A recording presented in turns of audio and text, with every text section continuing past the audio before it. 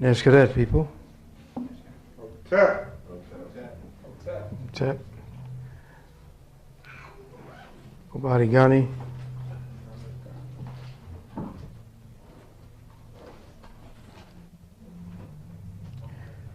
Thank you for coming out. I guess as I close out my present public ministry over the next couple of months, the people are going to start dwindling down to the amount of people that started me out 20 years ago. About 2 or 3 people, me talking crazy stuff, and hoping it got through. If it gets too warm, y'all let me know, and we'll turn the fan back on, definitely. This is going to be a very special thing I had promised to do, specifically because of what has been taking place. So for this particular last round, I am not totally and completely leaving the scene. I'm becoming more private with what I'm going to do. I'm going to do private enclaves, not large open enclaves. Instead of the large teaching formats, small enclaves, 5 to 10 people who really want to deal with the study. So if there are people who are interested in that, they should let me know until such time as I, got the call to move. So I dedicate this last lecture here to, first and foremost, you brothers and sisters who have been here from the beginning. I dedicate it to my father, who passed at the end of last year. Didn't get a chance to actually see me in action, though he read some of my works. The title today will be, and we could take down these lights here, because these lights are going to be enough. Because when you cut that out, all the lights shut down. Oh, is that right? Yeah. All right. Can everybody see that? They're cool with that. All right. We're going to do this in 2 parts. Part 1, a resurrection of reason in the reign of ignorance. From Generation X to Generation Y to the terminal vision of Generation Z. And I am dedicating this moment because after I do the formal part of what I'm going to be doing, I'm going to get into something that we're going to try to do together, which is reason and build together. We haven't done that in a while, and we don't have many enclaves where we can free up to speak on levels such as what we're about to approach. Part 2 is going to be dedicated to alchemic thought.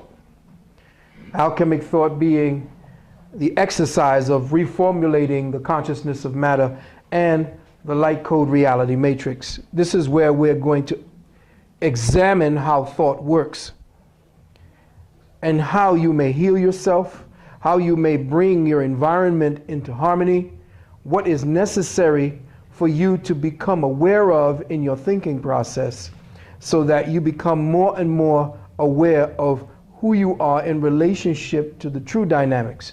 I'm talking about serious truth, not just the things that you think are true, but what you must access specifically and directly as truth. So again, the resurrection of reason in the reign of ignorance, and alchemic thought reformulating the consciousness of matter, and the light code reality matrix. I'm going to put this down formally first, and then part 2 we're going to kind of interchange on some topics that I put down some summaries to, and then we're going to speak on it. So, to the brothers and sisters, thank you once again for participating, at least with me here and out there. in your living rooms, for sharing your precious attention with me. I'd like to thank the Creator, the ancestors, as my father went before, and my children, and the Queen Dr. Nalani, and all of my brothers and soldiers, sister soldiers out there in the front.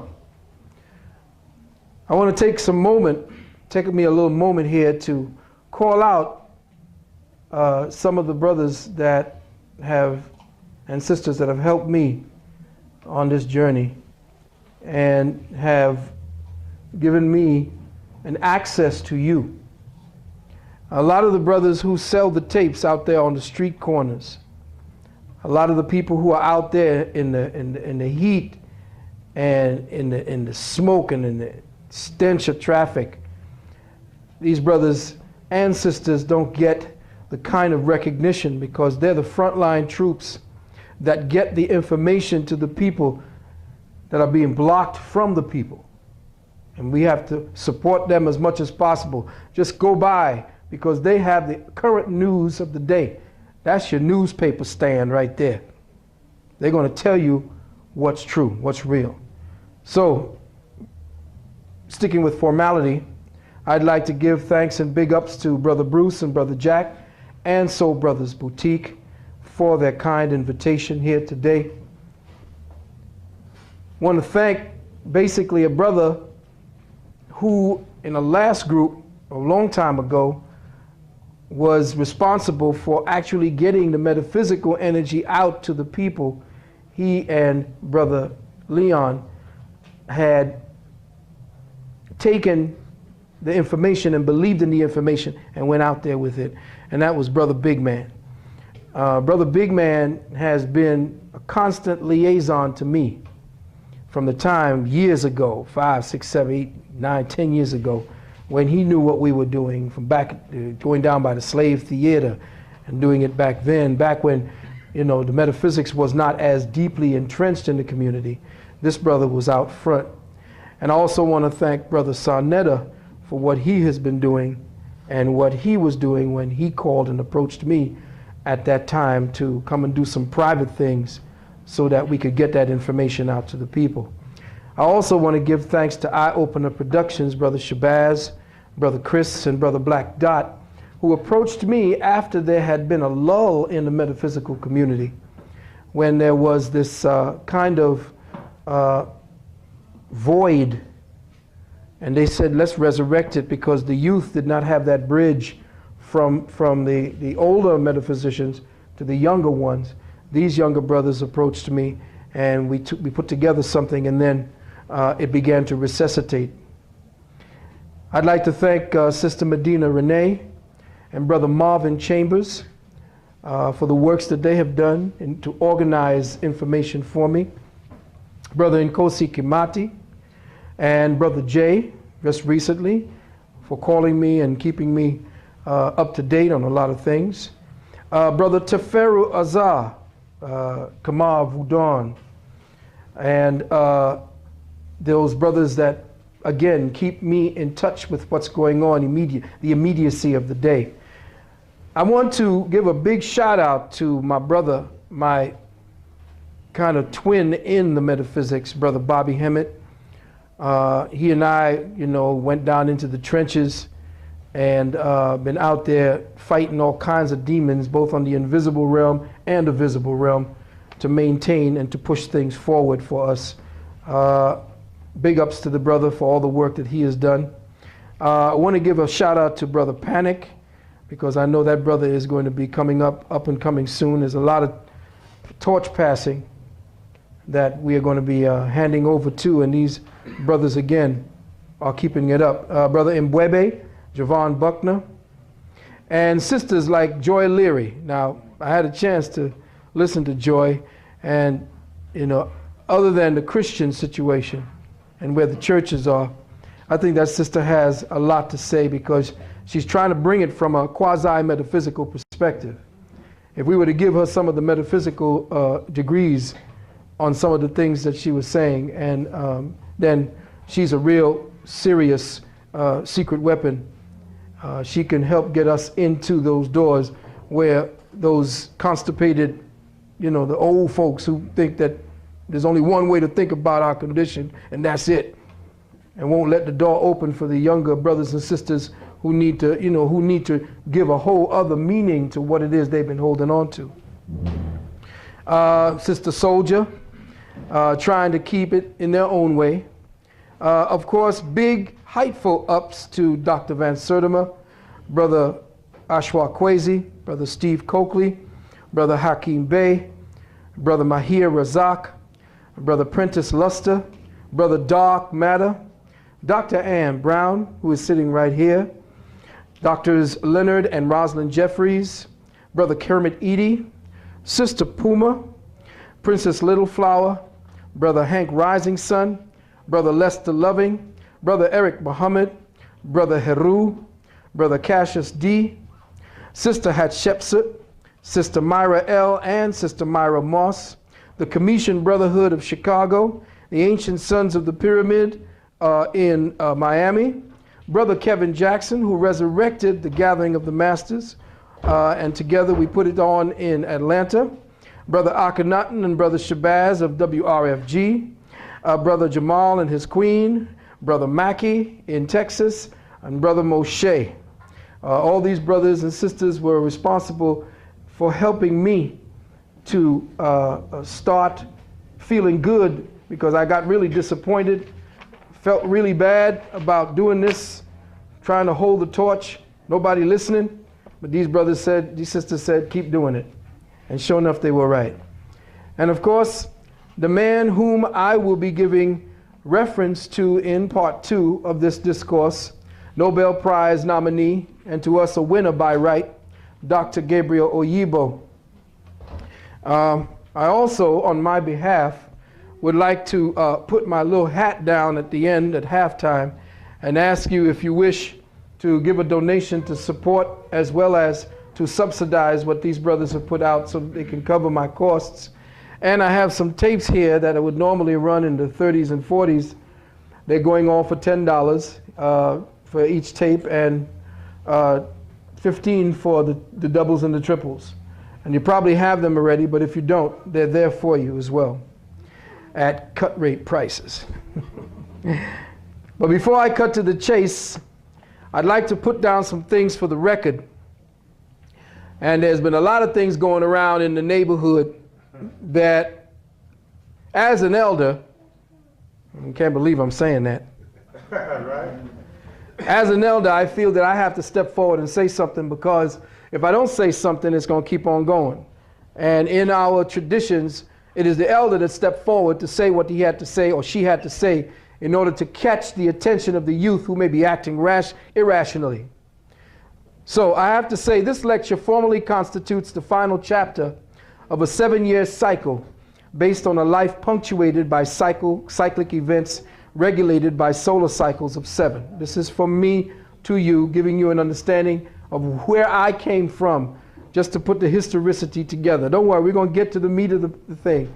But because of the formality of what this represents for me, I have to put certain things into the camera to make sure that it stays, at least it stays for posterity, whatever it's worth after 10 or 20 years.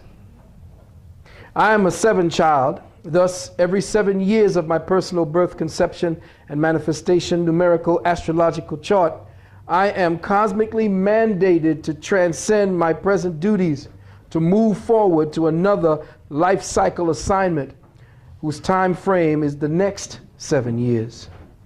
With this in mind, I began contemplating a closing topic that would best summarize the mission theme that has guided me over the past 14 years to the present. Thus the title, as you read it, A Resurrection of Reason in the Reign of Ignorance. This kind of summarizes everything that I have tried to do over the last few 7-year cycles. Because the last thing I have seen us do in the last 17 years or 18 years or 20 years is try to put everything that we're doing and everything we're learning into a context of reason. You will be attacked, not from the outside, but from within and amongst you. The enemy will have studied you to examine your weaknesses. He will look like you. He or she will come to your lectures, to your street altars, where you dispense magnetic messages in exchange for alms. He or she will come into your homes. They may be your best friends. They may even be your family.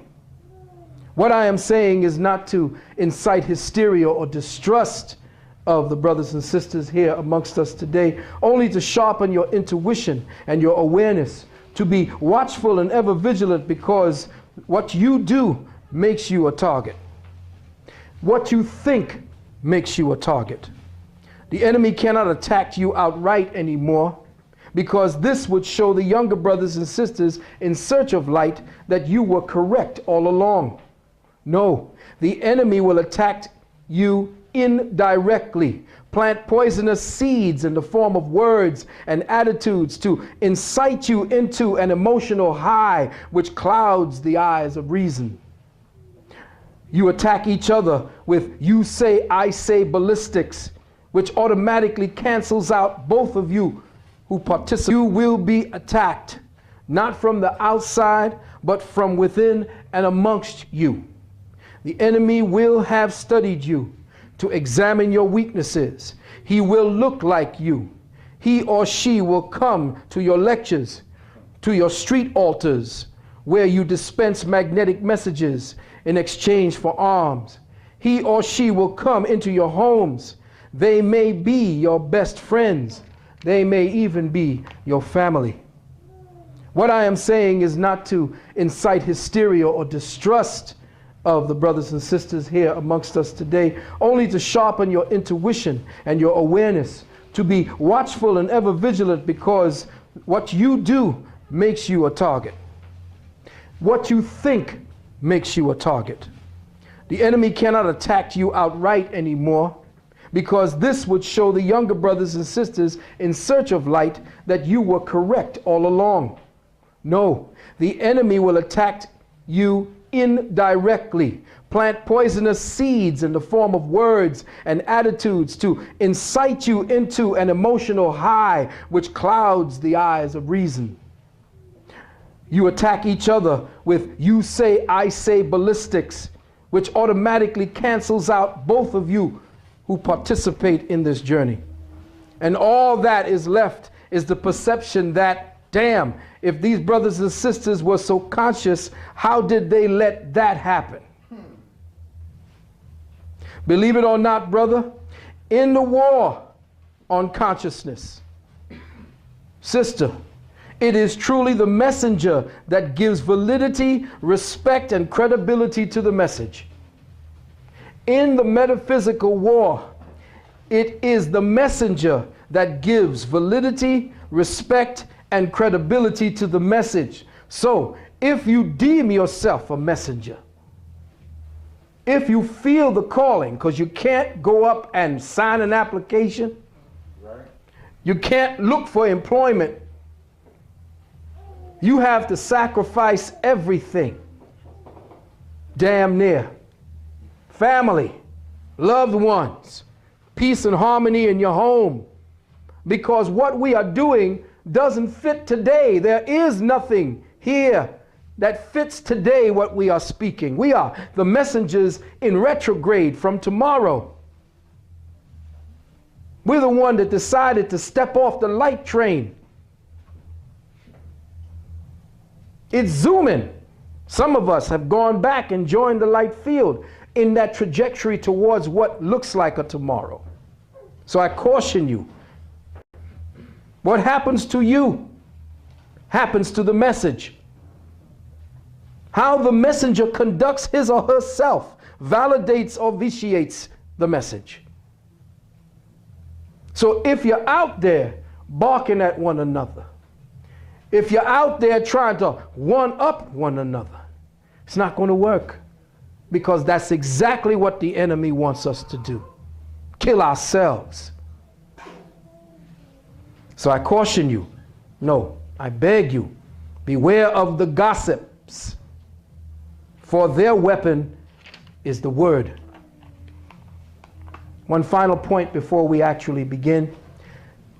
I have received several phone calls from young brothers who were familiar with my work, and they've asked me what I think of what Brother Dawood has been saying about me. Is it true? If not, why would he say that? Normally, I don't usually give poisonous rhetoric spoken about me the time of day. But since it appears to have become a distraction to the young seekers, I've decided to take 1 or 2 minutes to talk about it. The Brother Dawood that you have described to me today, young brothers, if you're listening, is not the Dawood I knew at the earlier gatherings. Yes, he was critical, with a fuck you, no holds barred attitude that cut right to the quick. But he was teaching at that time. His words awakened and enlightened. Today, they only babble and belch, invoking disdain and revulsion. Those of us who knew him when see what has happened to him, and his present tapes bear this out. Most, if not all, of his diatribe is centered in vicious gossip and antiquated, warmed-over topics not worthy of the Dawood I came to know and love. Brother Dawood is hurting, and he's hurting bad. And his pain is expressed on the tape for all to see. Every now and then, vestiges of his earlier brilliance might slip into his droning narratives, but then his mind slips back into the anger and pain, and he literally attacks himself through those he admired. It is evident from the tapes that Brother Dawood is suffering an alcoholic breakdown, who also, with drugs, numbs himself into hopeless states of despair. I truly feel for that brother, and sincerely hope he cleans himself up, because on the real side, a drug-free and sober Brother Dawood would be an asset to the underground consciousness movement. That having been said, I will speak no more of it again in public ever. So don't call me up and ask me what I meant by this. Don't stop me on the street to tell me what else Brother Dawood has said in response to what I'm saying, because I don't give a royal, presidential, aristocratic fuck. I want you to know that.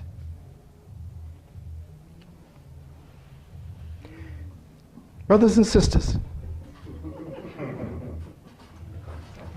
my lifelong dedication to the study and understanding of metaphysics has been primarily a quest to perfect and develop my personal powers of reasoning, to hone the capabilities of whatever biocosmic instrument operating inside my brain for the purpose of assessing the mind of the Creator, to go behind and beyond the stagnant logic of the commonplace mind, matter-of-fact reality index, into the light code photoreality or proto-reality matrix, to learn how to manipulate my molecular atomic self to ever more refined images of the Creator.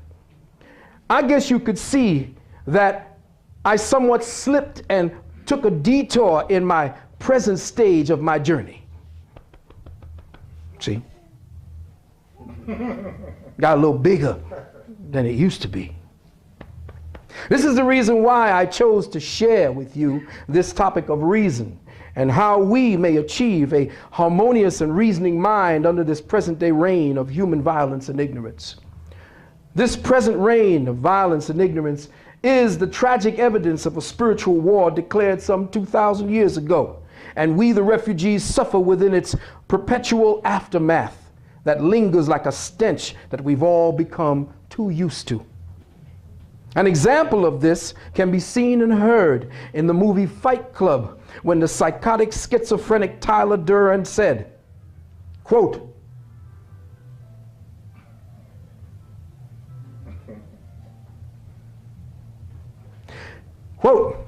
"We are the middle children of history, man. No purpose or place We have no great war, no great depression. Our great wars is a spiritual war.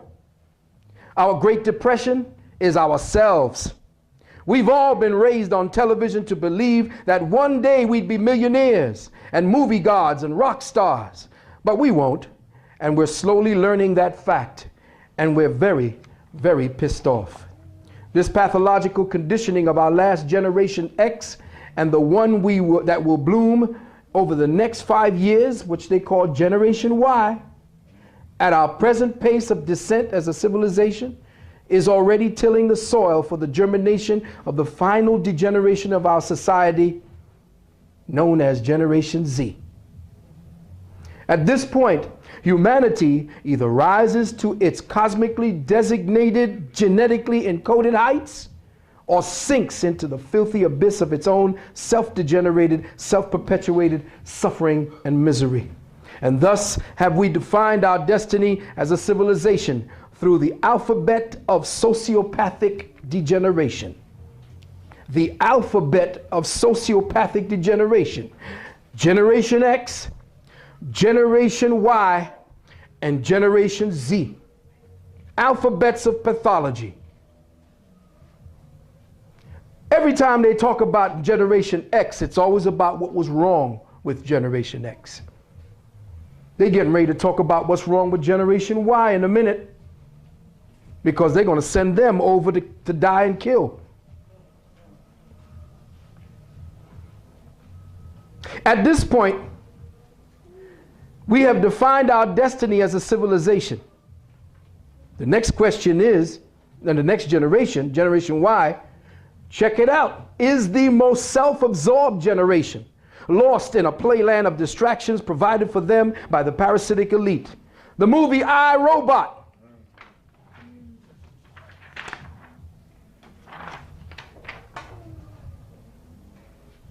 is a depiction of the entire sociopathic alphabet, where Will Smith is the aging Generation Y and the robots represent the two aspects of Generation Z. Sonny, which actually was an acronym for Sony from Japan, because Sony was the first to explore artificial intelligence.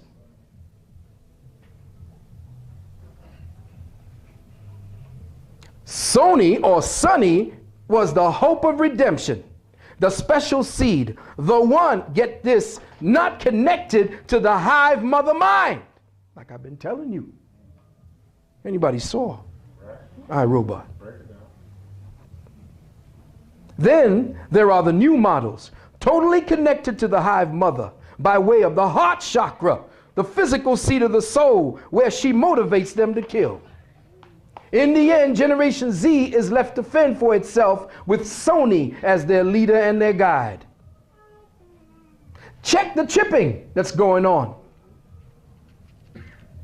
Back in 1996, I made an announcement after Brian Wrong had come. And Dr. Brown was there when we looked inside of Brian Wrong's head and saw the mechanics stitched in him. He looked like a cyborg. Am I right or wrong, Dr. Brown? She brought an orthoscope, the thing that the doctors push in your ear, turn on a light to look in there, and sure enough, we saw this silver thing lining his ear, going all the way down into his ear canal. He had it up in his throat, in the back, in his spine, and in his chest. In 1996, I made an announcement at the Gathering of the Masters that as of that year, over 197,000 children were uploaded with the chips. That was back then. Will plays the part of the reverse racist. Right. Check it out.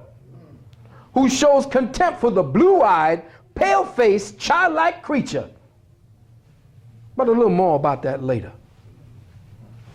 Children today are being programmed to think that every man and woman should act and do for themselves.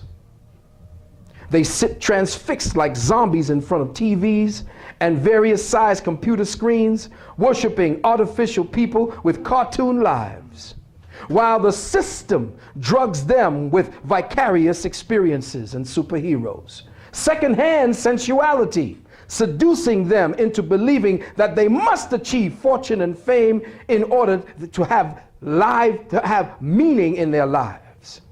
If you can't sell it, you can't spend it, it don't mean nothing. America's children, more specifically white children, and generally black and Latino children, now suffer from the psychosocial disease of affluence. The disease of affluence. A child who is poor looking at everybody else who has a whole other frame of mind now. The comfort and the so-called pseudo-joy being expressed by the boy leaning out of his huge gas-sucking big fucking tank of a Navigator, a truck that gets maybe 15, maybe 13, like when they lie to you, 12 miles a gallon. The wars that you're going to see fought in the next 10 years are so we can drive SUVs.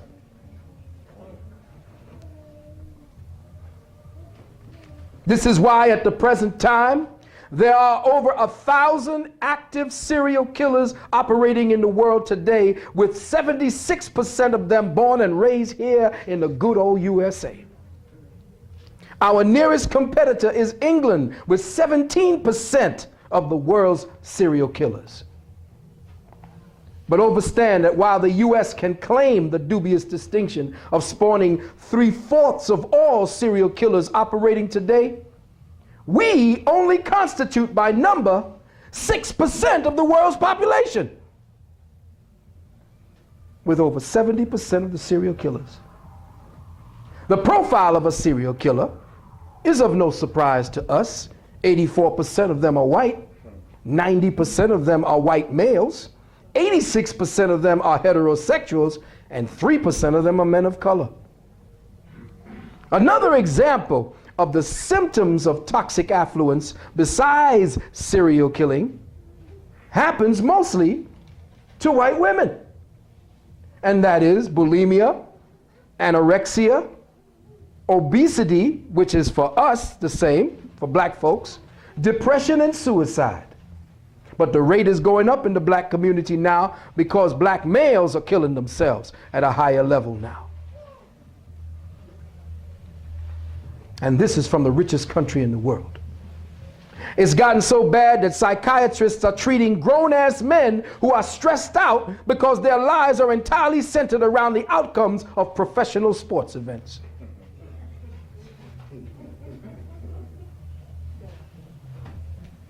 Brothers and sisters, we are all suffering from psycho-spiritual battle fatigue. We have become a society of angry, hateful people, which means that the adversary is one up on us so far. You ever been driving? Who's a driver here? Who's a driver here? Let me ask you a question. I want to show you the temper of the times. You're driving along. Somebody comes up, nice looking car, cuts you right off. What's the mind? Motherfucker.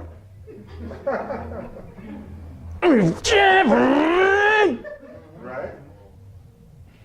I defy anybody to be driving in New York City and not be stressed out at the wheel. Angry at the next person, vying for the little space that we have left. Did you see anybody come over the bridge today? Yeah. Did you see the Triborough Bridge? Wall-to-wall cars.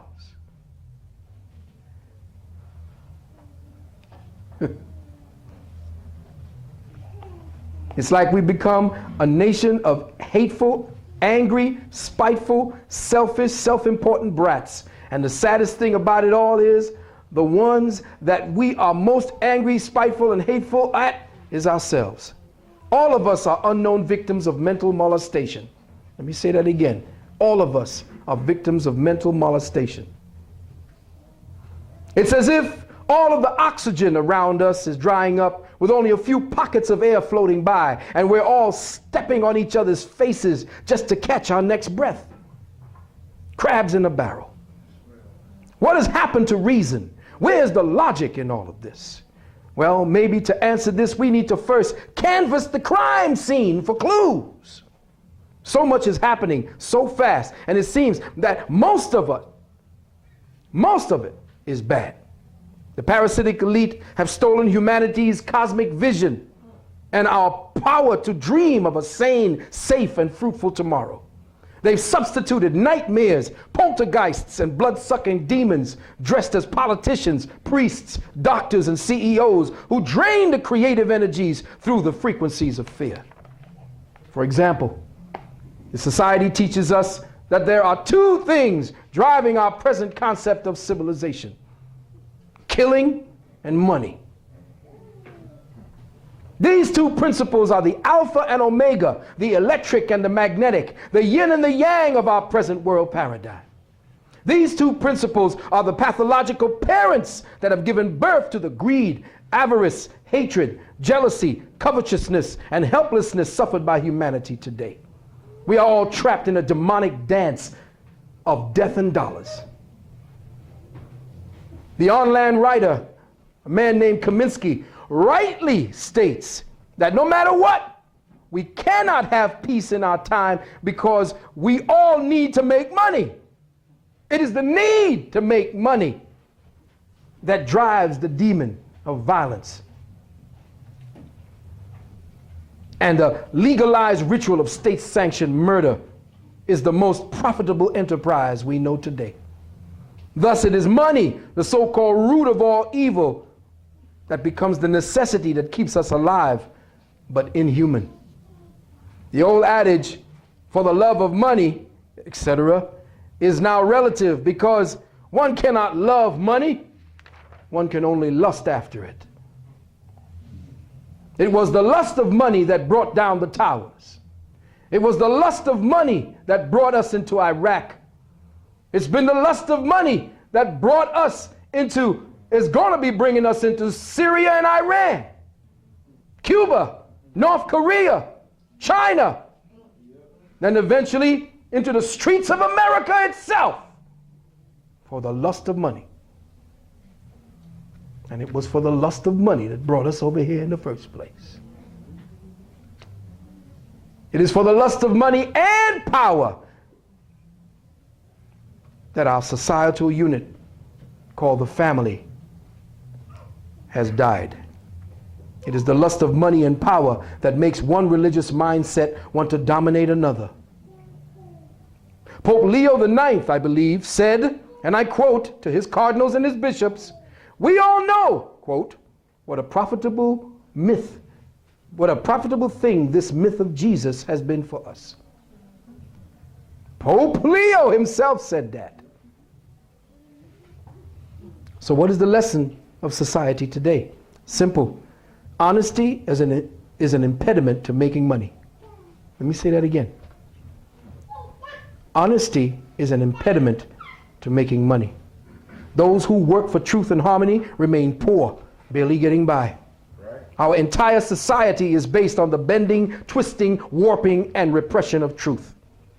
It is mutilated into abstract, unrecognizable shapes by pleasant-looking white men and white-looking black women on TV at 6 and 11 o'clock every day, so that it looks, sounds, and feels just like the twisted minds who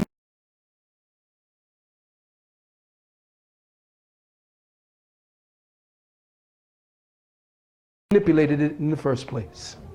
As I mentioned in my last lecture, that through Tavistock mind control, this was the reason for the introduction of abstract art into the societal mindset.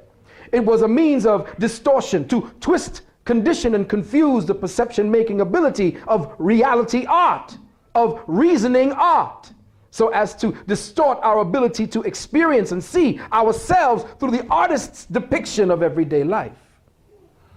The political, conscious art of the late 50s, 60s, and 70s, art that depicted the conditions of life, our history, every day, for us as men and women, reminding us of where we were as a people, was trashed by so-called art experts who told us what we should like and what we should not like. So canvases full of splattered paint, geometric lines, palm prints, glued on sticks and twisted metal became the desired art of contemporary society. Art originally was the way to creatively show the community, the village, little snapshots of themselves. Today, it's all about how much some hermaphrodite agent from Tavistock Central tells you that your art is worth. Today, property, opulence, and ownership is everything. You could be dumb as a head of cabbage just so long as you got bling on a string. Doesn't matter how you get it. You are held in the highest esteem. A nigga with a 3 IQ, like 50 Cent,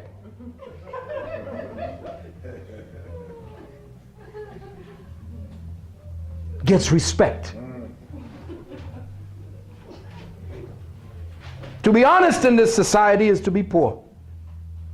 The scam known as religion is the mental concept behind every other money-lusting scheme. The religious God is the #1 scam, the alpha scam, with politics being #2. Thus, power is the God the Father, money is God the Son, and murder is God the Holy Ghoster. Write it down. This threefold principle of demonic gods recruits our children to become members of their religion, the religion called patriotism. Oh, these bastards claim that there is no prayer in school, but that's a lie. Every morning in school, from kindergarten up, our society teaches them to put their hands over their hearts and promise to kill and plunder every motherfucker that comes up against the red, white, and blue. Every morning our children pray to the red, white, and blue gods of gold and power and money and murder. And where is the reason? Where is the reason? Well, let's start looking at what that word really means.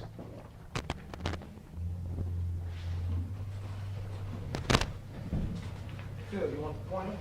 I got it.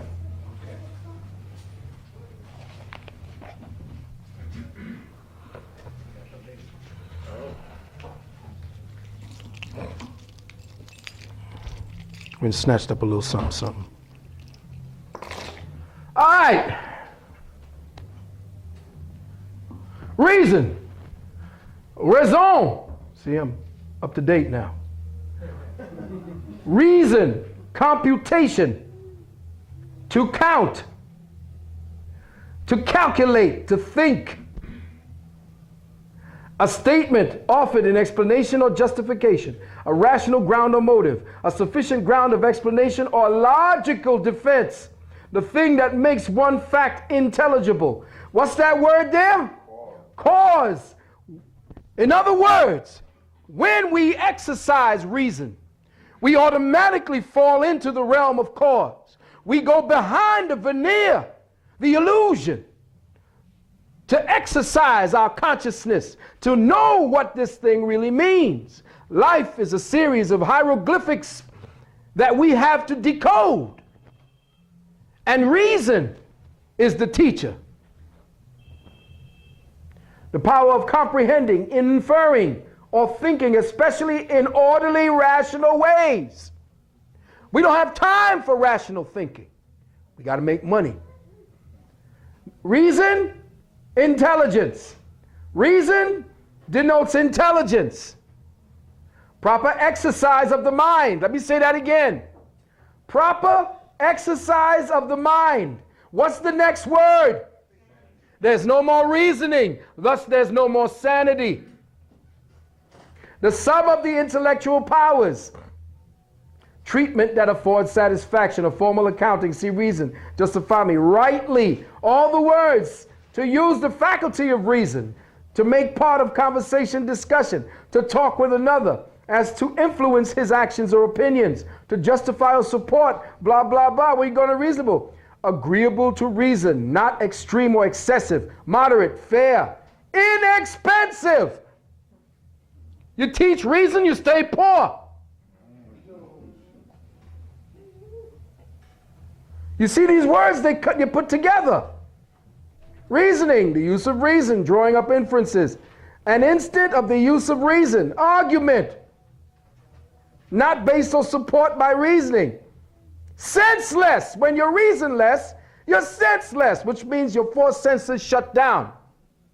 The part of you, that faculty of the intuition, no longer is able to calculate for you, and so your emotions, your lower essence emotions, take over. By definition, reason seems to be up for grabs for individual interpretation. By implication, reason is based on what one has already experienced as reasonable. It implies that true reasoning is based on the fact that those who are reasoning together are truthful with each other, offering up all of the facts for consideration.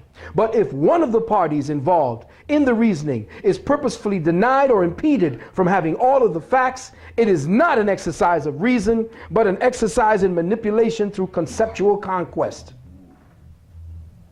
An exercise in manipulation through conceptual conquest. In other words, I'm going to argue you into the ground with a fact and a point that ain't real, but I'm just going to overwhelm your senses and make you tired, which is what they do every day. In the newspaper, you keep getting it over and over and over. When is this shit going to stop? It stops when you don't buy the shit no more. The ability to reason is in the truest sense of the word, is being listen carefully. The ability to reason is being genetically bred out of us with each successive generation. This child is not going to be taught how to reason in school. The only reasoning that child will have will come from their parents, if their parents are reasonable.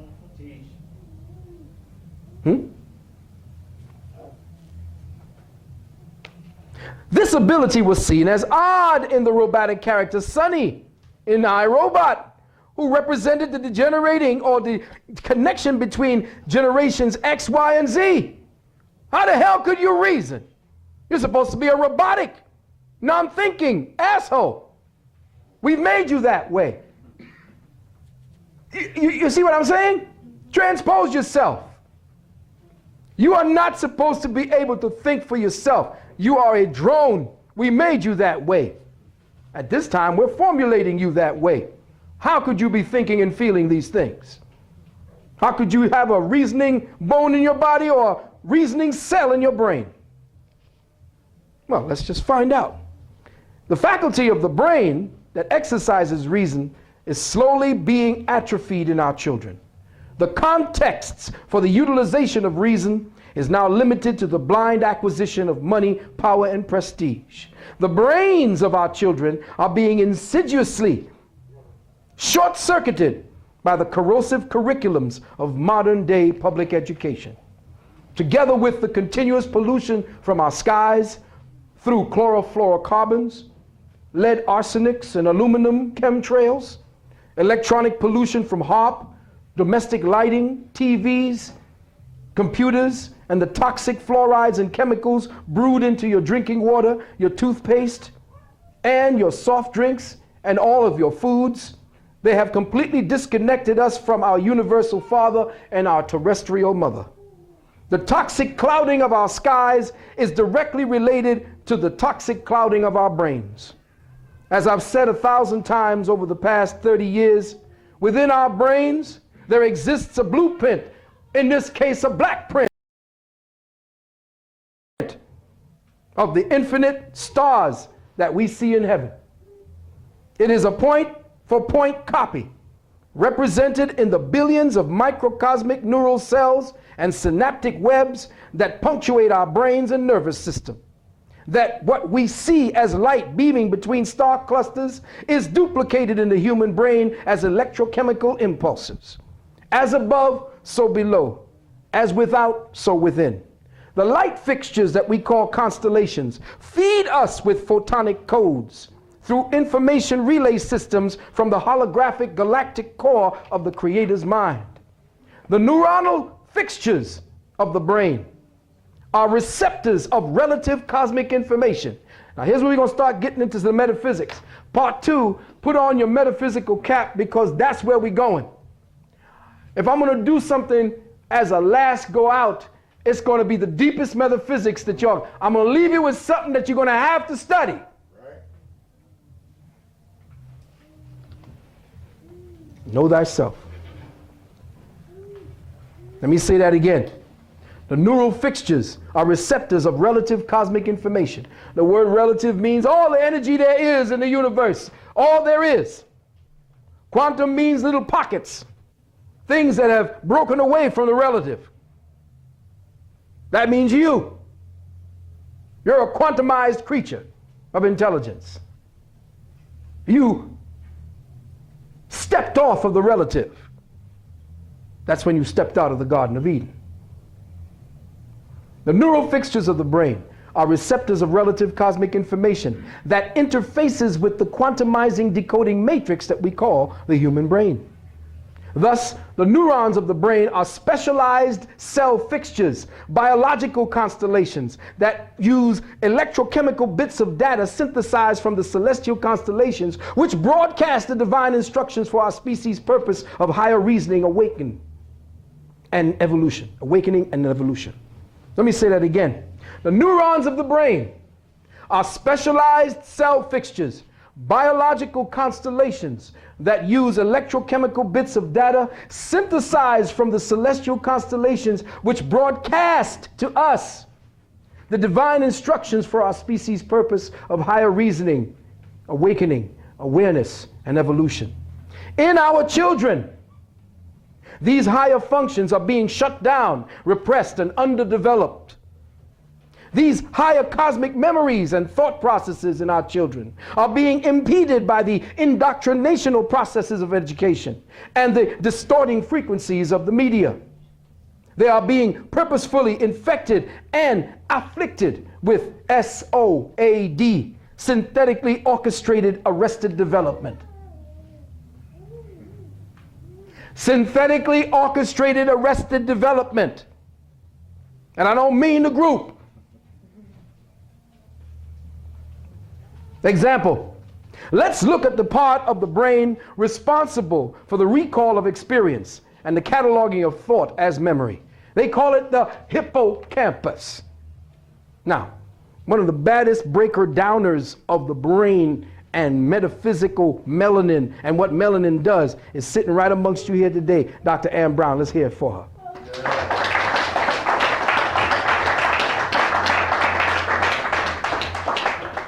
Now, the hippocampus is not just for the recall of memory. That's what the priests of medical science and that idiot institution called research science. The hippocampus is not just for the recall of memory. Our mundane everyday rituals from dawn to dusk. Oh yeah, what do we do? Don't step off the street. Watch out for that truck. No. It is the cerebral library connected to the celestial library of cosmic memory, which the soul possesses or processes through itself.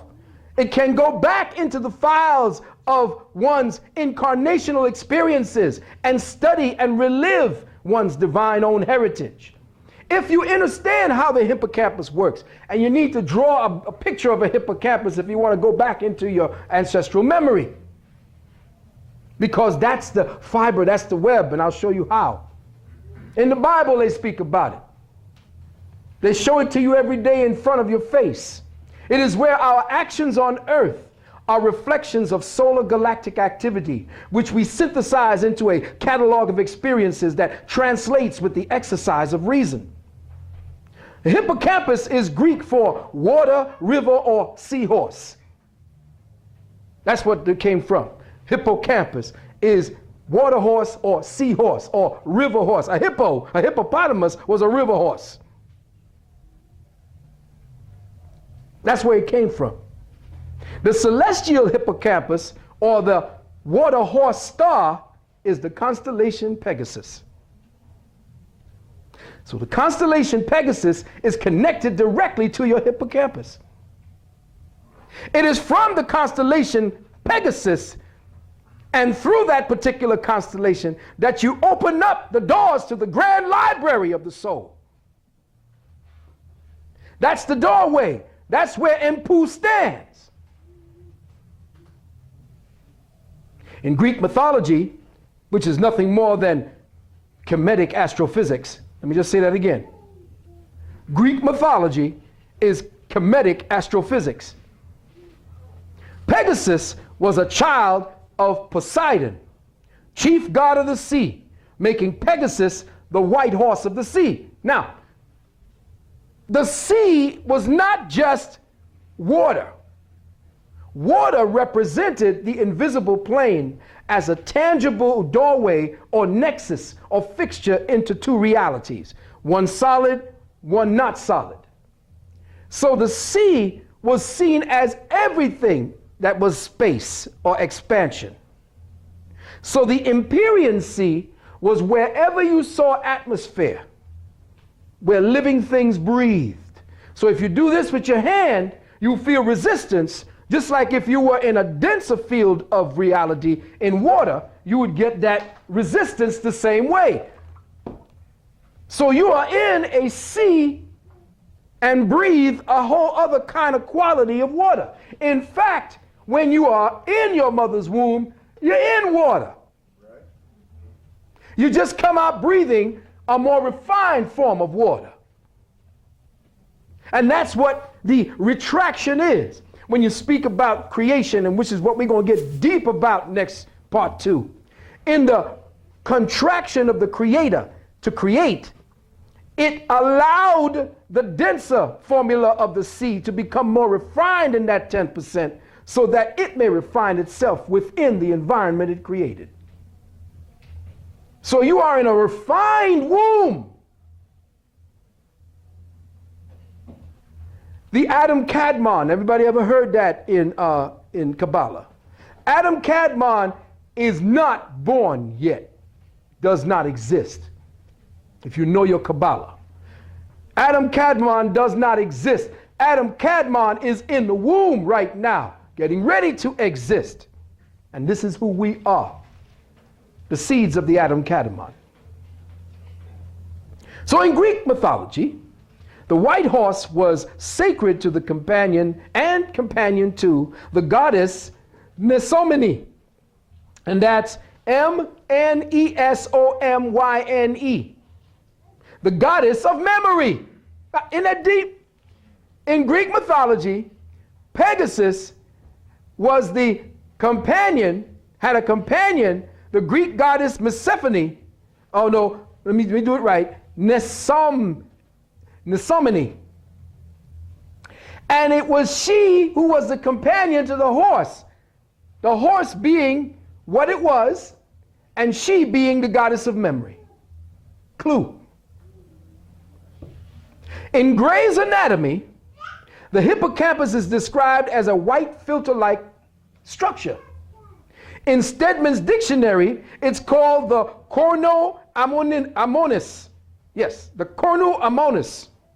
This is in Stedman's, not me. But here it is. It means white eminence. So A-M-M-O-N-I-S. Clue? A-M-M-O-N-I-S. Ammon, Ammon, Amen. In mythology, this horse is described with wings, a metaphysical symbol for the cerebrum. Wherever you see the wings in mythology, it means the cerebrum. Now, go to your local movie house or check your video collection for a Hollywood production studio whose link is the white flying horse galloping in flight toward the screen. Yeah. What's it called?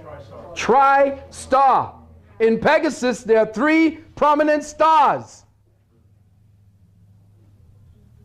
You think these bastards don't know what's going on? They know. You don't.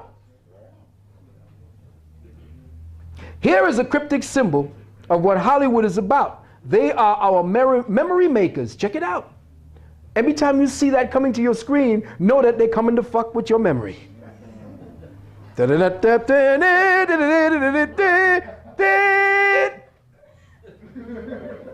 And your attention is fixed.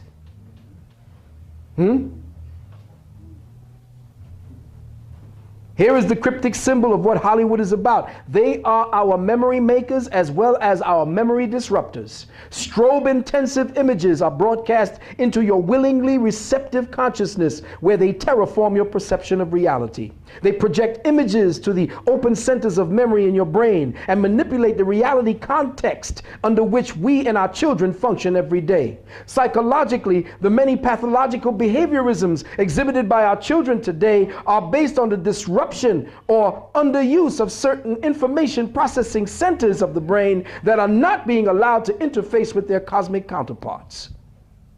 This interrupts their ability to manifest the necessary electrochemical components of harmonious thought that would be used to exercise the divine principle of reason. In other words, if they are not taught through the words that they are heard in the school how to give tangible understanding and understanding to the images that the words are supposed to convey. If you don't exercise a child's field of imagination, then that field lays barren. It goes dead for lack of attention. And it is the field of imagination that you as the parent must cultivate so that child may connect the dots as it begins to grow in its own self-realization. It carries the seed of every experience, and it has used you as the model through which to come through. That means you're connected to that child through some experience that is similar to what you have had in your past. So your children are connected to you. In fact, they're older than you because they came after you. Think about that. What happens after they become an adult? You become a child, almost an old child, and they take care of you. Check? Check.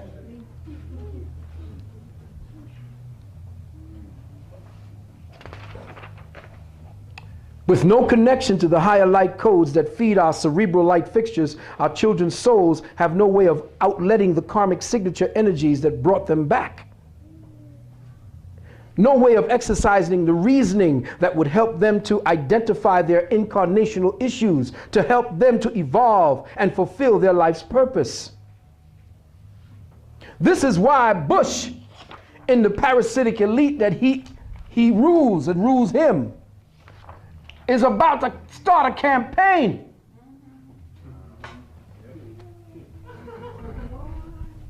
That's the insane taking over the asylum. All disruptive. Now we know what that means. It means you can't teach. Let me just say this again. There are no disruptive children. What is disruptive is what you're teaching them. The disruption is the natural reaction to bullshit. Now, check this. Listen carefully. The insane are the ones most healthy in this society. Those people driven insane are actually expressing the true symptomologies that are indicative of a sick society. If you seem sane in an insane society, you are a crazy motherfucker.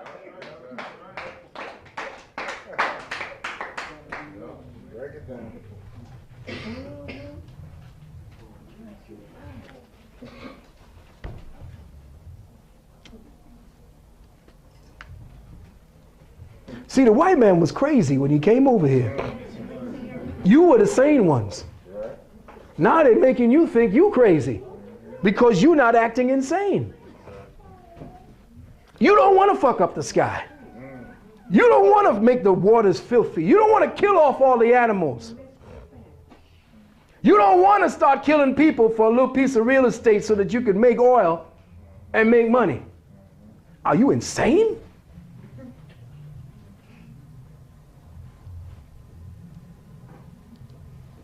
This is why the Bush parasites, under the guise of sweeping health initiatives, is now attempting to further impede our children's psycho-spiritual evolutionary growth by screening them for mental illness. Children will labeled as disruptive.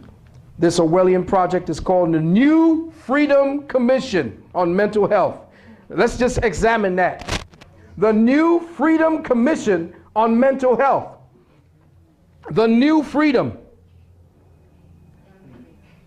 See, we're getting ready for a new kind of freedom, everybody. A kind of freedom where slavery is freedom. Listen to the new kind of freedom. You are allowing some man who made a deal with the pharmaceuticals to push his drugs to assign you to a particular category of behavior so that they could drug you and keep you sedated with those drugs, the sacraments of their church.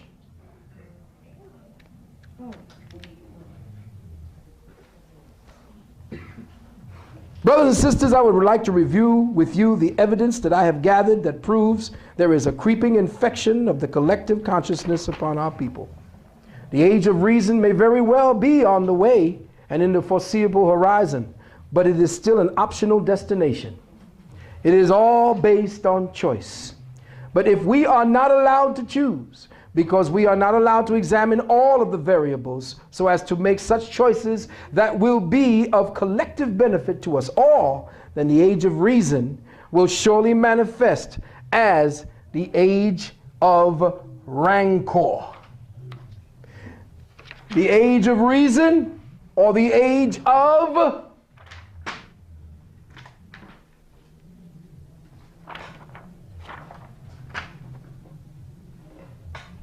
nope, wait a minute, hold up.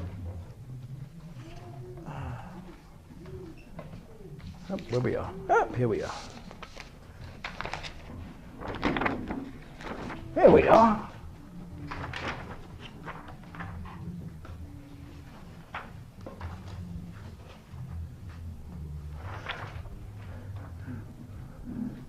Brothers and sisters, everybody is talking about we are in the age of reason. No, we're not. We are more like in the age of rancor. And in the age of rancor, you have bitter, deep-seated ill will.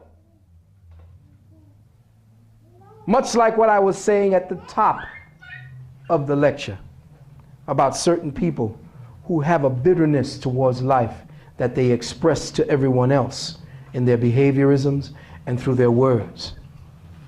If we don't check the way we use words to define our reality and to help others define themselves, then we are guilty of sabotaging the work, the life's work that you are supposed to be down here doing.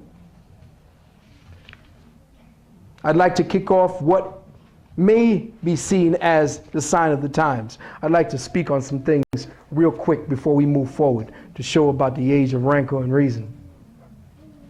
In a place called Acton, A-C-T-O-N, and I would actually ask you in your mind to put a parenthesis around the word, the letter C. You got a pencil paper there? There's a place called Acton, California. I want to show you how the chairs are working. In Acton, California, an 11,000 acre fire. An 11,000 acre fire is burning down houses, trees, and crops. It was started by, get this, a hawk that flew into a high tension wire. The flames on his wings ignited the dry tinder and he fell down to earth, and voila! Heru has delivered a message from Acton or Acton or to Acton, California. By the way, it was a red hawk, the symbol of the western sun and the red disk. And the western sun is called Aten, Aten Ray. The red disk sits atop the head of the hawk Heru. Burn, motherfucker, burn. The messages are going to come from the sky. Nature is going to turn. She's coming. Item. It's interesting to note that the number of acres that they reported burnt was 11,000. Emphasis, once again, on that number sigil, 11. Is it coincidence we've just been collectively fist-fucked by the 9/11 Commission? Excuse me with the little children here, but we adults. We just got the royal ramrod from the 9/11 Commission who just handed a get-out-of-jail-free pass to the first resident of the United States. Is it coincidence that the USA Network just aired a sci-fi miniseries called The 4400? Isn't it deep that 44 is a multiple of 4 times 11? This pilot film was about a group of abductees who, after a period of years, were suddenly returned in a ball of light. They all had to readjust to life once again, as did the family and friends they left behind. But all of the soap opera tear-jerking bullshit was to actually mask the occult interplay of the number 11 that was constantly threaded throughout the movie. And how the homeland security of tomorrow was being sold to you on the down low. The producers of this nonsense wanted to hoodwink the audience into accepting a kinder, gentler fascist state, a benevolent homeland security. When the abductees first returned, they were housed in a compound, Jack. All of them wearing the same gray state shirt as the monoform, not the uniform, but the monoform of the day. But if you check it closer, wasn't nothing but a prison. Visitors had to talk to their people through a plastic glass case by phone. Familiar for those who ever went to visit loved ones? They were only released by court order. In the film, most especially the beginning, you see the number of abductees taken. The abductees were told, or who were taken from the place in the 50s, they were taken from 1950s all the way through 2001, if you've seen it. Now, for each individual, the dates that they were abducted were displayed in text across the screen. Lo and behold, each and every one of these people were taken on the 11th day of the month.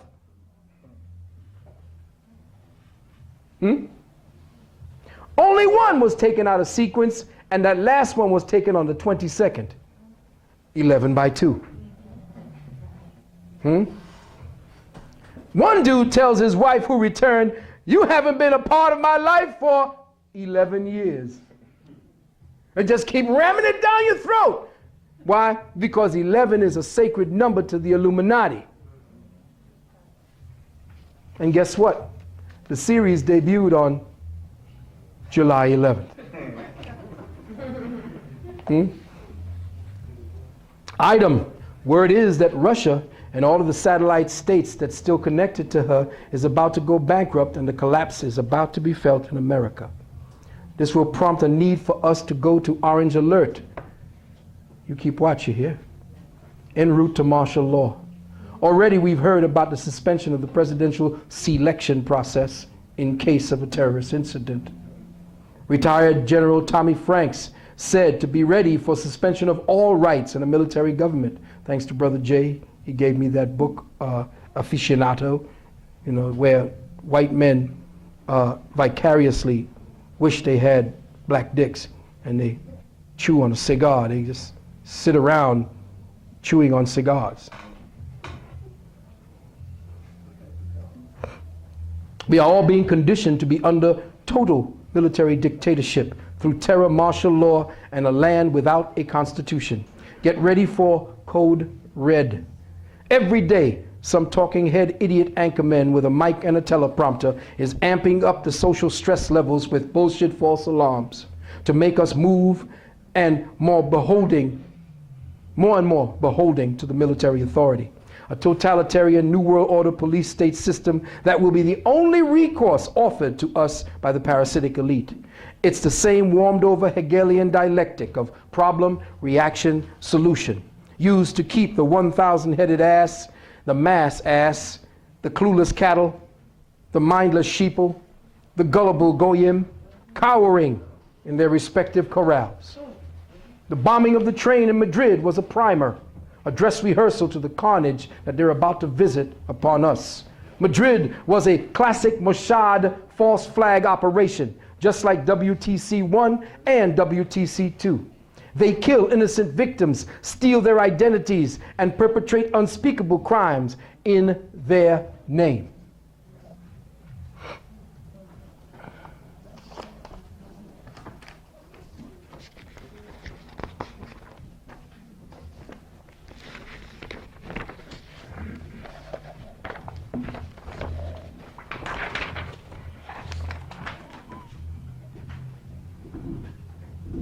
Brothers and sisters, there's some things going on down in New Zealand right now.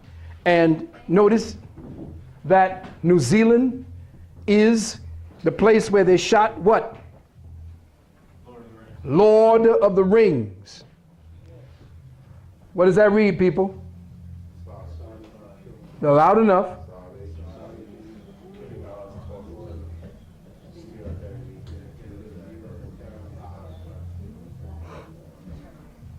The Israel Mossad agent Zev Bakken has been running Asian criminal gangs used to obtain Australian identity documents and other passports.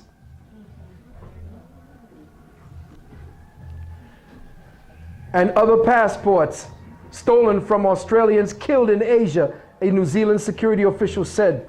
I was contacted by a New Zealand official who has intelligence connections in Asia while I was shopping in Tuol Tampong Market in Phnom Penh and provided documents to support this information on the condition that it remained anonymous. And I not publish the documents considering the risk to officials if the source of this leak was identified. This New Zealand official said Barkin was connected to an Israel terrorist cell operating out of Thailand.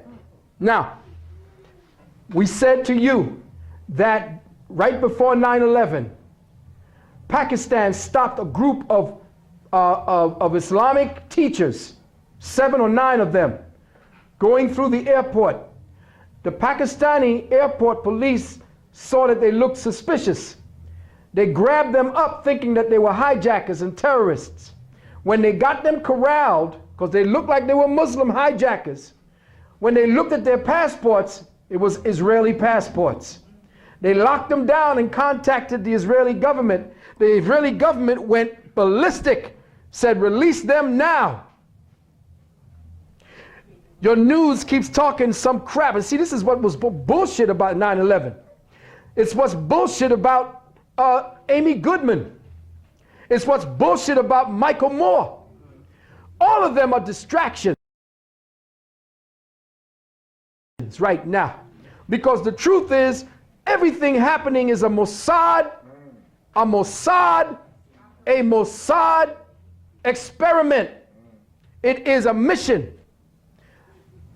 It's called false flag operation. Now, if you're any y'all in here, is going to run back and tell it so that they'll say, well, he's a anti-Semite. Fuck y'all. The word is out because these are Mossad agents who are coming and telling us what's going on. The whole 9/11 was a Mossad project. It was a mission by the Mossad to do what they couldn't do in WTC-1. This thing about blaming Mohammed Atta is bullshit. They killed Mohammed Atta, took his passport, and blamed him. There's one thing about Michael Moore. He keeps talking this 19 hijacker bullshit. But they're not telling you that what happened. 5 days, 3 days, 4 days, not even, no. They already knew who it was a day afterward. The day of. And then 2 or 3 days later, 7 of the so-called 19 people that were put up on CN called in to the consulate, the American consulate, called into the Israeli consulate, called into the Saudi Arabian consulate, said, what the fuck are you all talking about? I'm here. I'm alive. And my passport was reported stolen.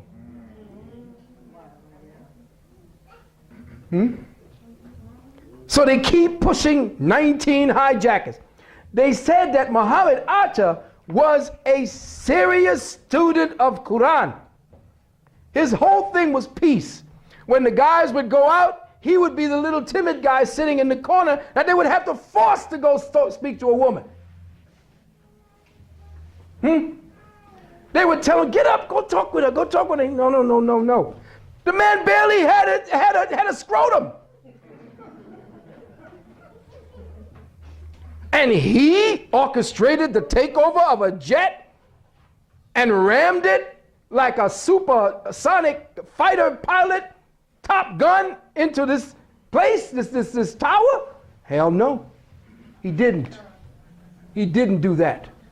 It was not him. Just like they found one of the skyjackers a passport a block away in mint condition.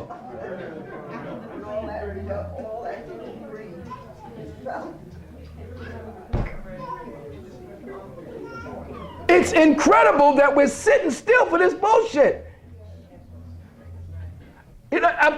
Just to sit back and listen to the way these politicians played their part. Because they did. They were told, mask it, shut it down, give them what they think they want, make us look good, and let's keep moving. They wanted to dig and start putting up a new site up. Like 2 weeks later, they were drawing up plans. Don't believe what they're telling you in school about 9/11. It's a lie. Listen to your mama. Whenever you want to know the truth, listen to your mama. Don't let the teacher tell. Matter of fact, children your age have been hell on teachers once they've been with me.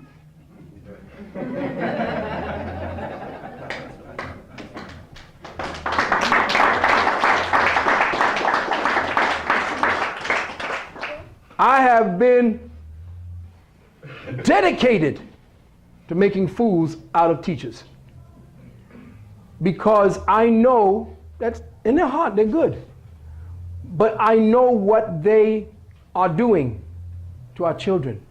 The curriculum are set and structured to make them into automaton fools. And we can't allow that.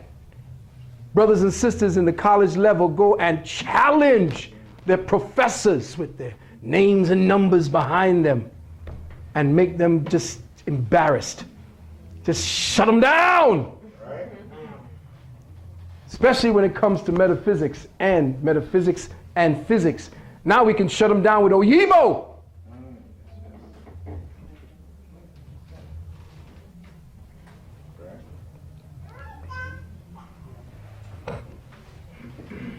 It's all been a false flag operation from the beginning. And anyone trying to tell you that 9/11, is this wet? Because I'll take it off. It's wet? Getting a little wet. Getting a little wet? All right. Y'all can see my receding hairline. That's because I'm thinking it's pulsing right here now. It's burning up my hair.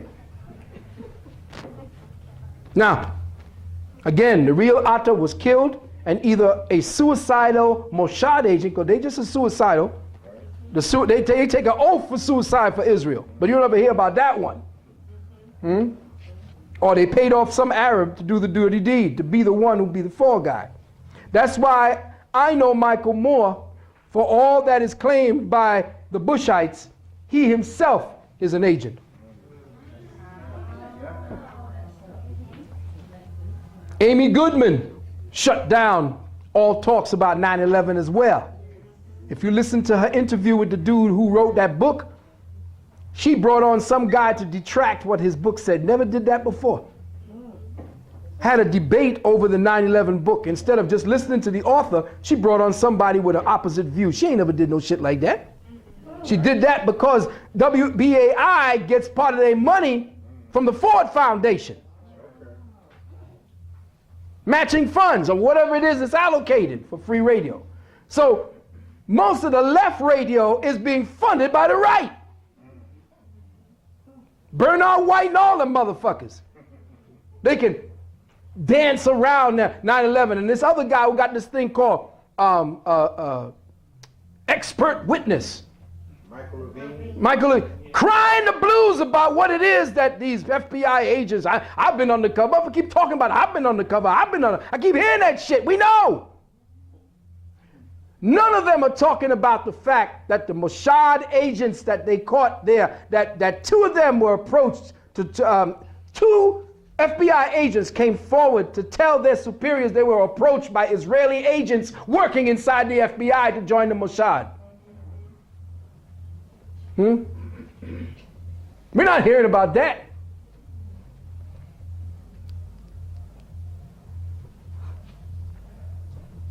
If he is not an agent, that being Michael Moore, then he is most certainly an asset. See, there's a difference between an asset and an agent. Right. A lot of people say, hey, nigga, an agent. No, he may not be an agent, but he's an asset because his actions support them. Okay. You see, Bill Cosby is an asset because he's all boule. See? Colin Powell is an asset. But you know he's just outright agent, but he's also an asset. Condoleezza, I don't know what the fuck she is.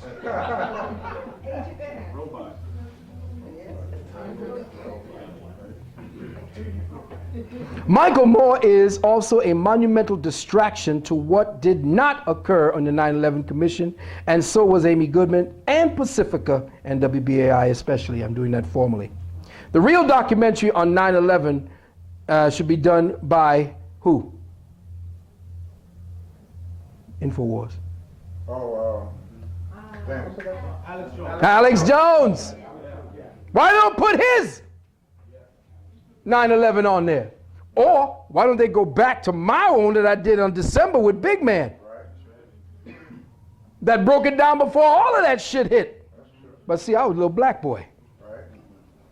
I was just digging shit up as I saw it. Started seeing where all the dirt was and just put it together, and 2 and 2 made 4. At least in my own arithmetic. Showed you in my thing how, remember when we went through it? Showed you where all the blast points were as the buildings were going there. We kept rewinding it and showing you blast point, and it was just collapsing. And you know where we got that tape from? The Spanish television. They didn't edit it before it got to the thousand-headed ass that spoke English. Spanish television was showing the shit. They were showing the bodies hitting and everything. Yeah. That's right. Yep, and dig it. We saw, those who had the tape, we showed you the blast that brought down the foundations to Building 7. It was right there, boom, you saw it go off first, and then all of a sudden the charges went up down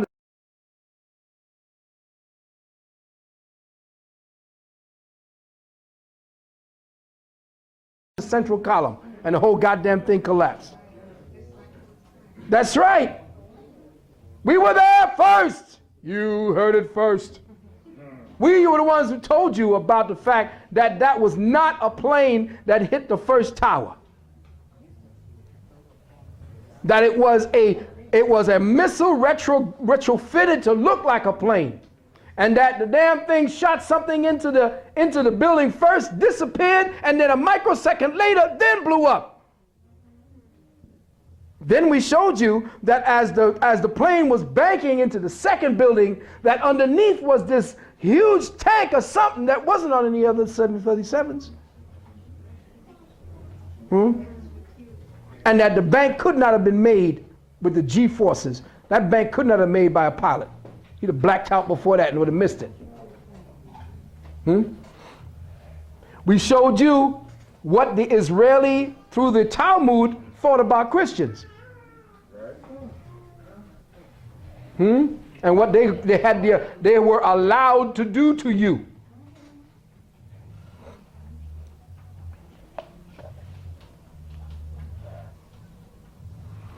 Alex Jones is the most serious white boy telling the story next to the anonymous writer on the events of 9/11, and you can go and see what the anonymous writer did. His name is anonymous, and he's doing it so he does not have his life taken. It's on a website called whatreallyhappened.com. Pull down that information, because there's some things I missed back in this December of 2001, and I don't have all the sophisticated research materials and the ability. All I do is look at the information and try to put some points out there. But he went in and got all the dirt. He had, I mean, he broke it down, showed the pictures. Man, let me show you something. Let me show you something on your boy W. You know, it's deep. Let me see if I still have it here. It's deep because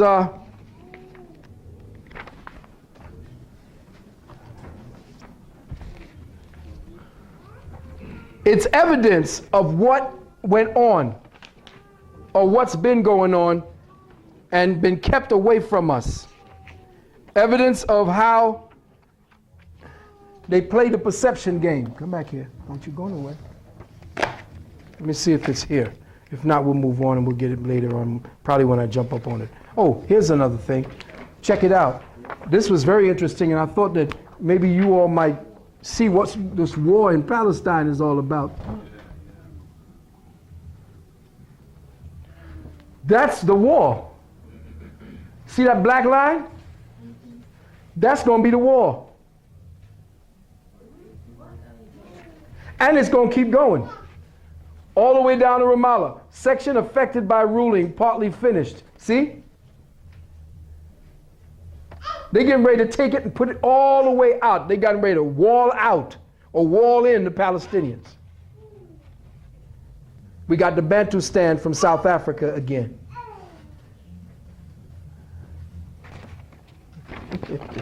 Try to yell at me. Yeah. Brothers and sisters, terror is all about money, mayhem, and murder. U.S. News and World Report, May 17, 2004, White House officials say they got a working premise about terrorism and the presidential election. It's going to happen, end quote. We assume, says a top administrative official, an attack will happen leading up to the election, and he added, it will happen here. And the stress keeps being ratcheted up. The terror factor is now relentless. It's estimated that the word terror is said by newscasters and talk show hosts about 20,000 times a day just in New York. It's so transparent who is behind this orchestrated yo-yo alert bullshit that even the cops are setting off M80s in the subway. It was supposed to be a terror maneuver against the people by the parasitic elite, right? But this Keystone Homer Simpson asshole didn't execute his assignment and blew his own simple ass up. Quicker than you could say Adolf Eichmann, Mein Führer, Giuliani. We hear that this cop, we hear it was about a cop, but he was stressed. He was fired. He wanted to be a hero. Poor thing. The brass was in on it. It was supposed to cause a panic. It was a drill. It was supposed to be the excuse to further militarize the area for the coming convention. It was supposed to be a political prophecy come true. Terror will strike soon, end quote. It was supposed to be the excuse to shut down the transportation routes that the tens of thousands of protesters were supposed to use to get to the rallies taking place 8 blocks from there. If this bastard would have pulled it off, the city would have shut down that line, causing the masses of people to have to use 6th Avenue and Lexington Avenue. 8th Avenue, of course, was already penned up.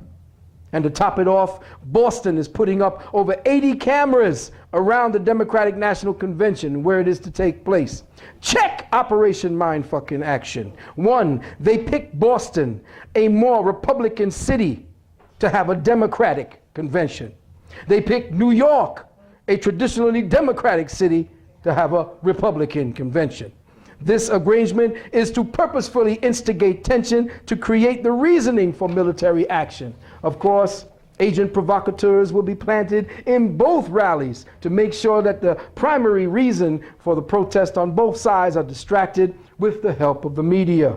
And by the way, the Boston officials say that the cameras are there to stay. Item, as if you didn't already know, the mandatory draft is on its way. It is here, and you can thank your man Wrangle for it. It should start on or around June 15th, technically 2005. There is pending legislation in the House and the Senate. It's called the Twin Bills, S-89 and H.R. 163, entitled the Universal National Service Act of 2003. The Universal National Service Act of 2003. The draft can begin as early as spring 2005, coincidentally just after the 2004 elections. And there are no more options left for the mass asses. Why? No one can avoid the draft anymore. These bills and the UNSA, which is the Universal National Service Act, listen carefully, eliminates higher education as a shelter. It includes women. There is no more refuge in Canada since the signing of something called the Smart Border Declaration in 2001. This was done between Canada's Minister of Foreign Affairs, John Manley, and U.S. Homeland Security Director, Tom Ridge. In other words, when you go up there, they're going to see what you are up there for, and they're going to monitor you, and they're going to tell the government, if you're a certain age, where you are. And if you are not reporting back, the Canadian officials have instructions based on this agreement to lock you up and ship you back for training. At this point, I would like to begin the final stages of part 1 before we take a break. I urge you, my beloved brothers and sisters, to pay extra close attention. When I was given a copy of this particular thing, I want to go through this. It was something that actually straightened my hair. So you could see I used to have real deep kinks. But when I read this, look what happened.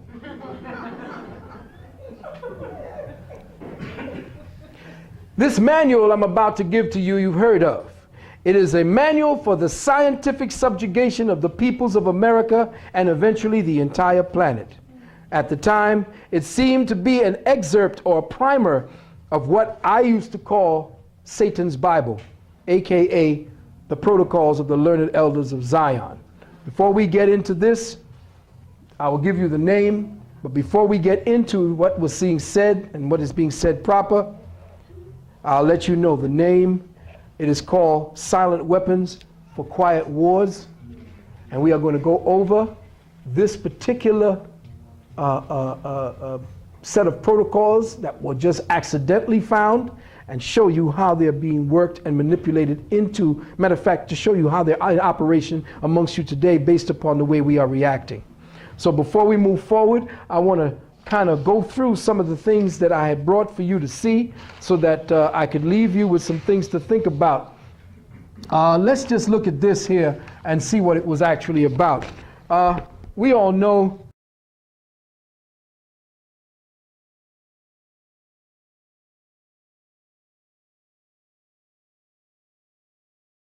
that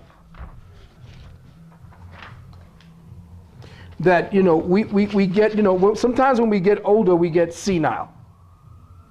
All right? That's because, you know, when we eat a certain way, when we have certain types of thought processes that we deal with, and we are not able to deal with our self-esteem, shit happens to our brain. It begins to eat away. When tragedy happens in our family, shit eats away at it, you see? So I want to kind of just touch upon it and see right now that we're going to see the evidence of senility and kind of insanity creeping in. Cosby rips black men who harm their wives. Okay, now, we ain't heard shit from Bill Cosby since God was a boy. We know that Cosby's biggest role, besides being I Spy and giving his name, his password as his mother's maiden name, and what was his mother's maiden name? Did you see I Spy 2? Did you know there was hello people? Hello, hello, hello, hello, hello. Anybody ever heard of I Spy? Yes. Did you know that there was a movie when they returned together as middle-aged spies called I Spy 2? Did you see about that? Did you see that the agency was hidden in a place called what? Huh? Oh, you didn't see it? Okay. It was pest control.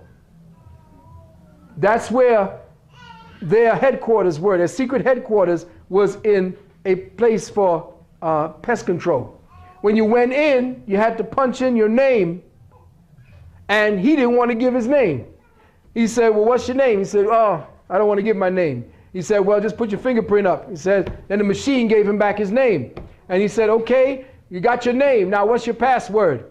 And he didn't want to give his password. He said, what's your password? And his boy said, go ahead, give it to them. He put his hand in there and said, Boulay, your mother's maiden name. He said, what's your mother's maiden name? He said, Boulay. Okay? That's Cosby. All right? Now, Bill Cosby, what was the character that he played that made him his multi-millions and millions of dollars? Dr. what? Huxtable. Dr. what? Heathcliff Huxtable. But what did they call him for short? Cliff. Now, I want you to understand how we as black folks got the royal fisting psychologically on this one. What's his name? No. Cliff Huxtable. All right, let me show you. For 5 years, the Cosby Show was #1. Why? Right? But why was Cosby Show #1 for 5 years? One. You're not getting to it. What did I say at the beginning was the reason for everything today? Money. All right? Why was the Cosby Show the #1 show for 5 years? It had the most sales per advertisements for Jell-O and all the rest of them. He was doing Jell-O, Kodak, everything. What is the colloquial name for someone who has the utmost success for pushing products and sales? A fucking huckster.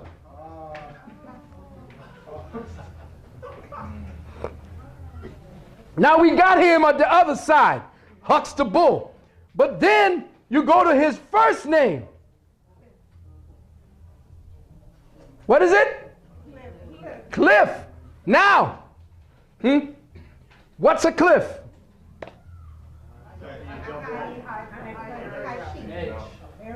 Very high ledge, a peak. What usually lives on ledges and peaks? Goats. So, taking the name as an anagram, not even an anagram, but as a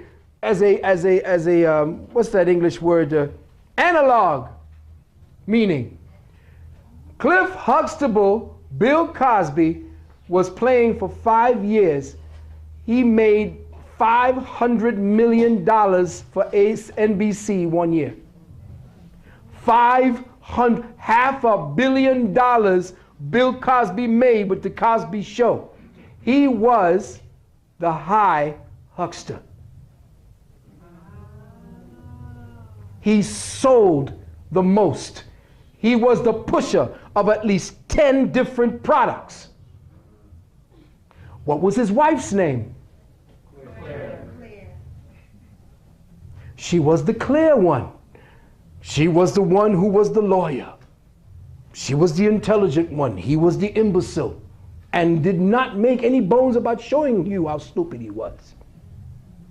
And he's a doctor. I wouldn't have him delivering none of my children. But the words Cliff and Claire were not accidents. They were playing on your brain when he called himself a huckster in front of your face and sold you the products of his white masters. You see, you're not listening and looking at what's going on around you. You're not listening to how they're programming you. What's some of the new popular shit going on around there for black folks again? What's some of the new popular ones? Shows. Black ones? My Wife and Kids. By who? No. It's by who? Who produced it?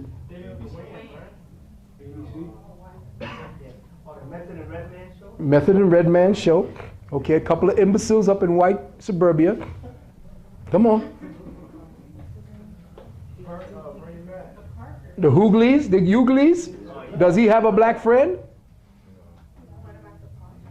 The Parkers. Hey. Imbecile television. Low IQ television. All to sell you. Right? Put that You Pick a Nigga network and the WB. Those are the only two you got. Huh? But NBC had Cosby. Cosby got on his high horse and said, I'm going to buy this motherfucker. What, a year later his son got killed? No, you don't. Boy, don't you come off that plantation, back in the field. See, you were in the house for a while. Get your ass back in the field. How do you get the fuck back in the house?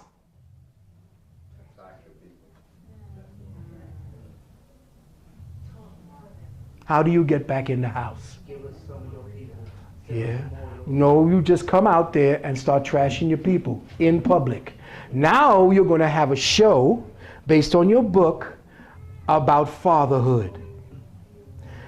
Because you're America's favorite dad.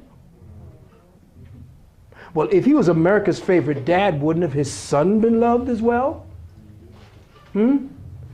Was it because you were dating that white woman that they drove after you and killed you? They didn't tell you about that. Was it because, well, we're not going to get into that. Let's just look at what he said. This is perfect, you know. You have Corky Simazko. These are the people reporting on the people who talk about us. And you have Bill Cosby, right? Check him out now. Bill Cosby is stating his claim. But look at the picture. What do you notice?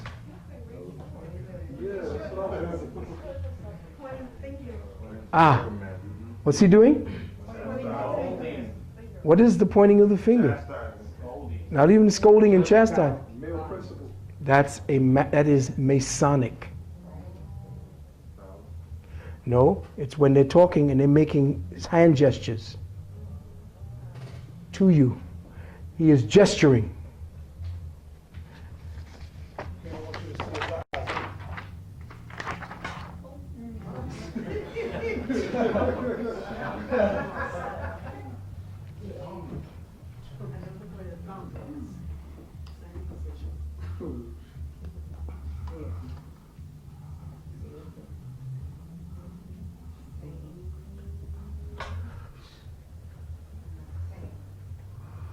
There's a book out, I can't remember it is, but it shows you Masonic hand gestures of the politicians and the people who are in the Illuminati who talk with their hands and tell you, and they're making signs and symbols when they're doing certain things. They're talking to each other. Now, I don't remember the name, that's what I was saying.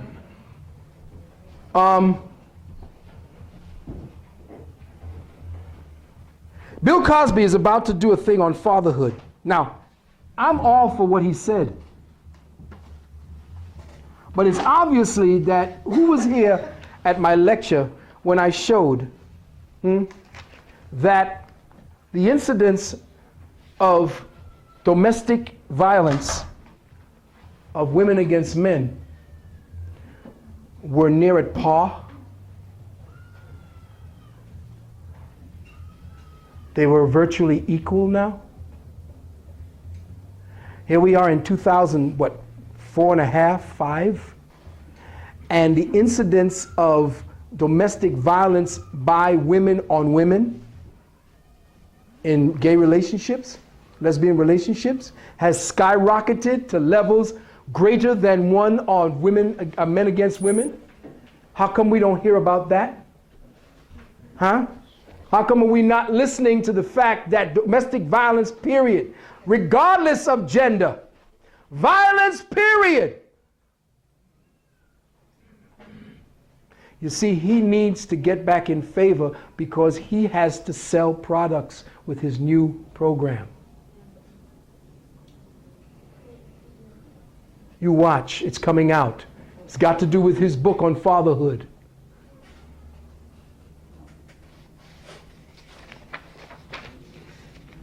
And what do the news? The news love Cosby. You imagine, you can't get a black man, you can't get a big picture like this of a black man nowhere unless he's playing sports or the nigga got, he's on cuffs and he's doing a perp walk or he's on a wanted poster. But they got Bill Cosby, and what do they call him? What does white America call Bill Cosby? Favorite dad? Would they let that nigga take care of their children? Would they have let that nigga next to their white women? How did he become America's favorite dad? Because he's saying exactly what these people want.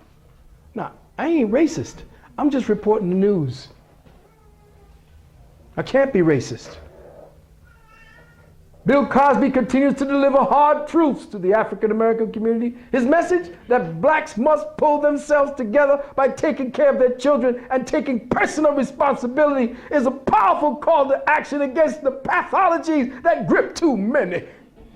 You can even hear Jesse talking this shit.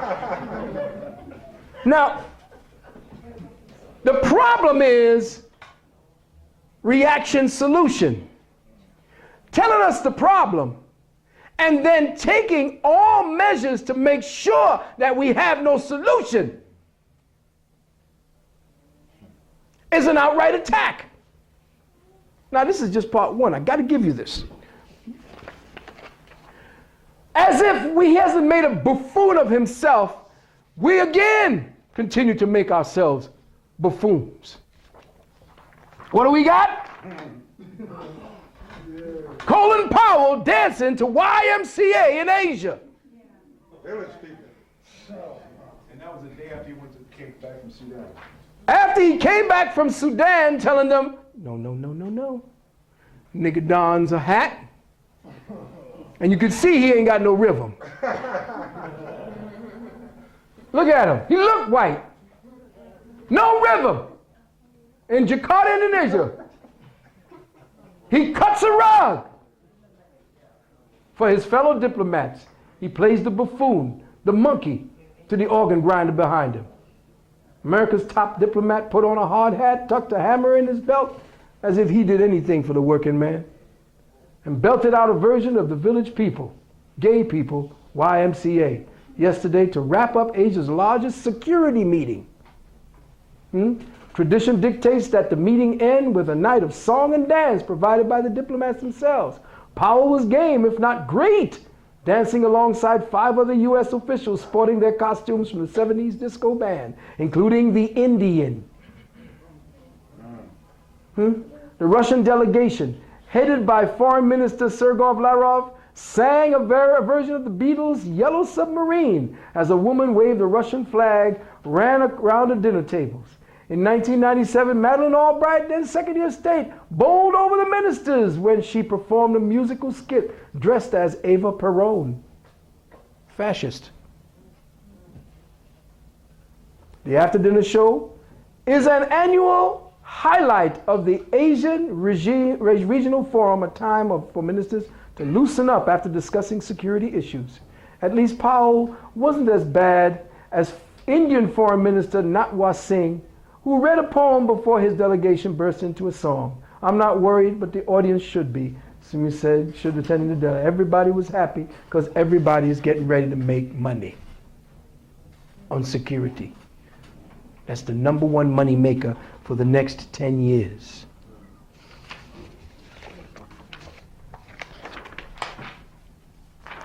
Get ready. Right? Now, it's interesting that we have this movie coming out and the Bourne Supremacy. Anybody seen Bourne Identity? Serious flick, right? What was his name? Jason Bourne. What does the name Jesus in Greek mean? Jason. Who does he do? He's a rogue. You don't know who he is. Now, another man. Do you remember Jason Bourne? The guy when he was going after the killer in the field? And he asked Jason, he said, you still get headaches? He said, I still do. He got a chip in his head. This guy supposedly think he's supposed to have done something, him and Denzel Washington. Now, let's see how deep they get into it. Because this is where Brian Wrong has been trying to tell black world, at least. We told Sharpton, we told Jesse Jackson, we sent materials to Wrangle, we sent it to everybody. Who? Ed Bradley, 60 Minutes. We sent it to everybody, and everybody turned us down. The only person, the only one that put us up there was the City Sun. Right. And the City Sun closed down next year.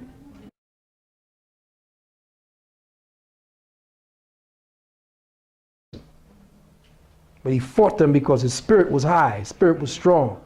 And we told him about putting magnets around his head to disrupt the frequencies. He said he would hear them saying shit like, okay, what are we going to tell them to say now? You know, they wouldn't turn off the mic. He's like, well, how do we fuck with him now? In his head. And he couldn't get it out. Just imagine, he couldn't sleep. Remember there was a guy named Mike Taibbi on Channel 4? Do you remember they supposedly had caught this black dude who was a serial killer? He killed 6 girls. And when they sat him down, Mike Taibbi did a 1-to-1 interview with him. And what did he say? The voices in my head told me to do this. Right there on NBC, they said that, and everybody said, well, this guy's insane. Throw him in the lockup, drug him. Now they're coming out as if, well, we're going to give you something really to think about now. Here's something brand new.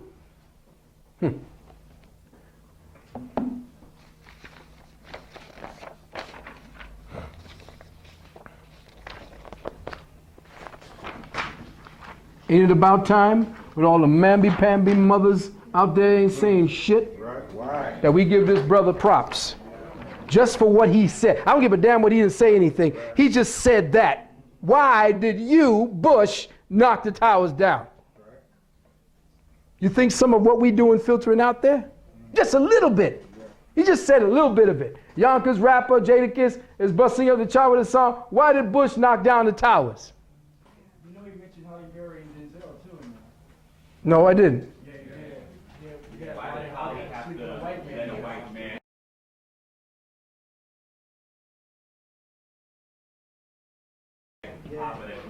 Oh, isn't that deep? He asked about Denzel too. Why he got to go crook to get it? What do you call it? Well, you see, that's what we were. What did we say? The boy, it's filtering out. See, if he want to go up and rap, you know, they took it out. Oh, no kidding. Oh, I want to show you something. Yo, wait, hold up, wait a minute. Where my bag at? Where my black bag? Oh, here it is. All right, let me see if I brought it. Yes, I did. Check this out.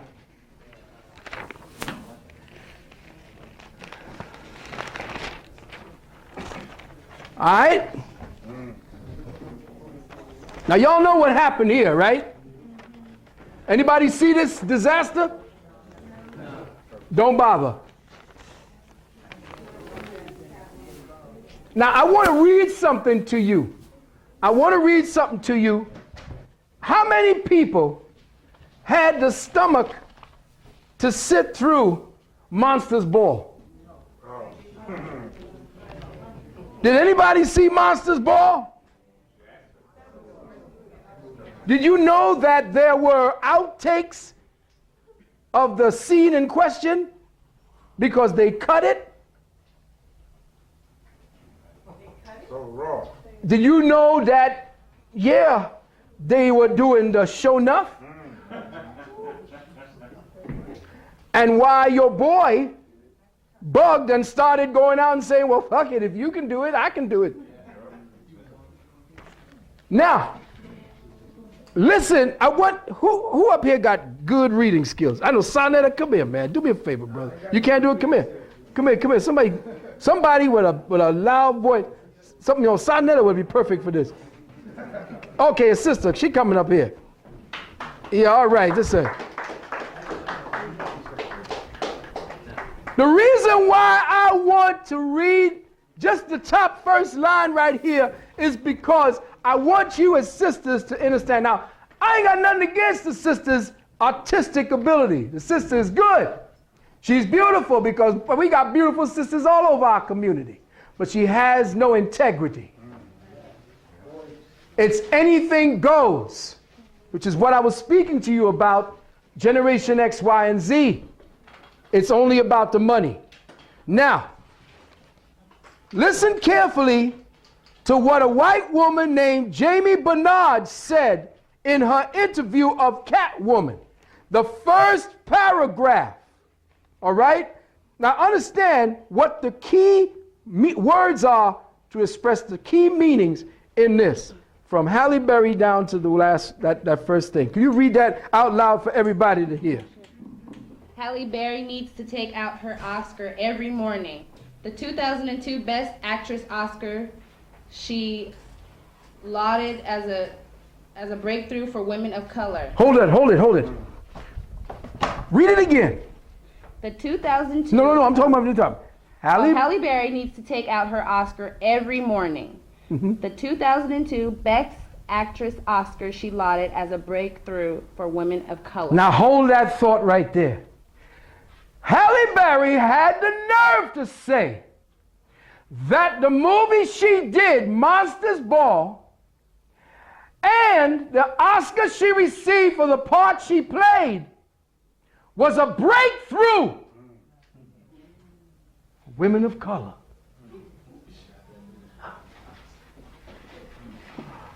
Go on. And swear to it that she will not accept any more demeaning, stupid roles. Thank you very much. Everybody give the sister a hand.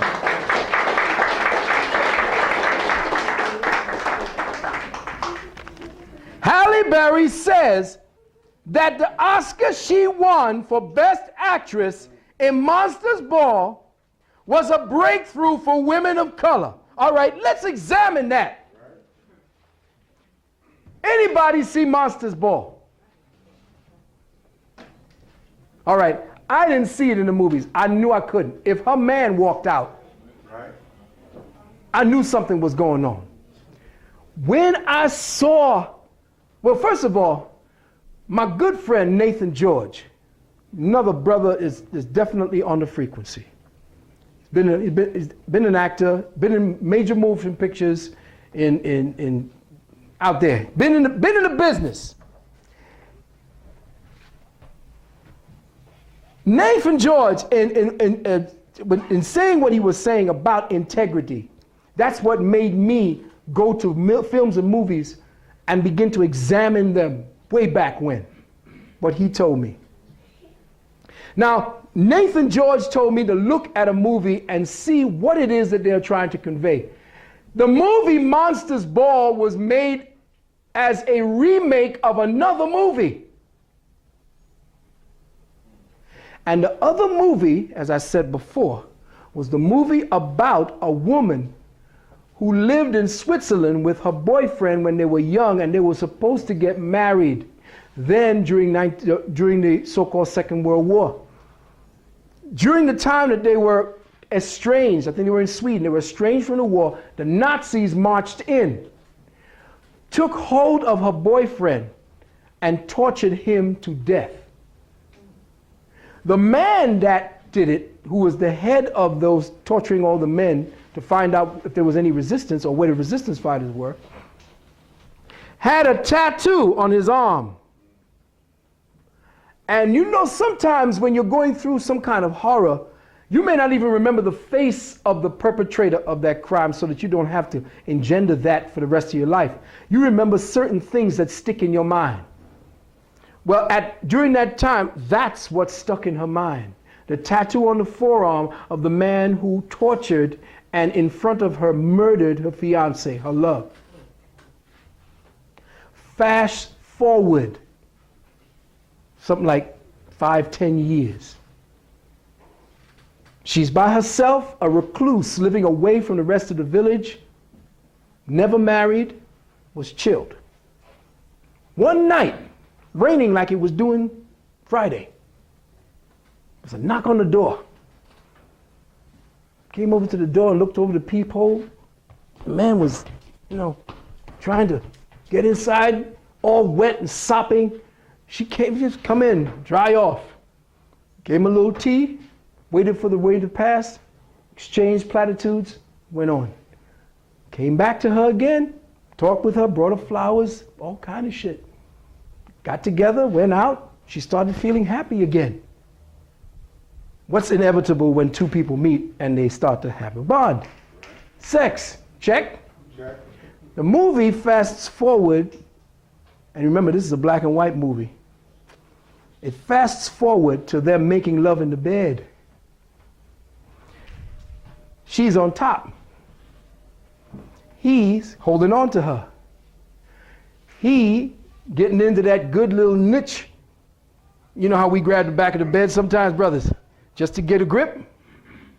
He reaches back to the bedpost to grab the bedpost, and what is on his arm but the same damn tattoo of the man who murdered her man? Now, just imagine a woman in the throes of passion immediately get thrown back into that and the face. Now, she had to keep going with what she did because she recognized it, but then she's in the throes of passion and she can't now it's over. He's sleeping, and they got the camera. She's laying down, and you know how they pull away from the man, and then they come over to where the woman is, and she's wide awake. Well, turns out that was him. And guess what? She turned around, waited for an opportunity, and killed that bastard. And killed him nasty. Fast forward 25, 30 years. Monsters Ball. Same scenario. White boy who was one of the guards who killed her man. And your boy Sean Puffy said, this role will be a seminal role for me. Something different. What do you mean different? You're playing a thug. You're going up to the electric chair. Okay? Making it important that he's going to die. What happens? She now ends up in the arms of the executioner of her man. When she finds that out, what does she do? Not a damn thing. That's why it was a breakthrough role for black women. In the old words, the bush fucking. I'm talking about, I could not believe, I ain't never seen, listen, I remember Denzel in, what was the one he did with the pretty Indian sister? Even in Mississippi Masala, that was a beautiful love scene. But did you see the love? This wasn't even a love scene. This was a bush fucking. And she started it. Another reason why it was a breakthrough role for black women. She started the process. And if you didn't think that they were doing it, you're a fool. Wasn't nothing there between them. There wasn't that much acting in the world. I couldn't believe it. I had to back it up and slow it up and say, wait a minute. No, wait a minute, hold up, because I've seen porn flicks now. You know what I'm saying? And when they're trying to play it off like they're doing something, they usually got a little cover over it, or, you know, they show the face, but no, there were no clothes, nothing between them. And the ending of the love scene is what gave her the Academy Award. Look at the end of the love scene. All right? I'm not going to tell you what happened. Watch the very end scene when she comes down off her orgasm. Watch the expression. At that point, it made white boys everywhere know that you can satisfy a black woman. And this wasn't just any ordinary white boy, not even a white boy that grew up in the hood, but this was a redneck cracker. Right? Stupid. A stupid redneck cracker. Sling blade redneck cracker. And a bad Santa redneck cracker. Ku Klux Klan redneck cracker. Brother Phil, he had sex with a prostitute that is son. Yes. In the movie. Yes. Yeah. And then the son killed himself. Right. And that's the breakthrough role for black women. Because there was no resolve at the end. Was there? No. They had ice cream on the porch. Oh, yeah. Here's something for you to think about. Special report. Riding high. Louisiana Angola prison with football, basketball, tennis, and even annual rodeo. So now niggas can go to jail and do rodeo shit.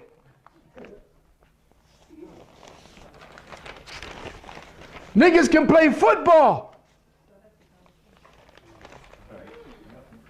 Niggas can cheer it on and make money for the prison.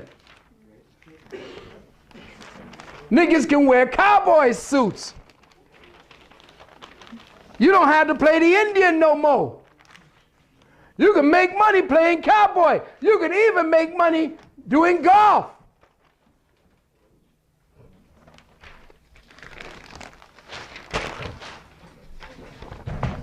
What does this mean? Phil, you need that picture? Which one? Look at this. No, I got it. Wait, you want it? Yeah. Yeah, you got it. What does that mean? The Vatican and the so-called Jews. Nope.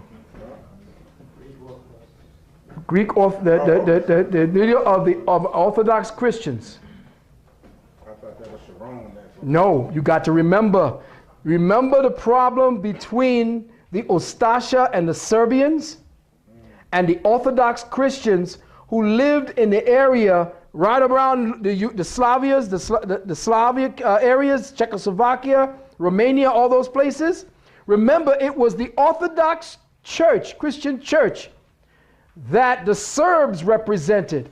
And the Ustasha, who were the Croats, were Muslims. And they sided with the Nazis during World War II. Right. It was the Croats, the ones who were the Muslims, listen now, that slaughtered over 175,000 Serbs during the World War II with the help of the Vatican. Because most of the Serbs were of an individualized Christianity that was called Orthodox Christianity, and they had their own pope. And that pope was moving in on that other pope in order to bring them up under the Roman Church rather than their own Orthodox Church. This is what that was meaning. And that's why they're talking about what was happening in Serbia.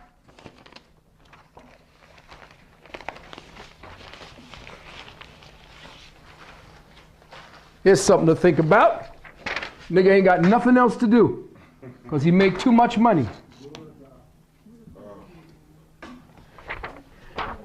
See, he misspelt it. It's vote and die.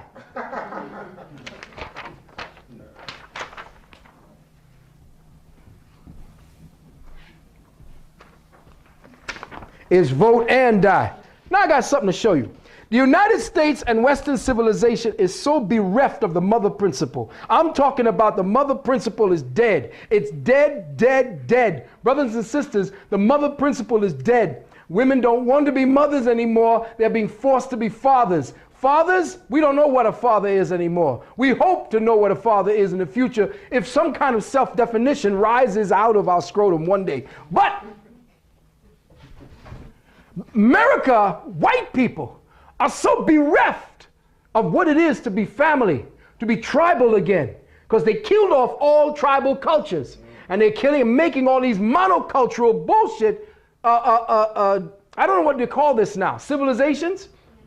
The tribal ethic. They keep trying to find the tribe in them again, and that's why they go into the Native Americans and they steal their fucking religion or their way of life and make it into a religion and come out as a shaman. I'm a shaman. I've got my credentials. The fuck you mean you got credentials? You know, yes, I studied in the East and I'm of this now. They're stealing all of the indigenous ways of life and making it into this quantified New Age religious bullshit. They're stealing it. They have nothing. Nothing. Nothing, nothing, nothing. There is no history to them. And so, with them bereft of the mother principle, bereft of love, bereft of the tenderness of family, it takes a mother principle coming from India. Thousands, wait now, thousands wait for a hug. Like cheese. Like niggas wait for cheese. White people wait for hugs. Thousands wait hours for a hug. Where is the mother? Where is your mama?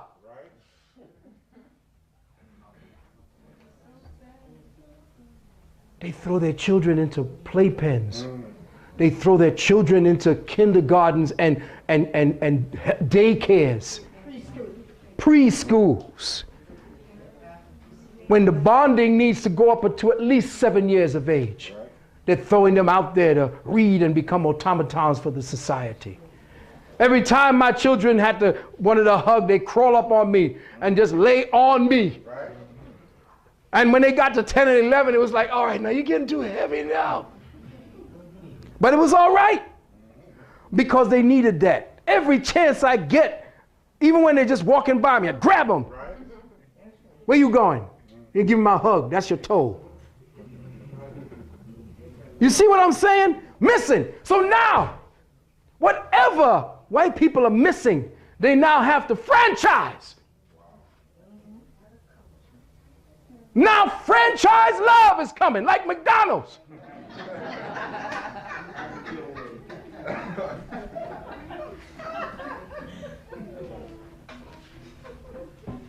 They came by the thousands from the city and all over the country. All over the country, just looking for a hug. A damn hug. What is that saying about our society, brothers and sisters? Look at this woman here. She's in ecstasy, and isn't she adorable? She looked like most of the sisters in here.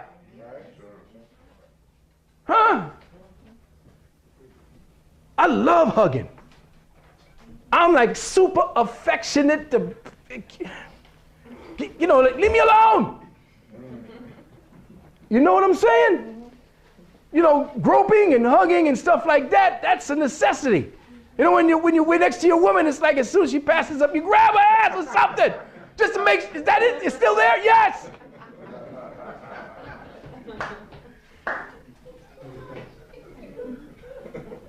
We need that. And white people are so anal. They are too anal. They forgot what it was like to be with mother. And that's what they've done to us. estranged the father from the mother, and no longer do we have that unitary hug that we give to each other every morning. We're too damn busy getting. Do you ever see that commercial? I've ordered the New York Times, and they have, the Times gives me, and they had the man getting ready to his Wall Street job, the woman going to war, and some brat with glasses on. I like the New York Times too. Did you see that commercial? And then the next picture they show is a sister. They came by the thousands from the city and all over the country just looking for a hug. But who? Look at her name. Mata. They call her Ama. What does Ama mean? Mother! Oh, this is so sad. This is sad. That is sad. That is neglect. Parental neglect. The whole of the leadership of the white world is parentally neglected.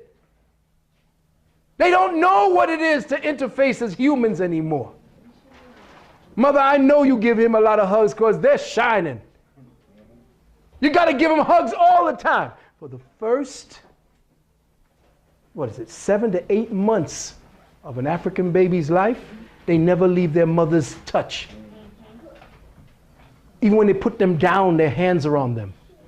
When they pick them up, their hands are on them. When they sleep, wherever they are, when they're sleeping, their hands are on. If their hands aren't on them, the aunt will take the place to put the hand on them. That touch is feeding that child into life, giving that child. These people are zombies, looking to blood suck, but you know something? That face is all love right there. That's Mama Ama, that's the blackness, that's the triple blackness missing from the planet. And what Halle Berry is offering up through sex, defining role for black women. This is the defining role for black women. Damn them. Start reaching back and hugging your own. Damn the pair of shoes that you want. Damn all the material things. The true matter is Meta, mother. Let me say that again. What's the matter? Meta. So what is the matter? Mother. People ask you, what's the matter? Mother.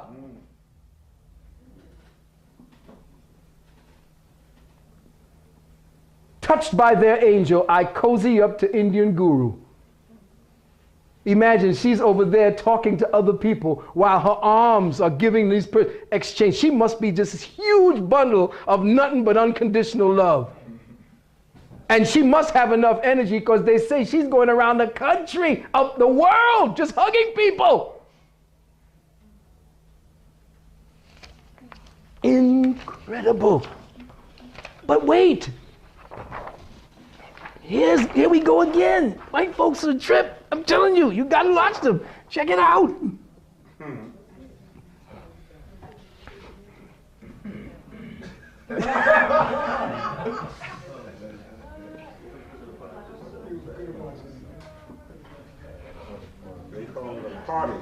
The Cuddle Party is New York's newest feel-good about yourself fad.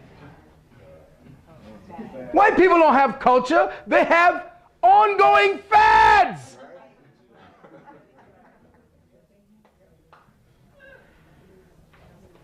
See, we had culture.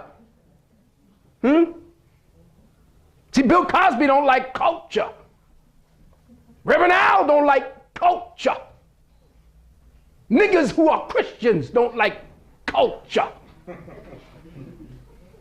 Oh, they like their own culture. Slave culture. Because they go back. Ain't nothing before Kunta Kinte. Kunta Kinte never came from nowhere. Kunta Kinte had it good because he was a slave and he met Jesus. There's niggas writing our columns saying, thank God we were slaves. That's true. Huh?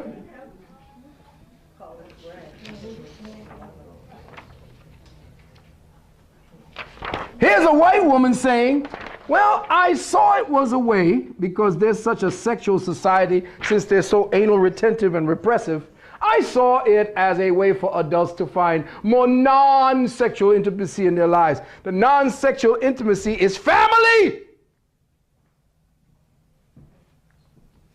Can't even touch nobody on the subway anymore. But you see, they took your culture now, and there they are, they're making a fad out of it, they're practicing it, but now it's going to be reintroduced to you, a cultural taboo. Advocates for breastfeeding are trying to get more African American mothers to nurse their babies.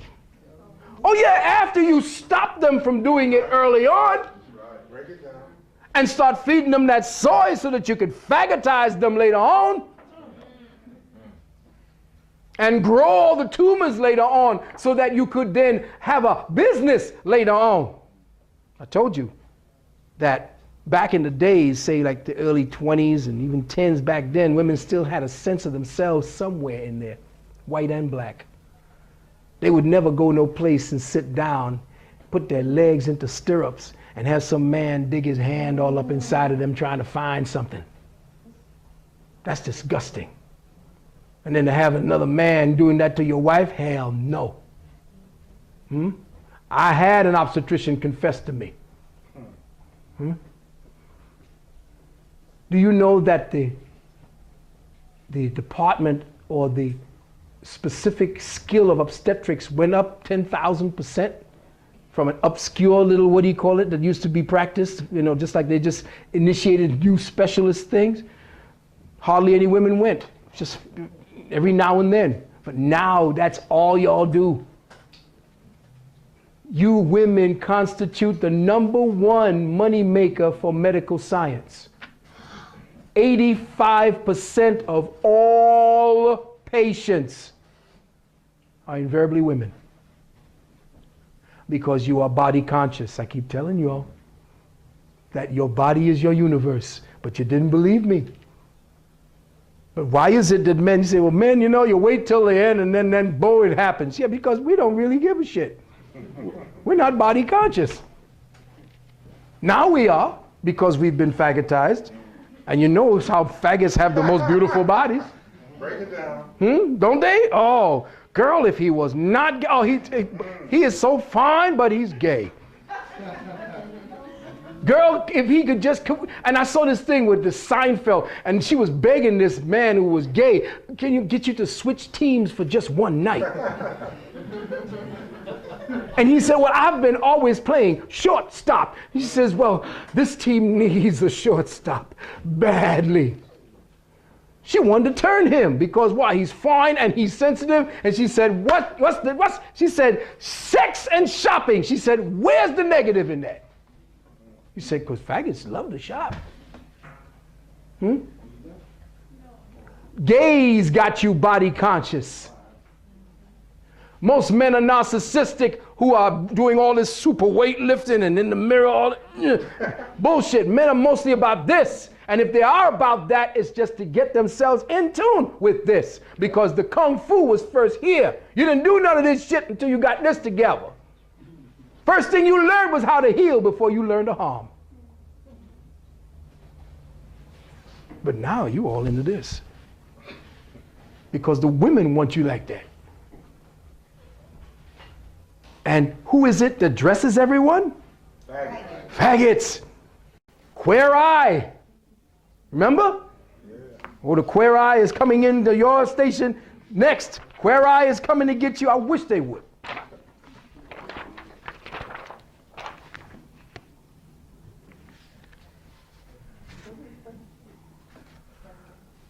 High marks for result of trials in new vaccine. Do you know what that is?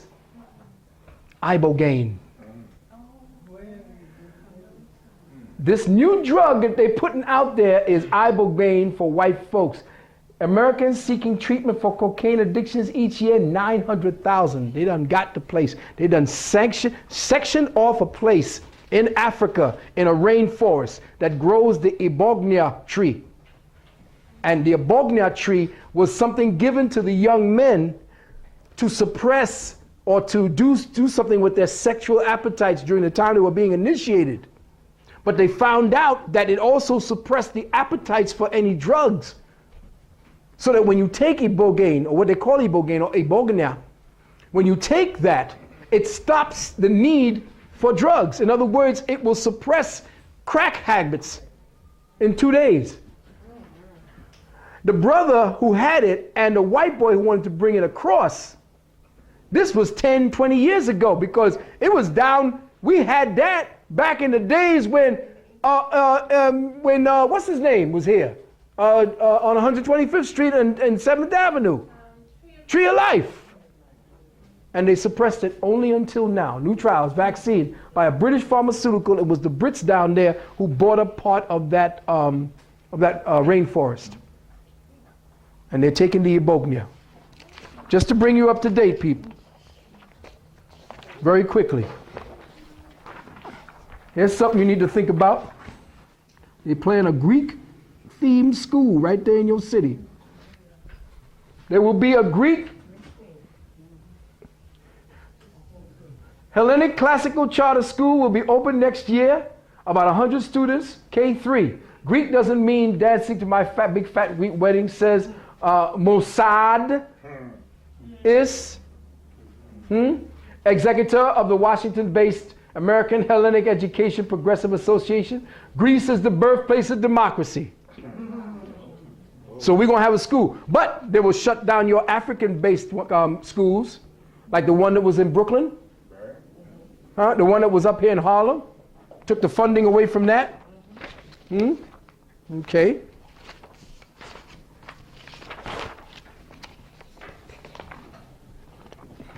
I told you what's missing.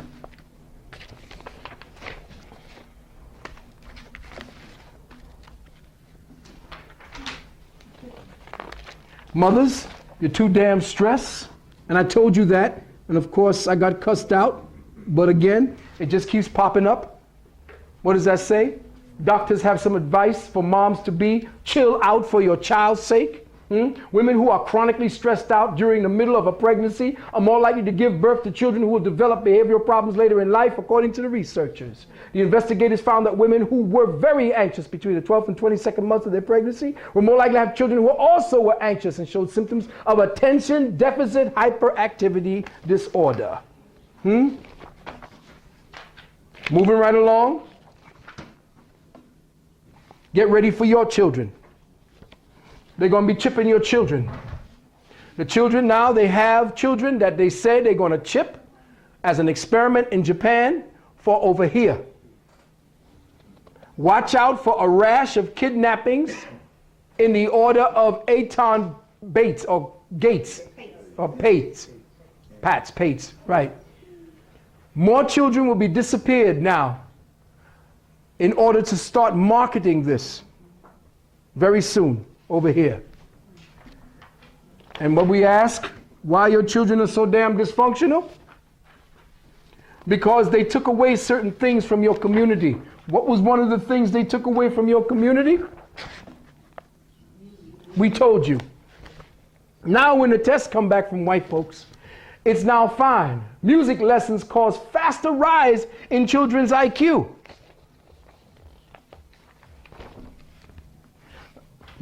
I want to move forward because we have a very big set of issues to talk about. Again, I tell you, if it's happening to the damn fish, why isn't it happening to us? If the frogs are going gay, why ain't people going gay because of it? Water companies have been asked to examine ways to remove traces of the female contraceptive pill from sewage effluent after the publication of widespread evidence of sex changes in river fish. An environment agency survey of 1,500 fish in 42 rivers in England found more than a third of males exhibiting female characteristics. Male fish with advanced changes in their sex organs are unable to reproduce, with potentially serious implications for fish populations.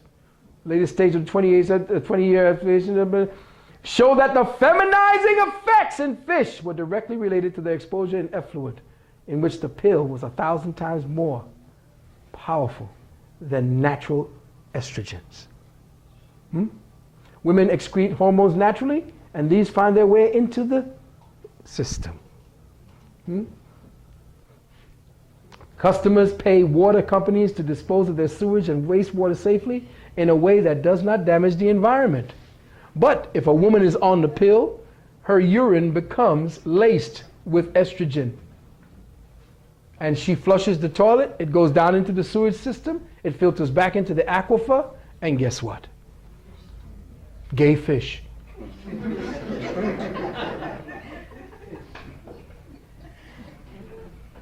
All right?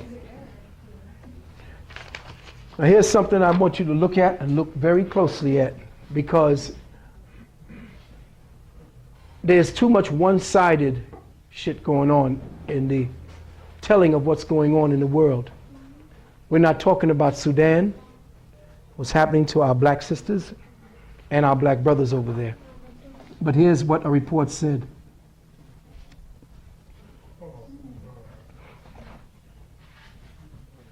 While African women in Darfur were being raped by the Janjaweed militiamen, Arab women stood by and sang for joy, according to an Amnesty International report published yesterday.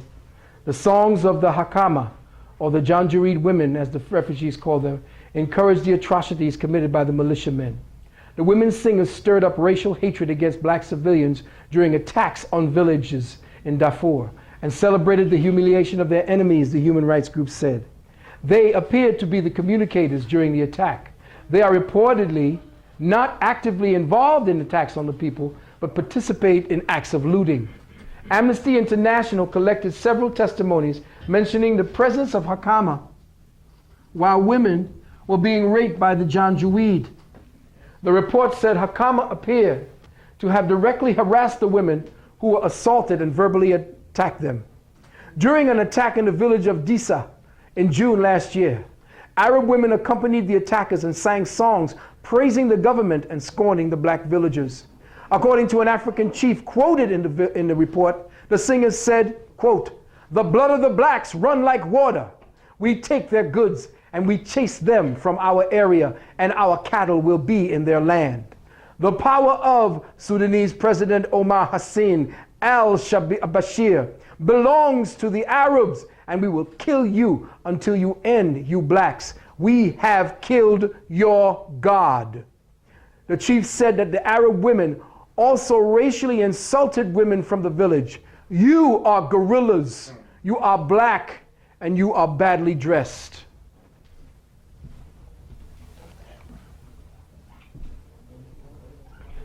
Again, using rape as a tool of intimidation, because that's what they did when you see the black Muslims. When you deal with the black Muslims coming up from Africa who took Islam on, they were the sons of those whose mothers were raped, and the fathers took them from their mothers and raised them in Islam.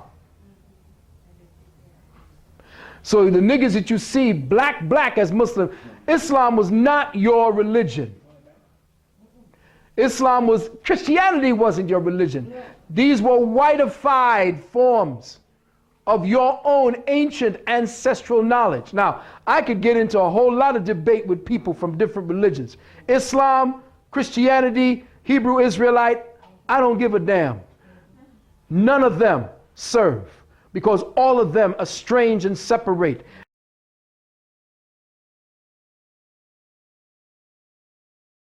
And cause the madness that we see on this planet today. Religion has murdered and killed and debased all forms of higher human life on this planet for 1,000 years. It's time to give that shit up and find a whole new way to communicate with God.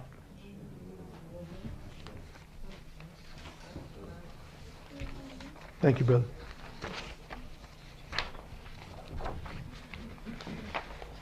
I'll be finished here in a minute. We're coming up to our break time, and I know you're happy to hear that. Brothers and sisters, I have here with me, well, before I do this,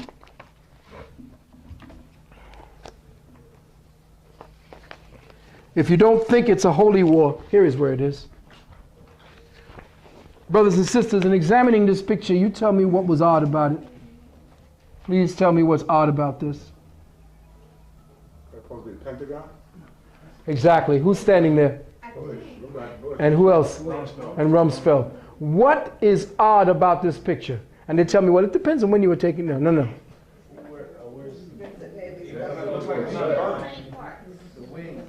Where is the damn plane? Not even the wings. Where is the fuselage and the tail? Based on the depth of the hit, it should have taken the whole damn Pentagon on the other side. Based on the speed it was traveling at 500-600 miles an hour? Damn near what, 100 tons? 200 tons?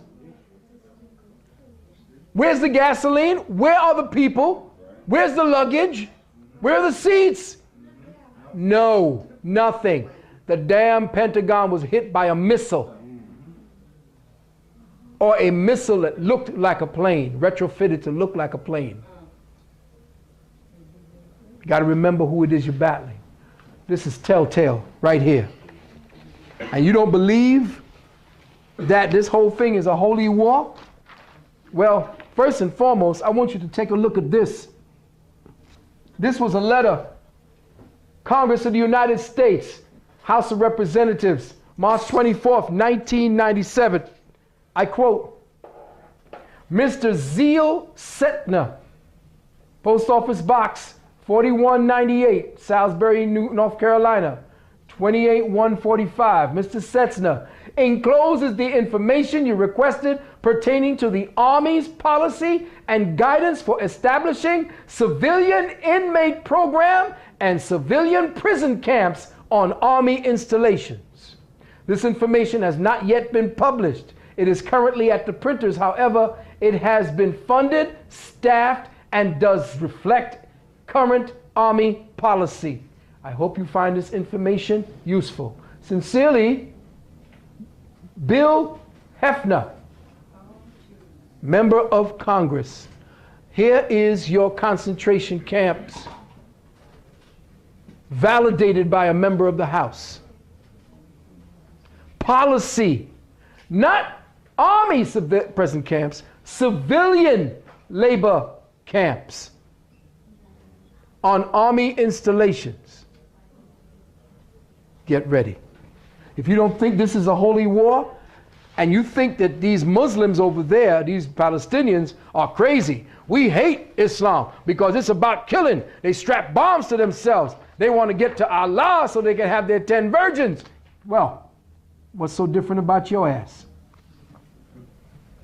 Investigative reporters from the Los Angeles Times and NBC Television have dug up 2 years' worth of seemingly incendiary comments from Lieutenant General William Jerry Boykin, the newly promoted Deputy Undersecretary of State of Defense for Intelligence. General Boykin has repeatedly told Christian groups and prayer meetings that George Bush was chosen by God to lead the global fight against Satan. This is the Undersecretary of Defense, Security of your government. He said that God chose. Now we know this lying fuck stole the election, but God chose him to steal.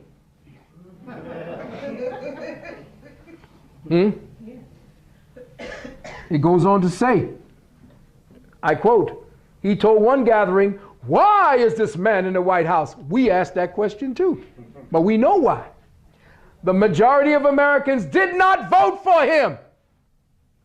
Wait a minute now, hold on. The two first questions, why is he in the White House? The majority of Americans didn't vote for him. This is his own undersecretary said it. He admitted it. So how did he get in there? He's in the White House because God put him there for a time such as this. Comment. Here we have a general in the middle of all of this who believes that President Bush was made president by God for this particular time. In other words, a general who deeply believes this is another crusade. So what's the difference? You're reporting about somebody else's reaction to your sickness. Meanwhile, you're all for God. As long as you say Jesus to these nim-witted, dull, comatose Christians, it's all right. In January, he told Baptists in Florida about a victory over Muslim warlord in Somalia. Hey, wait a minute. I heard they kicked your ass in Somalia. Who had boasted that Allah would protect him from American capture. But, quote, I knew my God was bigger than his. Now you see, he's comparing dicks. My God was bigger than his. I knew that my God was real God and his was an idol. Yeah, that's what I'm saying. You see? He also emerged from the conflict with a photograph of the Somalian capital, Mogadishu, bearing a strange dark mark. He said this showed the principalities of darkness, a demonic presence in that city that God revealed to me as an enemy. An American general who can send your kids to battle was shown a demonic presence by God, which he was told was the enemy? What's the question you need to ask? Is this man out of his mind? President George Bush stood before a cheering crowd at a Dallas Christian Youth Center last week and told them about being born again as a Christian. The book, which depicts a president who prays each day and believes he is on a direct mission from God, will give ammunition to critics who claim Bush's administration is heavily influenced by extremist Christians. Oh, we don't ever hear in the news the words extremist Christians. We only hear extremist Muslims.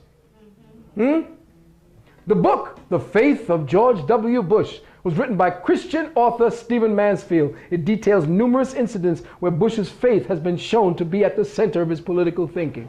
Quote, jumping one, Bush said to James Robinson, I feel like God wants me to run for president. I can't explain it, but I sense my country is going to need me. Something is going to happen. I know it won't be easy for me and my family, but God wants me to do it.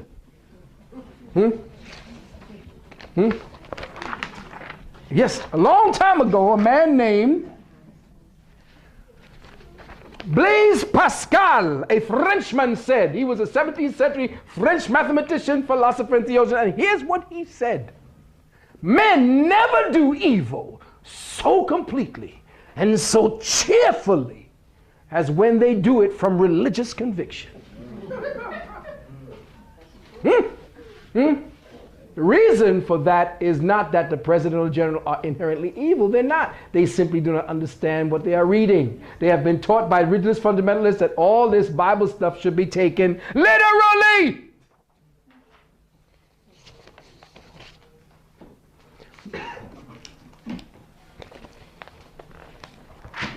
And finally, I want you to put this on the cameras.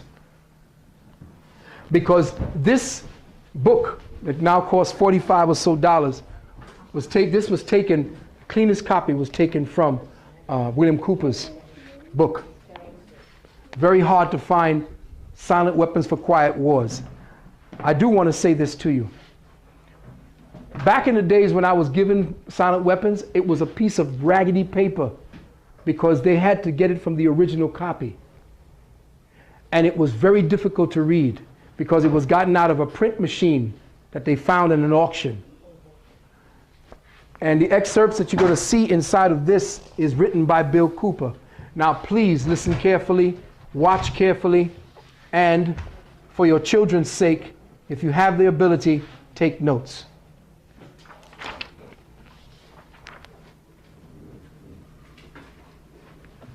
The Illuminati's declaration of war upon the American people, or the people of America. Listen and take your notes.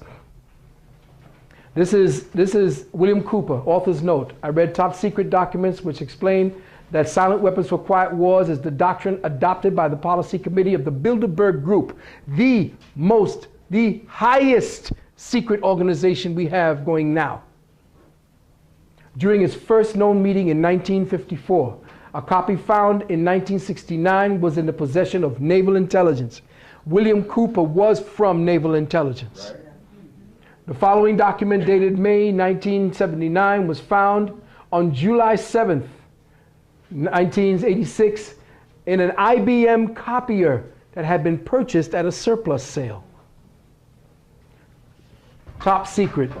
Silent Weapons for Quiet Wars an introductory programming manual, Operations Research Technical Manual TM SW 7905.1.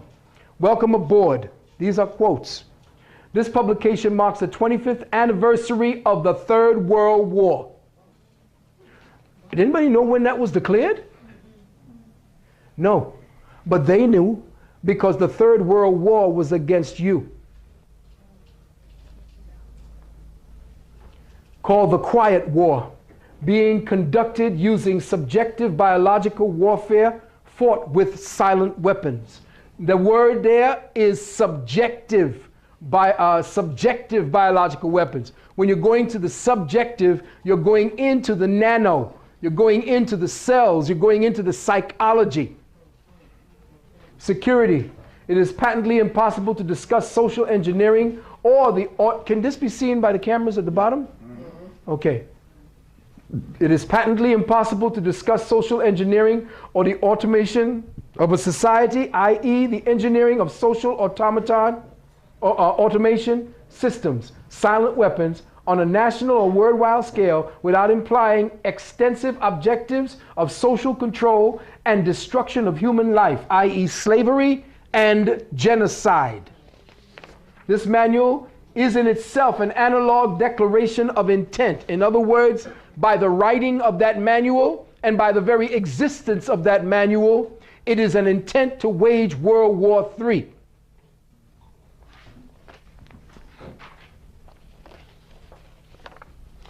Breaking past all of the different things that led up to the pertinent points that I want to use today, I go right to this subject here, to what's in your pocket.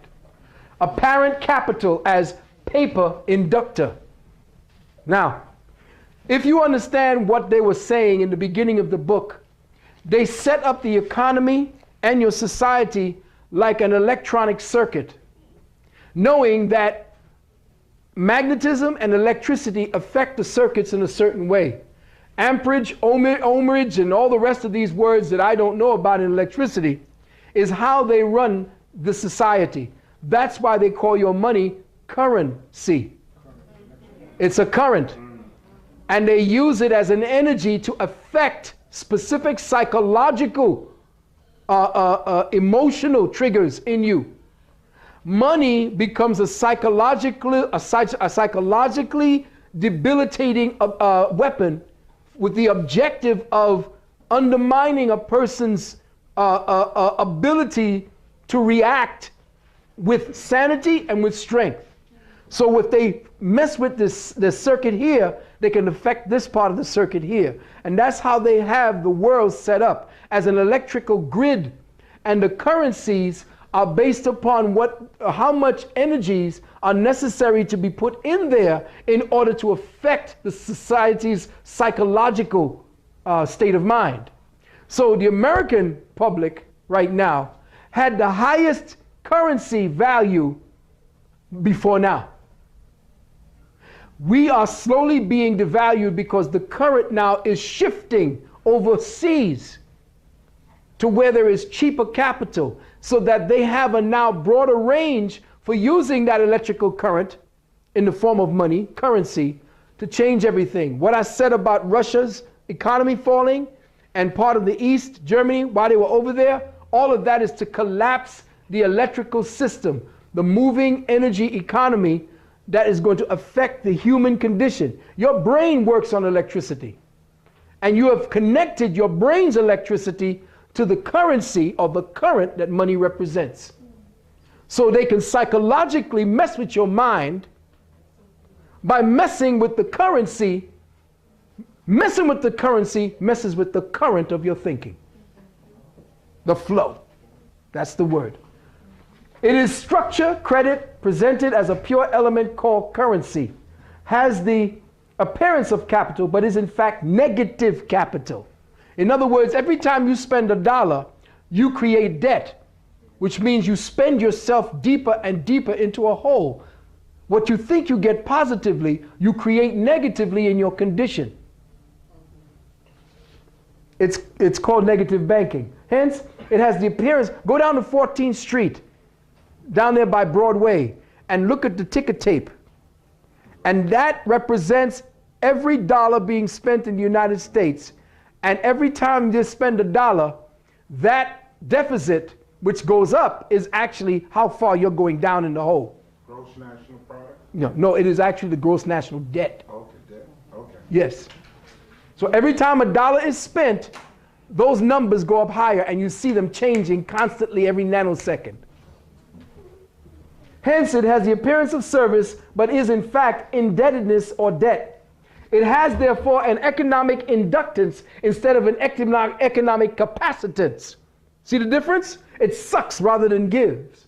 And if balanced in no other way, will be balanced by the negation of population. In other words, the only way we can negate the negative dive of the dollar is by murder. Remember what I said. Murder will become the economic product to salvage America. The total goods and services represent real capital called the gross national product. The currency may be printed up to this level and still represent economic capacitance, but currency printed beyond this level is subtractive, represents the introduction of economic inductance, and constitutes notes of indebtedness. That's what the dollar has become.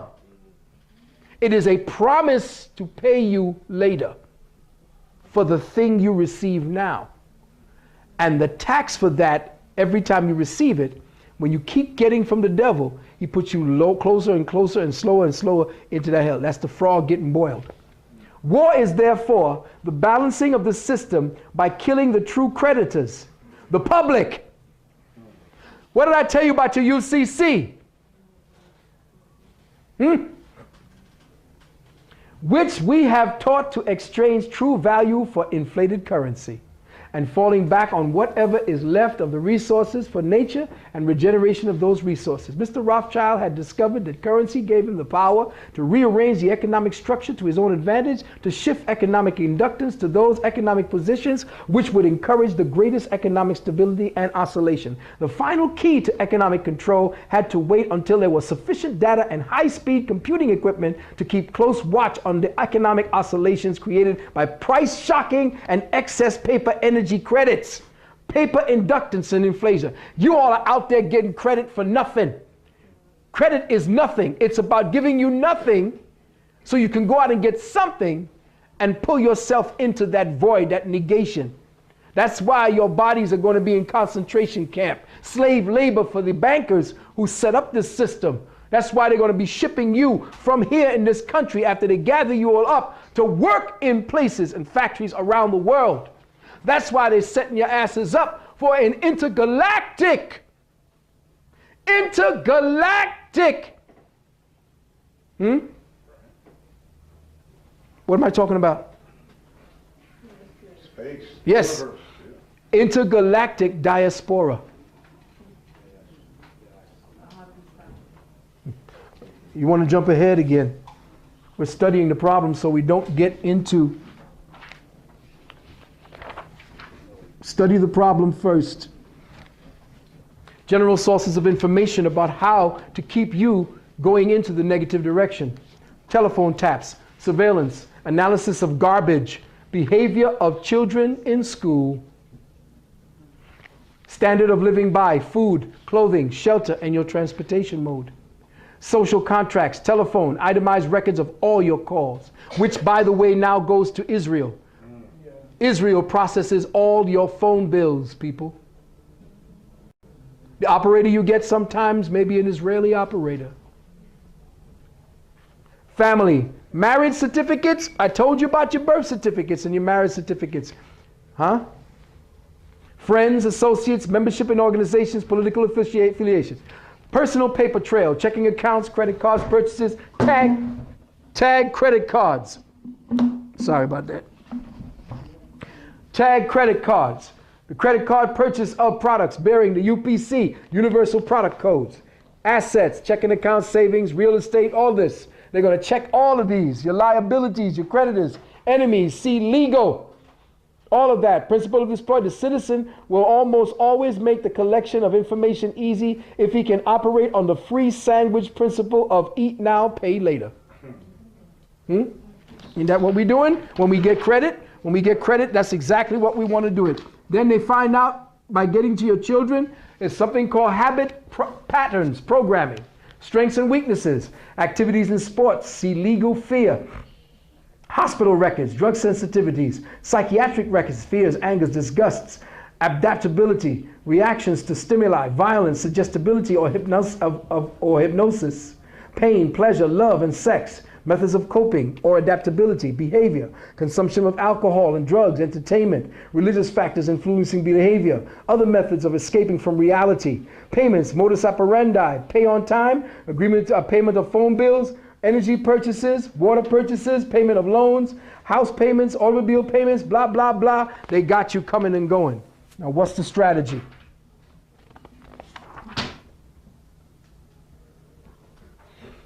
Do this. Keep the public ignorant to get this, less public organization. Let me say that again. Keep the public ignorant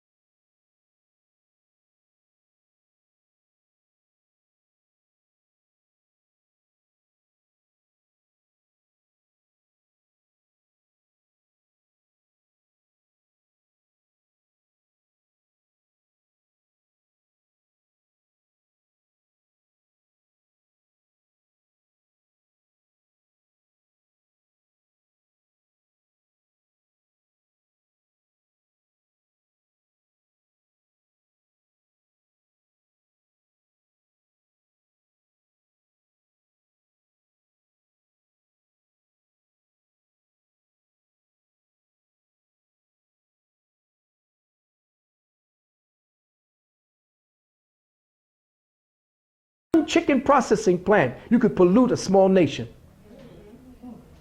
And yes, last year we killed 136 billion animals to feed these sick, depraved motherfuckers around the world because they wanted their veal. As soon as these shows started coming up where they show you the chef cooking all that shit, more and more animals were killed off because cooking became a new style. Everybody wanted to do the same thing, so the price of poultry started coming. Everybody wanted more poultry, so they had to do something else to the chickens to get them to speed up. More hormones.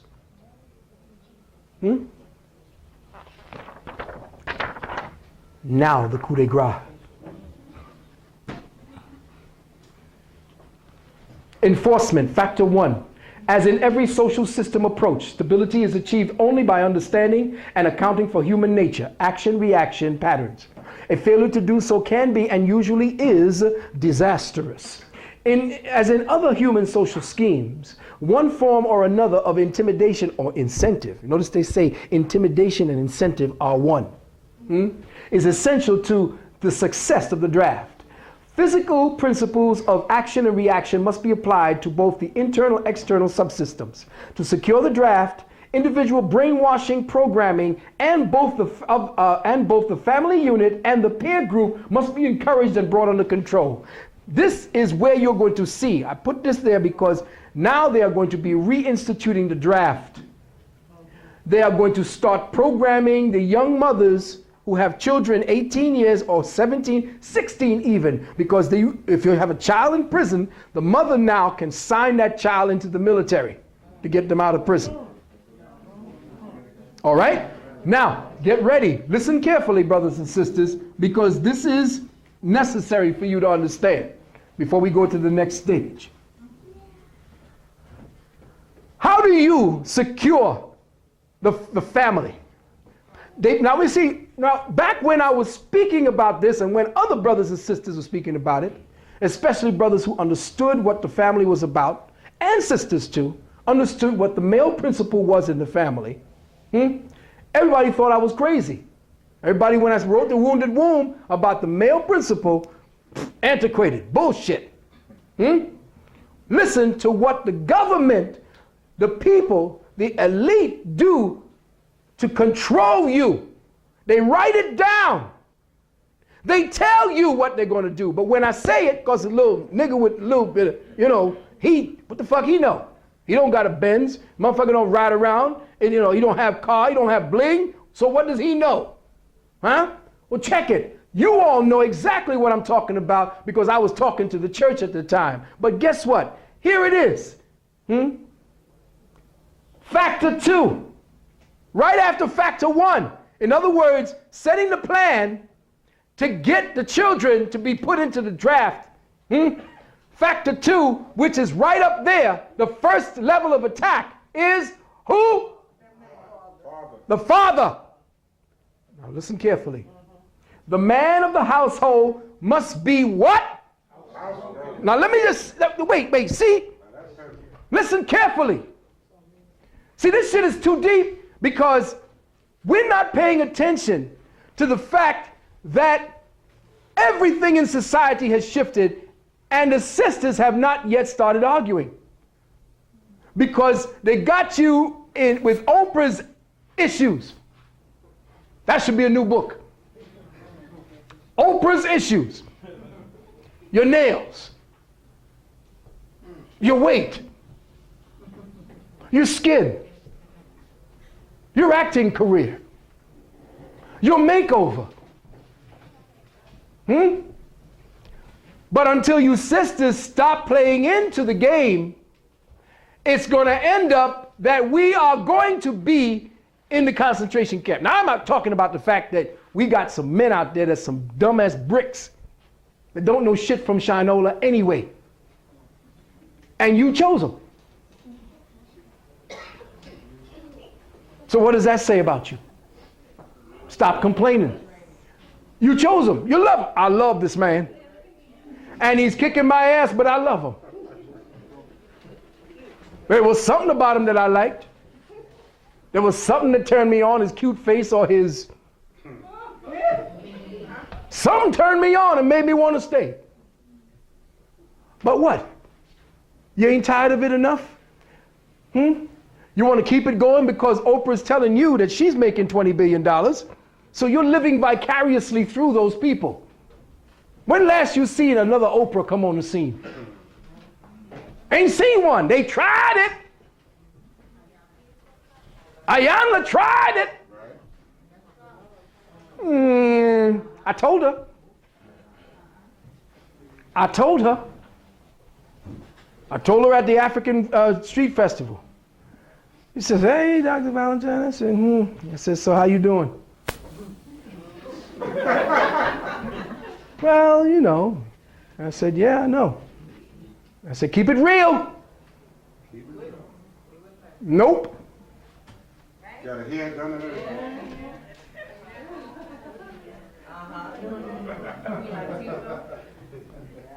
Everybody started getting with the, I'm going to go white. I'm going to look like Lil' Kim. I'm going to look like Eva. I'm going to go blonde. Okay, let's get to the point. The man of the household must be housebroken. What does that translate into? Turn him into a woman. Translation, make him a woman. When you housebreak something, you housebreak a dog. Don't shit on the dog, shit on the paper. No, see, that's the deep part. Women get cats. Why? Because cats are independent, and cats reflect the kind of man they want. Men get dogs because dogs are what? Obedient. No, the type of woman. She comes to heal. Women like the cats because the cats say, meow, meow, scratch, you bastard. They keep it interesting, cats do. Dogs are predictable. Which is what women say about men. He's so predictable. We know you very well. No, you don't know us. Because if you did know us, things would be different. Problem is, you don't know yourselves. You think you know yourselves. You grow to know yourselves the older you get, but by that time it's too late for you to fight. You fight in other ways, peripheral ways. But when you're young and you're strong, you start fighting from then. That's when we need you. And the men, boy, y'all got to start getting up there because here's where the attack starts. You are being housebroken throughout the society. And they must be housebroken to ensure that Junior will grow up with the right social training and attitudes. So what do? They remember what they told you how to make a slave? Willie Lynch. Teach the mother horse how to eat sugar out your hand, and she'll teach the baby horse how to eat sugar out your hand.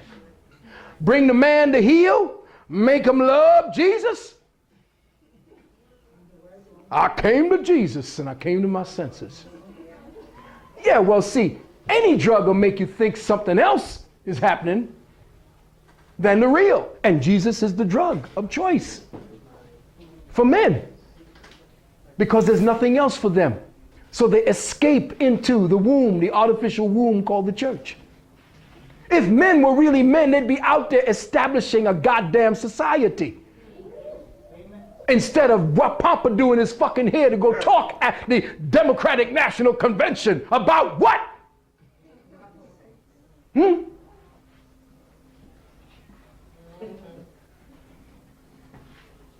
I got my eye on Charles Barron. We'll see. That's interesting. That'll be interesting. I'm not going to say nothing yet. I'm just going to watch. The advertising media, etc., are engaged to see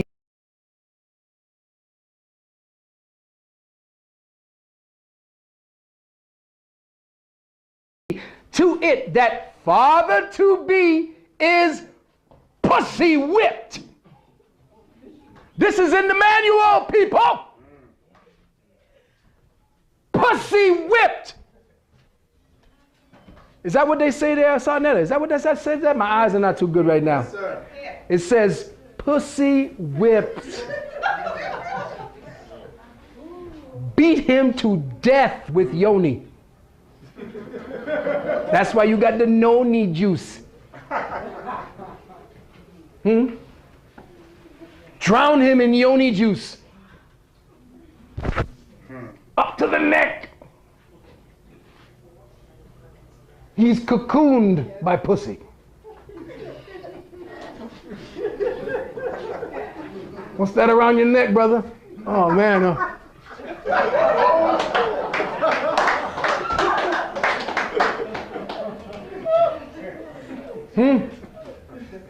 He is taught that he either conforms to the social notch cut out for him or his sex life will be hobbled and his tender companionship will be zero. Threaten and extort him with denial. No, I'm sorry, the headache. No, you don't love me. No, bullshit. See? He is made to see that women demand security more than logic. Principled or honorable behavior. Oh, really? Now, wait a minute. They're writing a manual for how it is you all are going to react. And guess what? It's working. So you can't say that maybe now this is bullshit. It's working. Obviously, something is going on inside of you now as women that you need more security than logic, more security than principle, and more security than honorable behavior. I don't know what that means yet, but guess what? We're going to try to find out. By the time his son goes to war, father, what? With jelly for a goddamn backbone, will slam a gun into Junior's hand before father will risk the censure of his peers to make a hypocrite of himself by crossing the investment he has in his own personal esteem and his own opinion of his own self-esteem. Junior will go to war or father will be embarrassed. So Junior will go to war, the true purpose notwithstanding. Now mother. The female element of society is ruled by emotion first and logic second. Oh, nah. Nah. Nah, hell no. That's a lie.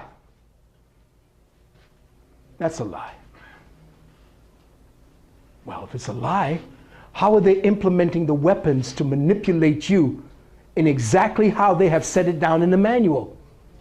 Because obviously, if it was about logic, we wouldn't be sitting here talking this shit. The father is pussy whipped because that's all he's thinking about, this head instead of this head. So if you got this head, he's going anywhere you're going. This head gonna follow.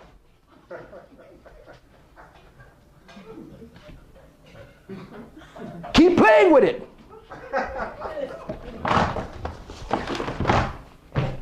Keep diddling with it. And what do? You ever saw this commercial? Oh, yeah, right, yeah.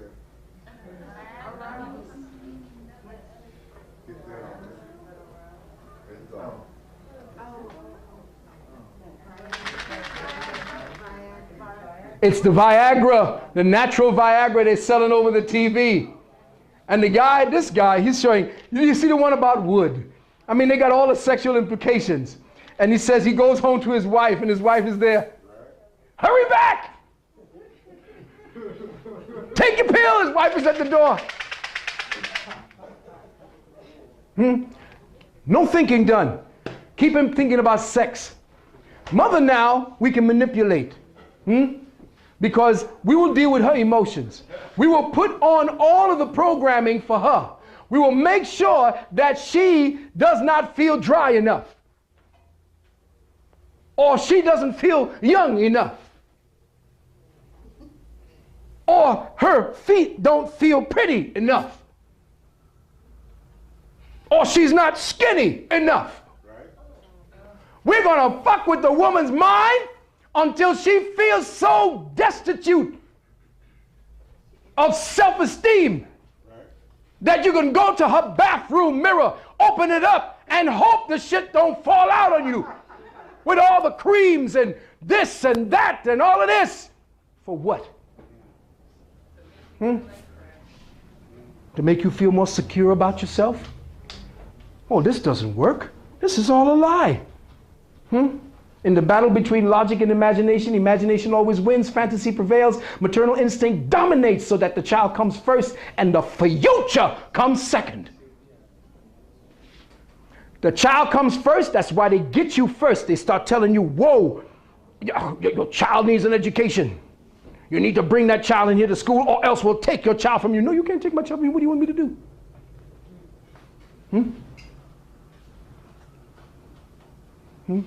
How many women say, fuck you, come on get it. Come and get him. Right. You come on. Just go down to the welfare office and you see that's not what they're doing. They're handing the children over to the state. Why is New York have the largest amount of foster children?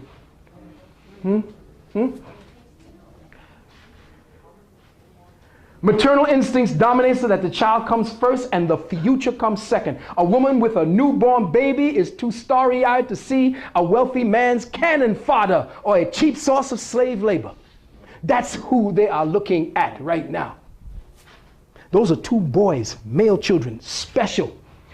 You as woman outnumber us 13-1. That's why those are the treasures. You keep diminishing the value of the male. The male child is now under attack. The male child is your precious resource that is being ripped off from you. The male child is the leader of tomorrow, though we see that women are being groomed to take over because the hive mind is being prepared. How's the hive mind being prepared? Security. The hive is being built. The soldiers are at the gates of the opening to the hive. The worker bees and the worker drones are mostly all female. If you stand at the subway at 9 o'clock Monday morning in the black community, 85% of the people going in there are women. The hive is almost complete. A woman with a newborn baby is too starry-eyed to see a wealthy man's cannon fodder. In other words, that's your baby, that's your child. To him, it's cannon fodder. A woman must, however, be conditioned to accept the transition to reality when it comes sooner or later.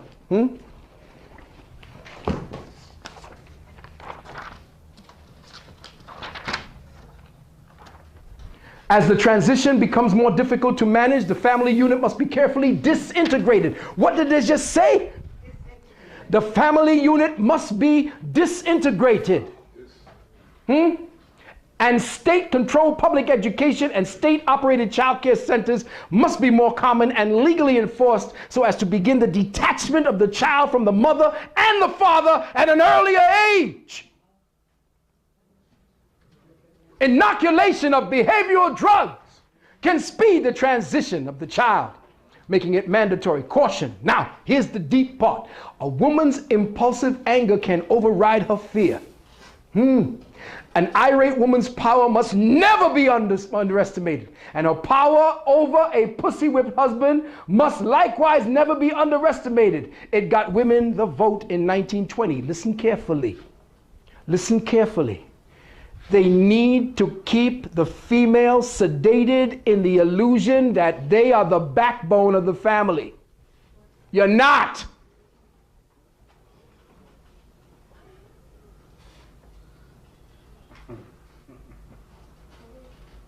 This illusion that you are the head of the household because now you have a single parent family, that's a lie. There's no such thing as a single parent family. That's an oxymoron. That is a survival unit, as what's her name said, Frances said. But the irate woman, once she's angry, she's no longer fearful. But see, women are not being made angry. There's too many shoes out there for women to be angry. There's too many nice clothes for women. There's at least 10 different female channels now. We got one, Spike TV, and all of it is tits, ass, beer, guzzle beer, And you got we, oxygen, lifetime. Keep them coming. Because you buy every fucking thing on the planet. You pour the money that would be used to finance the war against this bastard into their coffers. And you don't teach your son after you play basketball where to go back to it with in the community. You're all right. I got out and I'm fine.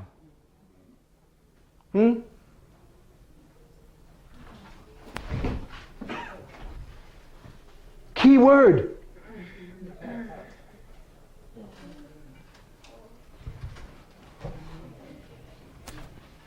Now to Junior.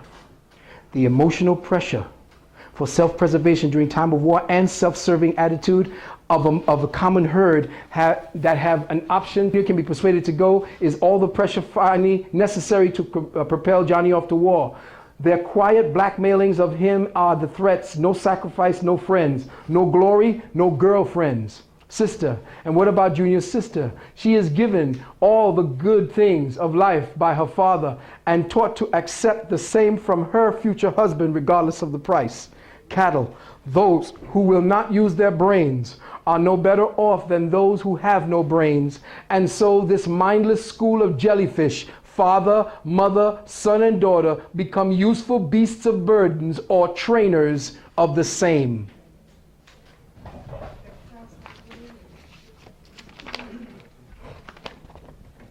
And finally,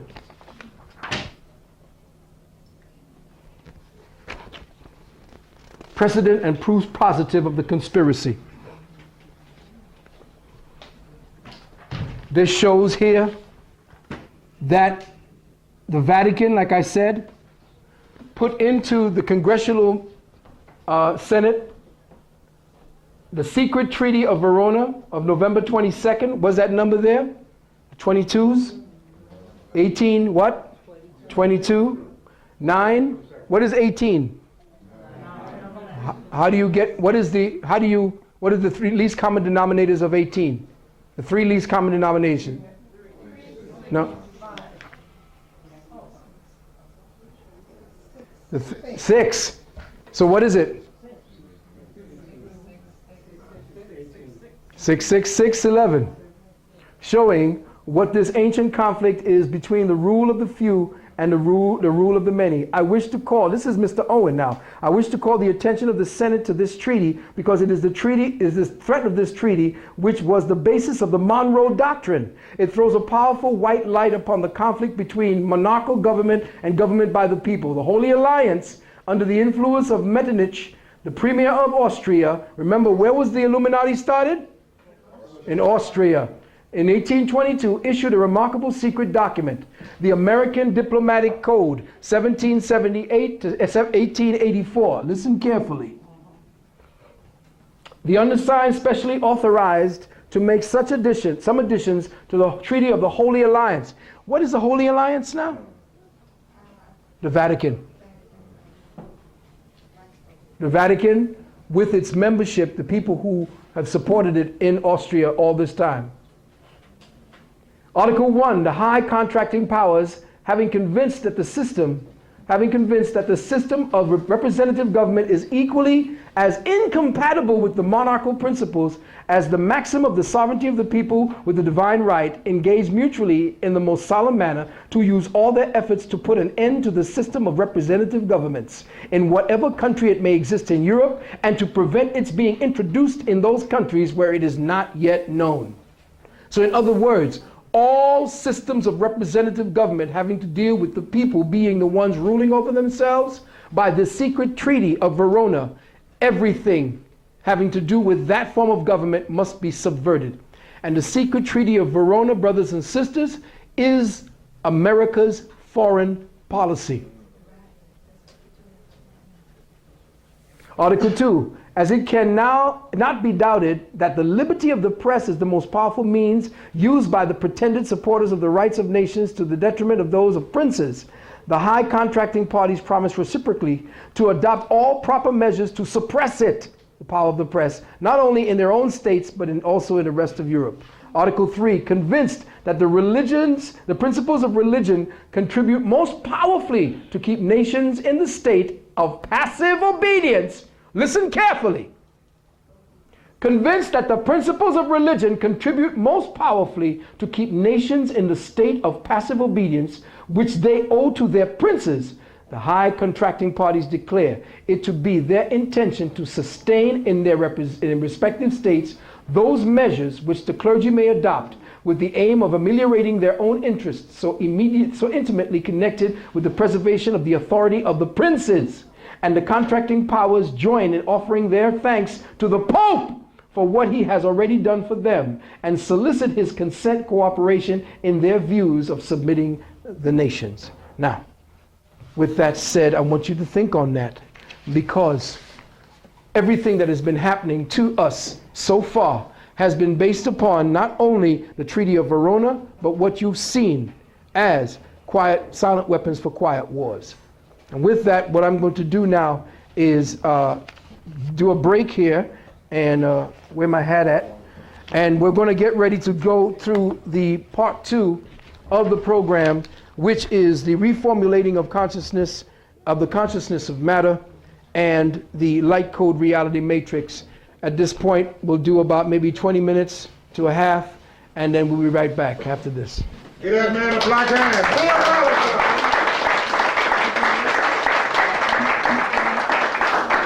Physics. This is where we get serious about what we're going to think about next millennium.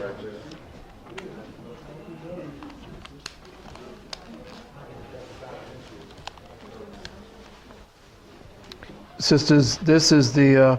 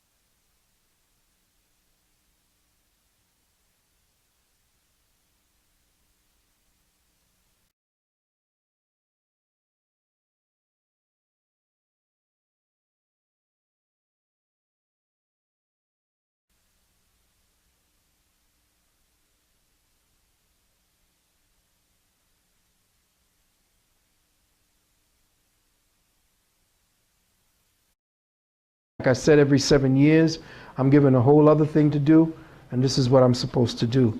What I'm going to do now is give you an idea of what it is that these enclaves actually get into. What it is that our minds and our bodies and our own consciousness is going to be tested and energized to become.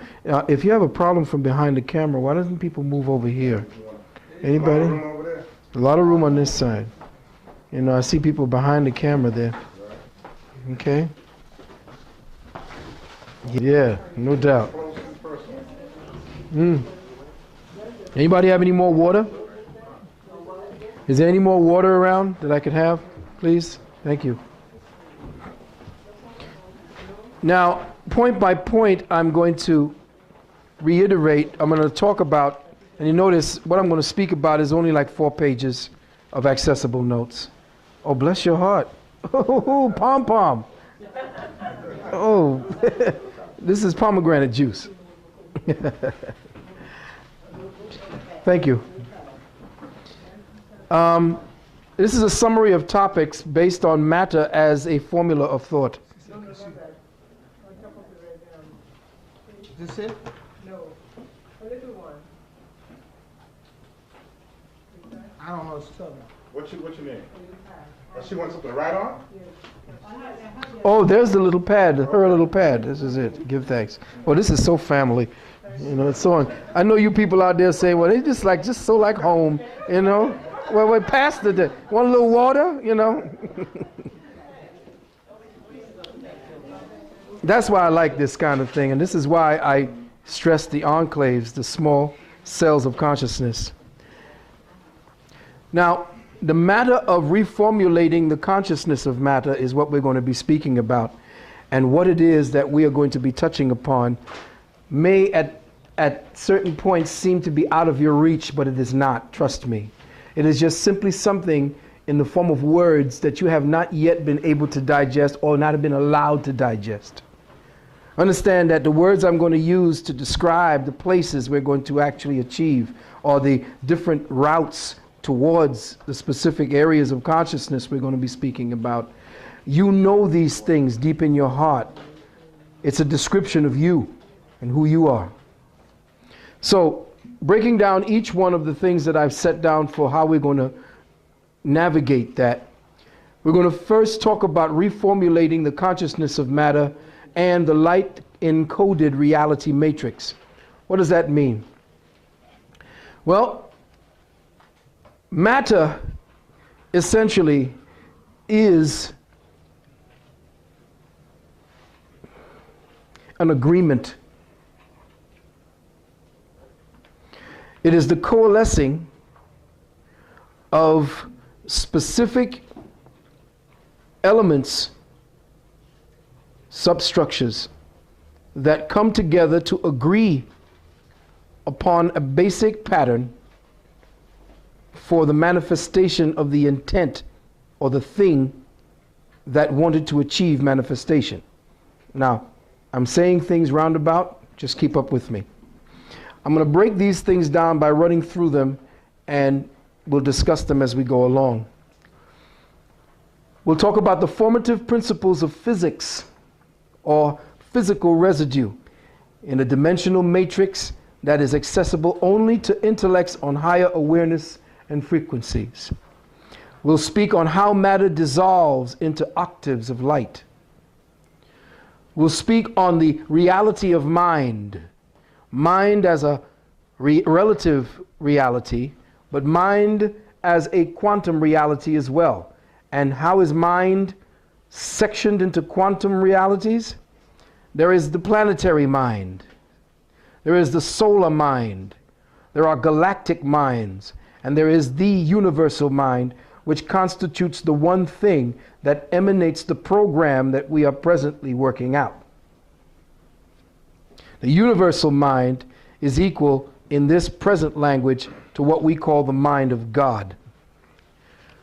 Each galaxy has a collective consciousness or mind field that is the aggregation of all the species present in that galaxy. So, each galaxy, when you look up into the sky at a specific galaxy through a telescope, you see a radiating signature that constitutes the quantumized field of relative consciousness into a specific coding of awareness. So that galaxy now has a larger imperative based upon the galactic mind, and as it filters down into its apportioned phases, its constructs, its multi-level constructs, you begin to see how that relative reality that is the larger base begins to formulate itself into ever more refined substructures that represent the programming that allows that galaxy to be. Each galaxy is a thought process from the divine mind. Each galaxy has in it the imperative to fulfill what the divine mind was at that time thinking, quote unquote, at the time of the creation of that galaxy. The universal mind creates the initial blueprint or blackprint for each of the galaxies related in its composite consciousness. The initial blueprint creates the disposition or the predisposition of the genetic code seeded within a galaxy. Let me just say this again. Let me say this down, and as we begin to become familiar with the language, our familiarity with the way we construct awareness through words will make it very easy for me to say what I'm saying to you. You'll understand it just like that. We have to become used to a whole new syntax for the relating of consciousness one to another. We have to know a whole new kind of vocabulary because matter is a vocabulary. Reality is a language. Again, the initial blueprint creates the predisposition of the genetic code seeded into a galaxy. So, the initial blueprint of the universal mind creates the field of awareness that becomes the predisposition for all life within that awareness to come to its own realization.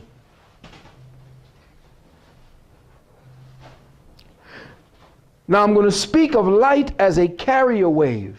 Light itself is a specialized carrier wave of omniscient mind. Light is conditioned by its choice to select itself into self-defined existence. Whoa. Here we go again. Let me say this again. Light is a carrier wave of the omniscient mind, conditioned by its choice. Conditioned by its choice. What was that? Oh. Okay. Whoa, I didn't even hear that. Light, listen carefully, is a carrier wave of omniscient mind. Light is conditioned by the omniscient mind's choice, listen carefully, to select itself into self-defined existence. Because all things done by God is self-evident and self-perpetual. It self-perpetuates because it is of the self's own mind, of omniscient own mind, that gives permission to itself to exist. Now, when we examine the nature of the higher self, we find that at the atomic level, our physical bodies are made of star essences. At the subatomic level, our minds vibrate sympathetically as non-physical repositories for the galactic mind. At the subatomic level, our souls vibrate as the non-physical repositories of the divine intelligence that permeates the omniverse. Again, matter is a formula of omniscient mind. For it to exist implies a qualitative distinction from something towards something. From something towards something. Reality, then, is the quantitative conditional reduction of the relative. Let me say that again. Reality is the quantitative conditional reduction of the relative. Reality is therefore a self-contained interpretation of the relative, a form of self-contained language. Now, why am I saying these things? Because we're going to go back to the top and we're going to go down them and we're going to exchange with each other. I don't want you to just vegetate into what I'm saying to you, because this is the new mathematics that they told you not to teach. Remember, you just read it. the real mathematics. This is where we have to go, because we are no longer going to be able to fight at the level where we're going to pick up a gun. We already lost once we got that. Unless it's just to immediately defend yourself. To go get a gun to do anything like these jackasses in government are doing is suicide at this time. The idea for the nexus, coming up to the nexus for the new transition of consciousness at this time, is to not take the old paradigm solutions with you. You're lost if you do. Now, again, the words and the way I have to coalesce the words in order for me to bring an awareness sounds like, what the, hold on, let me see if I can get it. I can get it. And I know you can, because you wouldn't be here. I said this is what I was going to do. And the people who come will know exactly what I'm talking about. And you do. The part of you that you forgot. Again, reality is therefore a self-contained interpretation of the relative, a form of self-contained language. Now, how am I use that as a weapon to counter this man? Well, you see, you become invisible to the matter reality that is now being played out once you vibrate beyond this scope of being. Now, what does that do for my family to eat? Well, see, there is a reality beyond the one that you've agreed to participate in. And the only reason we are locked down is because we have agreed to it. Now you say, well, damn, the motherfucker came over and snatched me. No, hell no. There is a reality beyond the one we're dealing with. And I don't say that neither one is not valid. Some want to play one reality out. I have done that. And now I'm dealing with a reality where we change things. Why does this bastard join Skull and Bones? Why do they go digging in Kemet? Why do they go places and study our shit at the deepest of levels, change it and turn it into Masonic, into this, into that? Because they know that's where the secrets lie. The reason why we fail is because we are not learning the real mathematics. He told you how he will win. The real mathematics is to change your context and your syntax of how you describe your reality within your mind, because your mind is a holographic projector and receptor. And you pick up your reality based on the agreement from within. How you agree for it to be within you is how the universe will respond back intact. Again, if you do not want to be part of this, you can stop right now. If you fast for 21 days on nothing but water and air, you can topple this shit overnight. You wouldn't have to pick up a gun. If every man jack can say no to this and turn their backs. Anybody ever watch Star Trek sometimes? The Klingons? And when my boy don't want nothing to do with you, they go bang, bang, and turn their backs. If we did that now and turn our backs and say, listen, I'm ready to suffer to give birth to the new paradigm. Nobody wants to suffer. Nobody likes pain because they're teaching you and conditioning you not to feel pain. Why do you think every second commercial is about a drug and at the end, side effects may include death?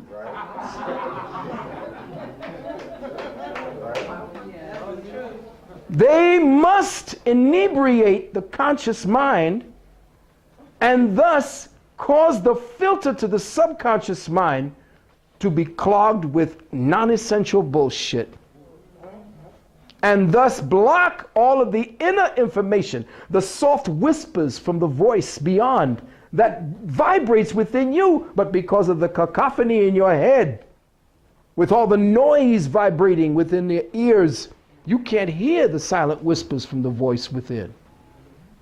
You're too busy paying attention to without, and that's what they want you to do. That's the distraction. So there is no counter validity to any action, even when you want to kill yourself with alcohol, with drugs. If that's what you did and that's what you chose to do, that's your point. Die. serve your purpose if that was what you wanted to do. But at this point, we can't attach ourselves to any kind of emotional things that bring us down.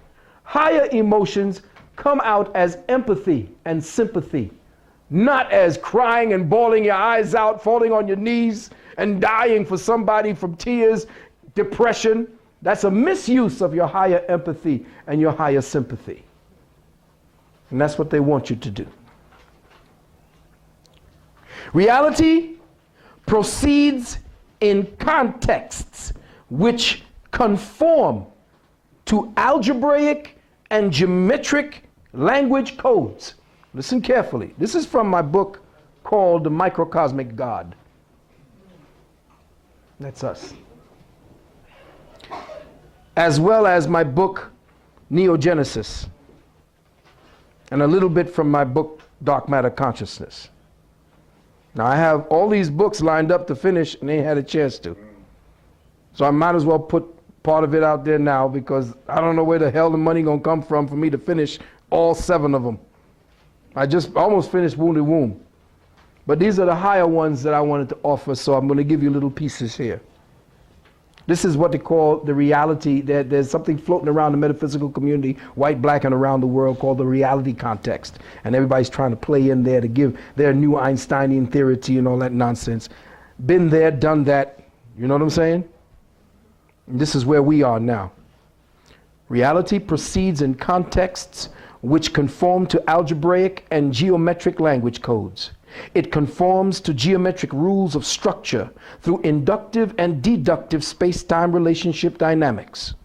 It conforms to geometric rules of structure. Reality conforms to geometric rules of structure through inductive and deductive space-time relationship dynamics. Thus, it is that the Creator negates or contracts upon itself to create a consciousness cocoon to provide the means by which to refine itself. Let me say that again. The Creator negates or contracts upon itself to create a consciousness cocoon to provide the means by which to refine itself. This Creator provides the means to realize its own choice to exist. Let me say that again. The Creator provides the means whereby to realize its own choice to exist. So experience, or so existence, is everywhere the choice to exist. Existence is everywhere the choice to exist. Thus, as children of the Creator, everything in your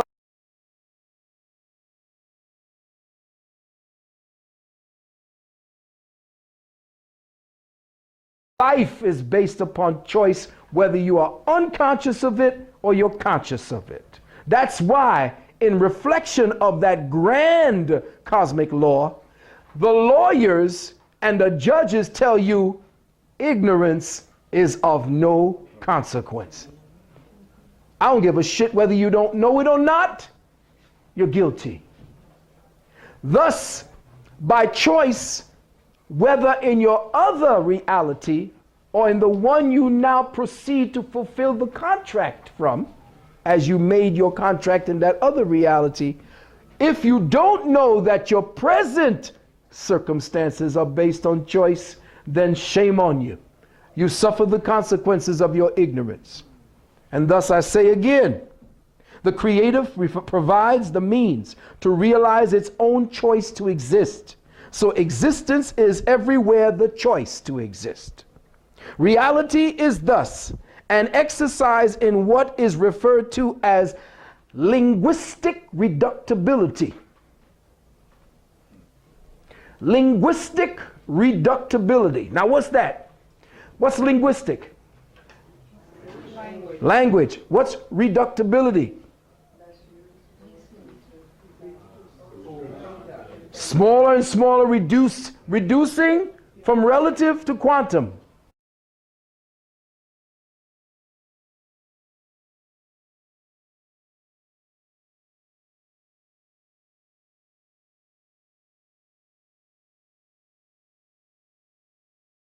At this point, is based upon your choice, whether ignorant or not, to change the relative reality, that is what you call God, into the quantumized reality, which you call existence.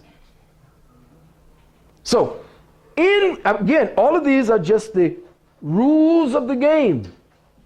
So that when it comes to you applying this in your life, you want to turn out to be a warrior and learn how to use a gun and a sniper better? Learn this first. Ready to go to war? Learn the fact that the war is already being fought, and if it ain't won inside of you, you ain't going to win with the gun. The gun is an extension of yourself. How many people know how to use a weapon? And what do they tell you first?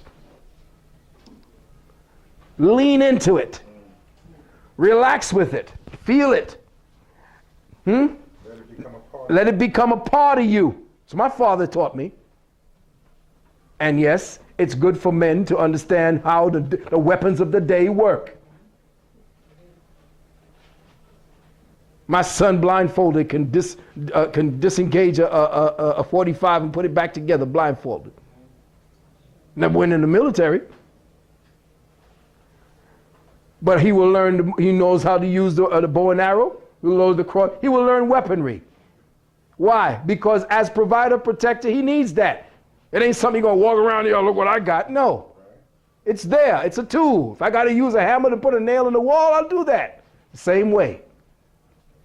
If that's what you want to do, fine. But if you do not understand that everything you touch, everything that you want to condition or to change, or anything that you want to make your own, you have to first release the distance you have placed yourself between it, that has been placed between it based on your perception.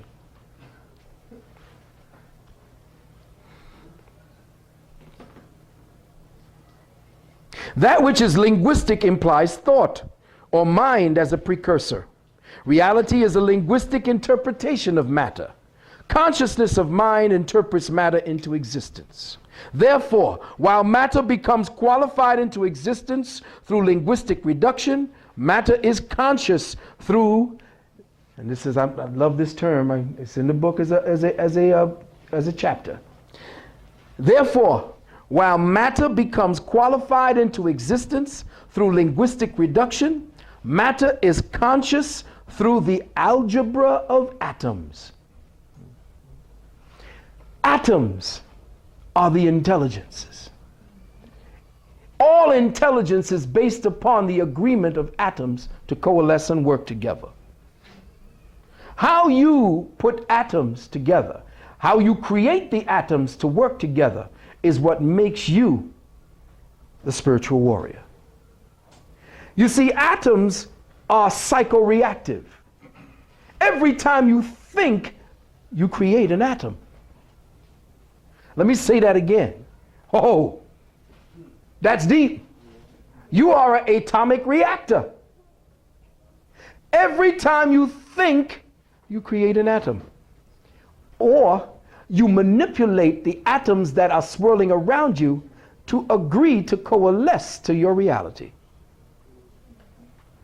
You see, once you can see past the madness and change your mind, the condition that has been reinforced by your attention to that thing dissipates. There is no longer the attention to the thing that imprisons you. The more he keeps you paying attention to him and keeping him in your conversation constantly 24 fucking hours a day, you're worried about this white devil. Oh, he's coming up. Here he come again. Oh, shit. What am I going to do? You don't even know what a flower smells like. You don't know what real water sounds like against the earth as it flows. You haven't even heard what stillness sounds like, because stillness has a sound all of its own. And the purpose of taking you away from these meditative conditions that put you directly in touch with your higher self is to distract you from that place that gives you back your power. This is why the native peoples have survived. You may have taken the land, but you have not conquered the place that they have been in for the last 50,000 years. You may kill a few that will be sacrificed to go forward to establish another paradigm somewhere else. But the place that we exist in, you can't become a Native American. You can't fucking become Yoruba.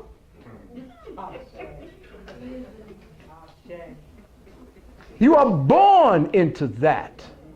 That is a consciousness condition that came through and established itself, named itself, gave it to those people to hold so that the vibration in that point will give off certain harmonious energies for that part of the earth.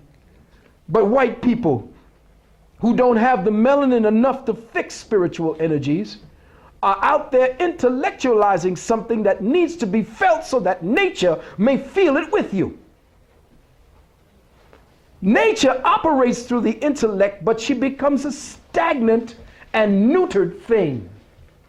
The difference between us as a people, melanated people, is that we had a synergy and a synchronistic attachment to the feelings of the planet, which they do not. That is why when you saw in the beginning of this particular movie called The Last of the Mohicans, the new version, did you see that? Yeah. Check that movie. That was one of the better movies I saw because they had Russell Means and real native peoples playing the part. But in the beginning was the deepest part. Showed you the strength of the warrior, running for like miles just to chase this thing down. But it was a dance of the universe being played out.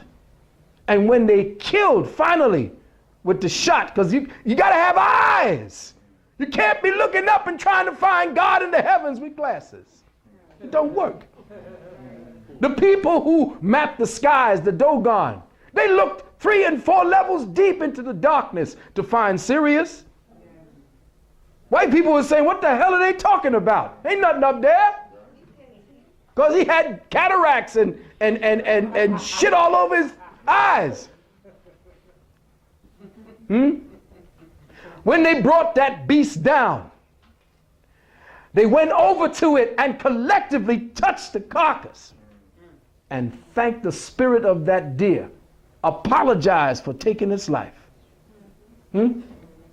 saying that we need to eat. But you got this devil out there on his sports program, taking down deer to hang the necks up in some guy. This is a savage! When the white man came in, he saw a high civilization, but because we were in huts and in skins and naked, he thought that, oh, these guys are beasts. We're wearing clothes, so we are sophisticated and we're civilized, not realizing that they were gods and they knew how to interface with nature naturally.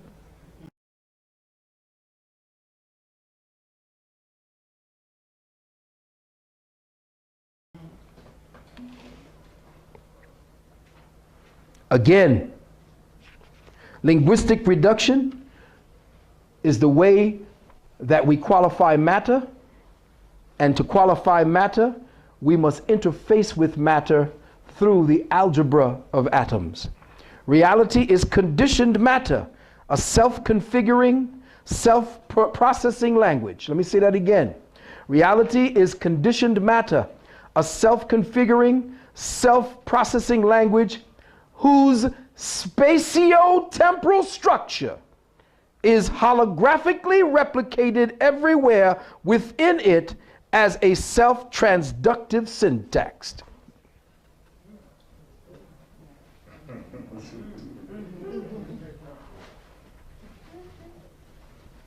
Shit, how's that gonna pay my phone bill? Well, see, your ancestors were inside talking about this, and you'll tell me, well, the white man came along when we was talking about this shit, took the land. No, they didn't take it that easily. Y'all gotta remember, it didn't come that easily. Whoever these beasts were that gave this bastard not the intelligence, but the science. See, he gave the science to a spiritual imbecile.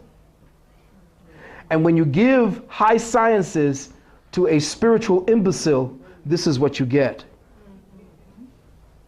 You see, you couldn't give this kind of technology to our people back then because we wouldn't use it.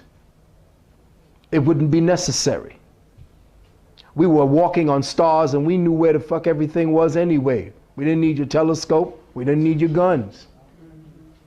But the planet was changing herself. Something had to die.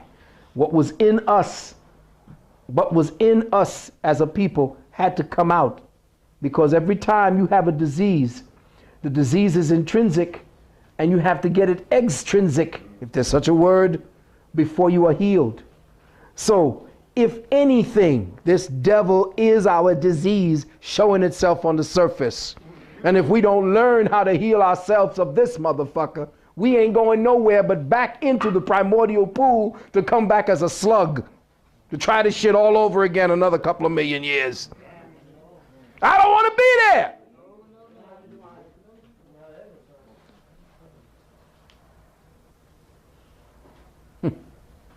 Again, reality is conditioned matter, a self-configuring, self-processing language. It is a self-configuring, self-processing language whose spatio-temporal, in other words, temporal meaning everything, what we see in relationship to one another, spatio-temporal. So this is a fancy way of saying the relationship of bodies one to the other. Structures is holographically replicated everywhere. So reality is a seed that already exists within a quantum space. And as it grows into the space that is predestined for it to fill, it begins to condition the space that it's in. And all the people participating within that space understands the relativity of the space and then begins to create the conditions for quantumizing their own experience within that reality.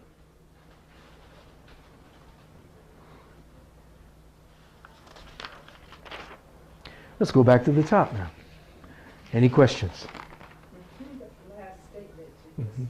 Yes. How does that fit into sort of like diseases like Parkinson's and so on? Good question. As we begin to become more and more aware of ourselves, we begin to see that genetically we have passed on from generation to generation the principle of lack within the context and construct of our language, and how we have translated that lack into a reality from perception.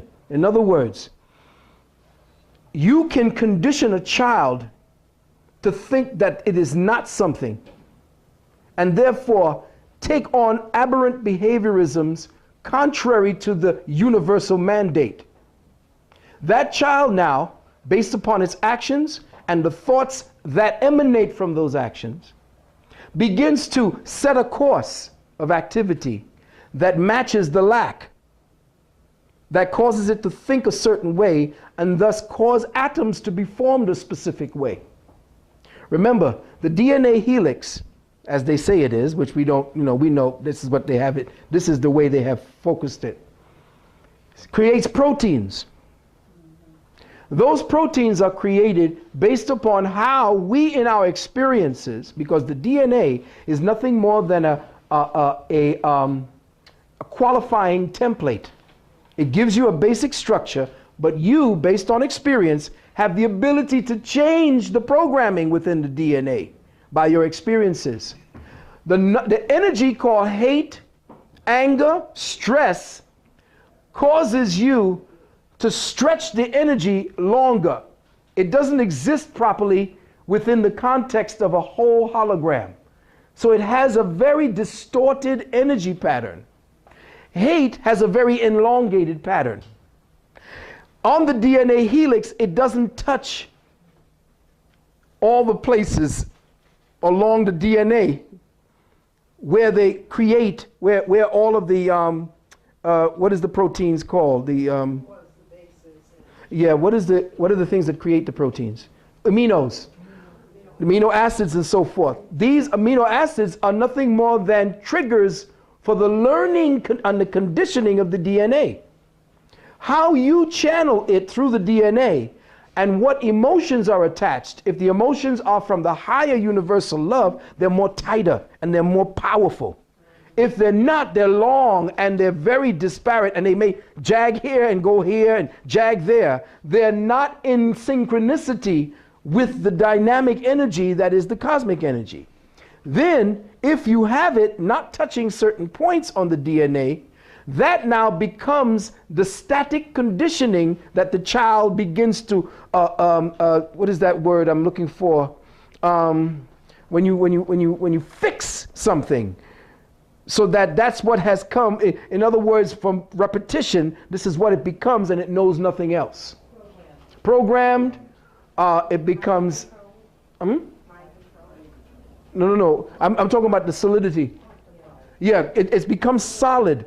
In other words, the learning now conditions how the DNA will behave, and then 2 or 3 lives past that conditioning, you begin to see diseases come up inside of the soul structure, because the soul structure carries the template signatures of that experience, which then gives instructions to the new body through its genetic coding. So the soul's signature has instructions that begin to teach the genetics how to form around the tasks that the soul has set for itself for its next life. So the signature of Parkinson's is based upon a trauma that caused the energy frequencies of thought and emotion and the catalog of what you put into that chemical catalog. Because remember, all memory, all thought is a chemical memory. All memory is chemical. If the chemistries are consistently around that traumatic programming, then you begin to carry the scar and the signature of that experience, and it dictates to the genetics how you're going to be.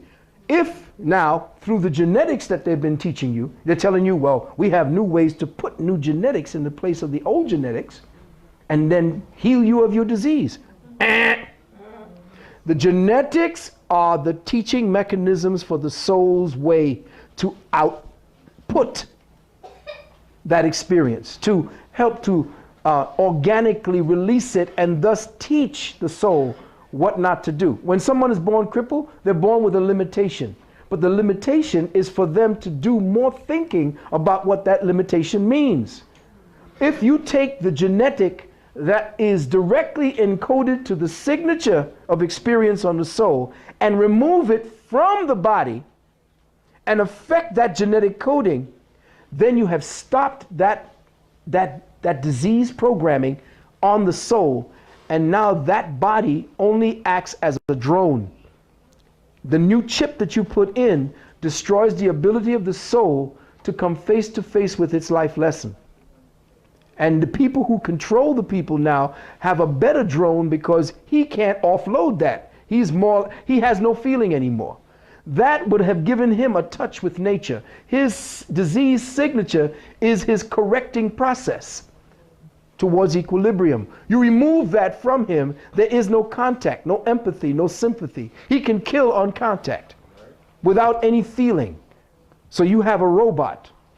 So yes, all diseases, essentially, which is a good question, is basically how we have conditioned matter and how, based on our experience, we take the experiences in matter and condition it as a chemistry within us. So it's not a vibrational force. We're saying it's predetermined through protein. It is. It's vibrating on a very high frequency. But it's crystallized, hasn't it? But it crystallizes through the instructions given to the genetics. And the genetics now broadcast that to the body, and now the mind controlling the vehicle now must conform to that physically, but then are you raised up enough to compensate so that it doesn't become an impediment? It just shows what your life lesson is. And if you take it with all humbleness, all humility, allow it to purge, like a person purges themselves of cancer by dying. So what? You come back, if that's what you want to do. But the feeling of, oh my God, you're dying, you're suffering, and we're hurrying up, we're going to get this cancer vaccine, we're going to help the poor children, look at the poor children. This bullshit sympathy is what's keeping us locked down in the paradigm. Because each person, each child, each one comes back with the signature of experience that is relative to their own awareness and their own evolution in life. So with Ray Charles and Stevie Wonder. Yes. does that apply in their situation? Yes, that's their choice to come back. But you see, they came back, and based on what they came back with, remember, say they came blind. To come back blind or be stricken blind means somewhere in the other life, something so horrible, something so fearsome to the psyche and the experience, blind you. Something that could have happened that you did to someone else, that you blinded them. Whether you're born with that or Whether you're born with it or not, there is no innocence coming back. Remember, the original sin was creation. There is no original sin done by us. The original sin was to allow for the environment for the Most High to interface with itself. Yes, beloved. All of this coincides with time, right? It coincides partially with time and space, yes. Yeah. Yes. But time is relative to the fact, oh, is this mine, beloved? Or is, oh, thank you so much.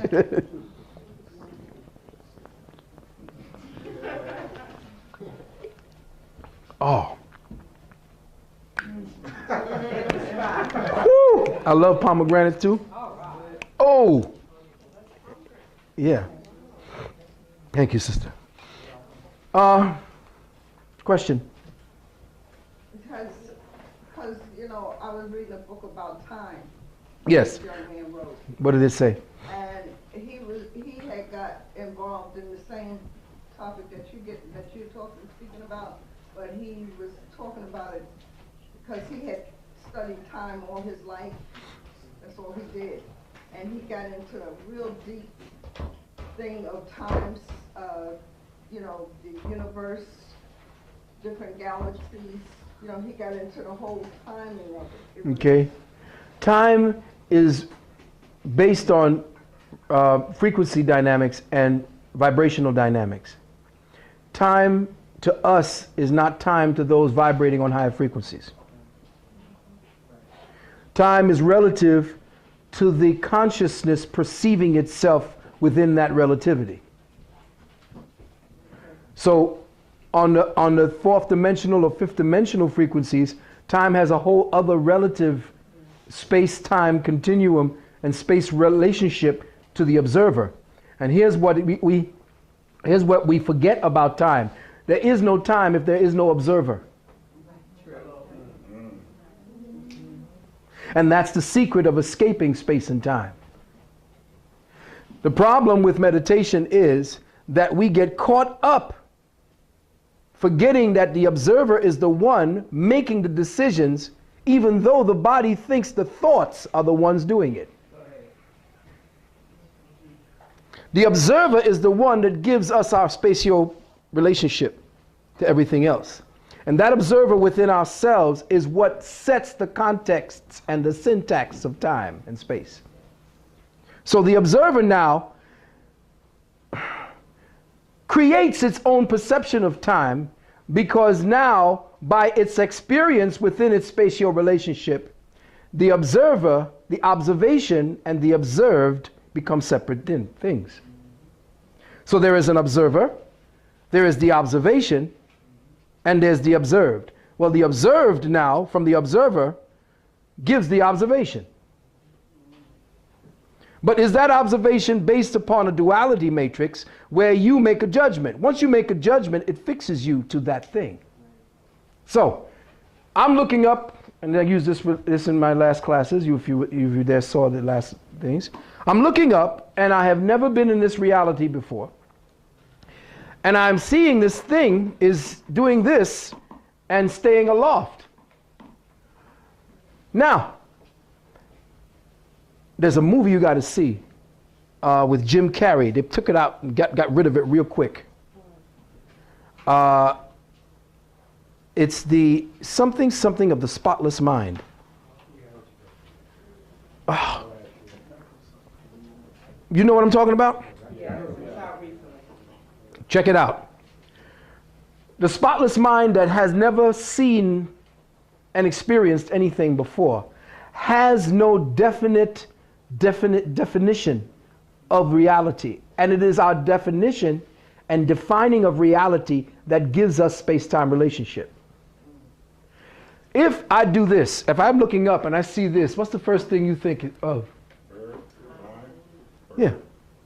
If you see this thing doing this, the first thing you think of is what? Bird. No, you think bird. You're looking at the thing on the ground, you see it flipping around and gets up and flies, bird. You teach your children, bird. Dog. Horse. Fly. They're none of these things. They are descriptions. And what happens when you define that thing? It becomes fixed. Exactly. But what does it do? Yes. Well, what is it? It limits you. Why does it limit you? You fixed a definition on the thing.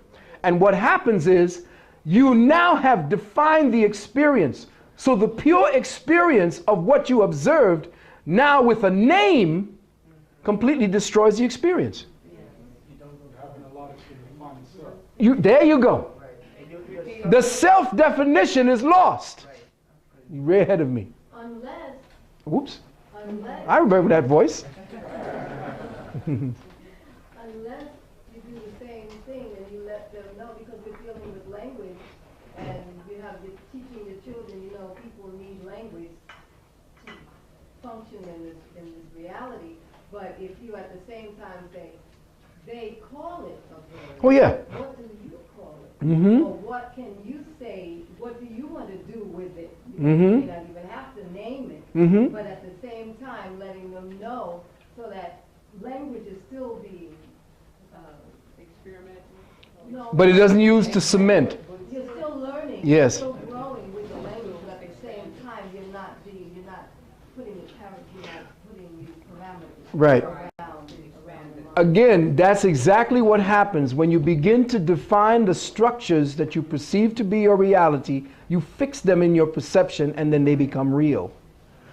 When brother says you lose the experience and you don't allow it to define itself to you, that's how you forget that there is a language and there is an algebraic, logarithmic progression to the way the atoms come together to fix the reality. If you use the syntax to define something without giving it the freedom to release itself, to define itself, then you have boxed yourself into a false perception of reality and you no longer grow with the reality. Those things that you call bird and what do you call it, were there to actually fix specific activities for your learning. Nature is a school. And why the natives and the brothers and sisters in the continent and the earlier places were so powerful and so heavy into metaphysics is because they understood the languages and the activities of the animals to be as teachers for you.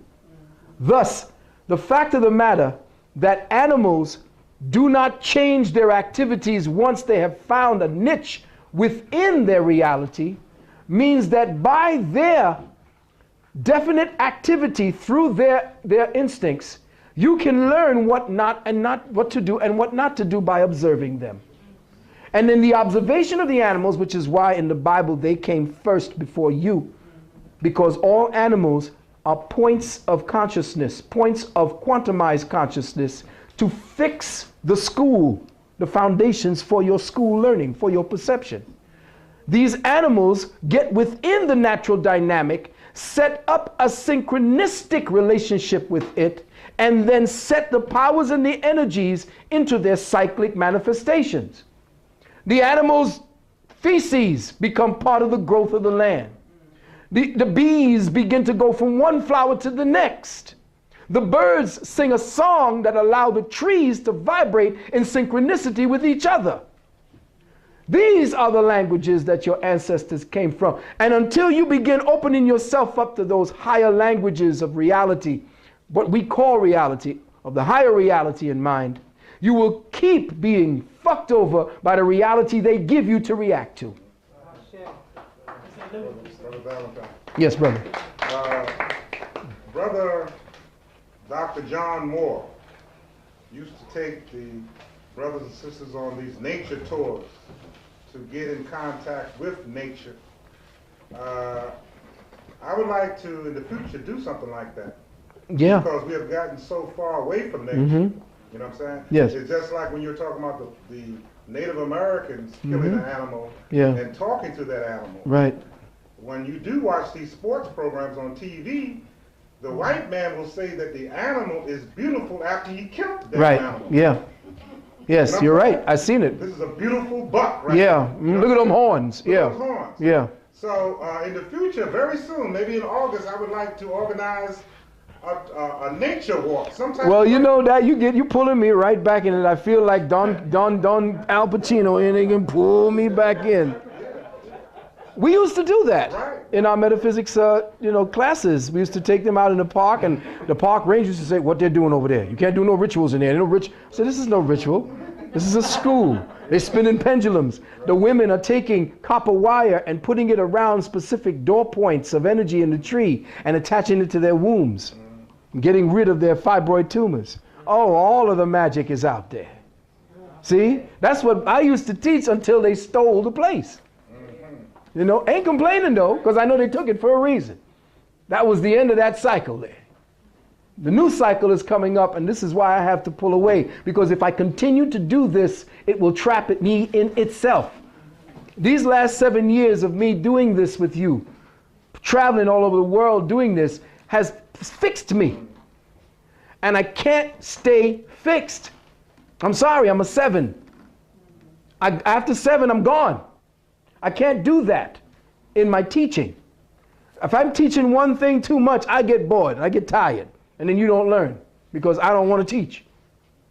But if I feel that I stay within my own quantumized format relative to my enhancement, then I will grow, and then when I come back, I got more shit so that we can party with. You see? And that's how it's got to work. And that's where you got to feel for yourself. There are cycles of evolution within each one of you all. And you have to find that place. And be brave and courageous enough to say, fuck everything else. I got to take this new move, because that's when the universe gives you what you want. You got to get it into the cycles like your ancestors did. Because when he came, he fucked up everything. He gave you Monday, Tuesday, Wednesday, Thursday, and Friday. He gave you January, February, March, April, May, June. It's bullshit. He gave you 60 seconds. Now he's cutting up 60 seconds. This motherfucker's crazy. He does not have any perception of what real time is. Real time is his own quantumized madness. See, time where we need to be should not exist, because the present perception of time is pathological. 9 to 5. 9 to 5 is your slave time on the plantation. And then the rest of the time you go home and hope you can learn something. Hope you can get to know your wife and your husband. Hope you can get to know your children. And then you're back up again. Back again in the plantation, this time in the concrete plantation. Yes, beloved. Do you agree with Elijah Muhammad's concept that we have no beginning and no end? Exactly. How is that? There is no beginning, because that would imply that the Creator had a beginning. And thus, if anything created by the Creator has no beginning or end, Thus it always was. Thus it is the creator and not a beginning. The perception of beginnings means certain cycles of that retraction. In other words, remember when I said the creator retracted 10% in order to create a field of awareness to give permission for its own self to exist so it can examine itself. That definition of that thing, that 10% is called ignorance. The field of ignorance had to be created out of the field of all-knowing so that all-knowing could know itself. If it did not retract from itself to create a place of lack, then we would never know what the fullness of that thing we left is. And again, it's all the creator playing with itself. There's nothing that is existing today that has never had existed. If I'm going to get that together, let me see that one more time. There isn't anything existing today that has not existed. Period. That what this is just taking the mass pool of clay and then shaping it into something else. And the beautiful thing about it is the creator, through the Brahmins and through Krishna said, I will give you all that you survey. Once you understand who you are in relationship to all those things, and then you come back to me. This is what he's saying to Arjuna and to Krishna talking to, I think it was Arjuna, and anyone else. He says, after you have attained Godhead and you become one with me, still will you not be yourself. Because then that would be suicide. Everybody said, well, you have to get lost in the one. This is white people interpretation. You got to be absorbed into the one to understand it. No, you don't. The fact of the matter is this 10% will stay that way forever through what is known as the cyclic sleep and the waking of Brahma. The waking, when they want to put the map to how long the night of Brahma is and the day of Brahma is, you put 1 and then a mile of zeros. That's what they call the day of Brahma. And then after that, Brahma, like the tide, after it's been pulled in, it goes out and it washes everything that ended up on the beach and draws it back into itself. And for the one with a mile of zeros, it sleeps. What it says is that anything that is conscious of itself and has the ability to perceive itself as separated from anything is participating in the dream that the Creator is having of itself. So, when the Creator sleeps, we exist. Because if it was awake, it would be the all in all, conscious as consciousness, and be not separated unto itself. It can only do that while it's asleep. And isn't that the reason too? Here we are. Most of us are asleep, gods, and don't know it. And the secret is that an aspect of the Creator throughout all of the existences that can be ever understood. I'm talking about levels of dimensional consciousness that has billions upon trillions of stars, and then other levels above that and behind that and below that and inside that. Just imagine infinity, eternity, and everything, a soup of reality that goes on constantly, period. And inside of all of that, the Creator, that central mind inside of all of that, is participating in itself through you.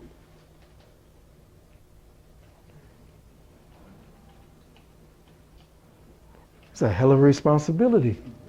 You are the school for the Creator. So what the teacher gonna do?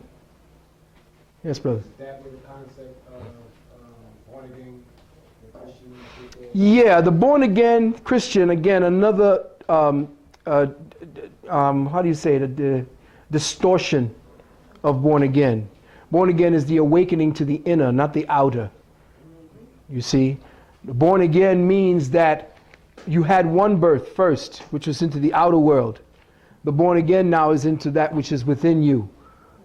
And what did it say above the temples in Kemet? Know thyself. Oh, come on. Now, I opened the door. You want us to get ready to get back into this? More so we can understand more of this? Okay. My pleasure. Oh, question. Oh, I'm sorry. Yes. Yeah, to reiterate what you were saying, meaning that when you become one with the universe, as far as being one. Yes, but we can't perceive of the universe as anything that we can see distinct from ourselves.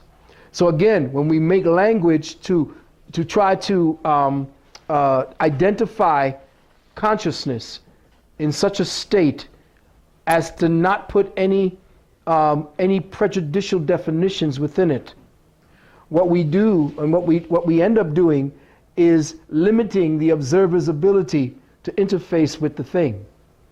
We're not allowing, if we put the description of it, universe, what does that mean? Oh, stars. We're not allowing it to talk to us from the subtler aspects that we don't see of it. There's no such thing as non-conditioned space. Space is a conditioned fullness. Just because you can't feel a tangible reality within the construct that we operate in, this is an environment that was given for us to operate in, so that nothing interferes with the lesson plan going on for these creatures down here. But every now and then we have people who fuck with the school, and what they do is they introduce technologies that disrupt the spatial relationship of dimensions so that we can't maintain that agreement. And then we open holes in the reality and start letting in things that become parasitic to us. You see? And then we begin to degenerate, and the ship that we're sailing in begins to sink. So, not to say you were correct, you're totally correct in calling it universe. I call it omniverse, one. The omniverse itself, or the spectroverse, which is light, or the photoverse, all these different words that we deal with, the word verse means word. Omniverse is one word. And that's it for me. Om. That's the sound, one of the highest sounds in the universe. Hu is another one. All is sound. All is vibration, all is frequency, all is wave, all is particle. And if we understand those dynamics, we see that there's a bunch of particles in here that create and constitute the whole entitled body. Each one of you is a billion universes. Do you know that every time you incarnate, the more cell structures you have, the more atomic cells and the atoms you have, listen carefully, excuse me, the more cells that you have per spatial relationship in your body, the more advanced and more times that you've been back into the physical form and made your transition back and forth into spirit and flesh. Because for the more cells you have in your body, the more atomic structures, the more atomic universes you have in your body. Which means you've done this a whole lot of times before. Okay? Anybody else with their hands? Okay. Yes. Mm-hmm. Dr. Brown, you asked a question about did some have a beginning. One thing that we emphasize on, some do have a beginning. What does? Sure as hell it's not us. We have no beginning and no end. Well, yeah, I see what you're saying. You're saying, well, white folks. Well, you see, that's not even a beginning. Essentially, if they were taken from something that existed, that's not a beginning, it's just a transition of perception and consciousness that exteriorizes itself as a phenomenon. So, if we were another type of conscious and intelligent species, our downside would have a whole other representation that may come based upon the reality index that we operate under. So if white folks are our disease, if I was somebody from the 25th dimension, something else would be my disease, based upon the context and the way that I operate the atomic algebraic formula of existence. You see. So based on our use of algebraic atomic configurations, we created this. So we say, well, no, man, well, who the fuck was Yaku? That was a sick asshole. He wanted to create white folks to do work for him. Lazy motherfucker. No, he wasn't creating a better man. He wanted slaves. Period. And that's where they got this, the book Frankenstein from. Because the monster got out of the lab and fucked up the town. Didn't he come back and fuck up your town? Well, that's who he is. That's why Frankenstein was the #1 story and the #1 monster. And then Dracula came right after that. Blood-sucking motherfucker just like he is. All his monsters tell you who he is. Wolfman. Huh? Freddy and Jason? Yeah, that's who he is. Don't you know he's projecting onto you who he is? X-Men. That shit is so contrary to reality. X is female, so you can't be X-Men, it's X-Women. We got a lot of X-Men out there. They're in the gay pride parade.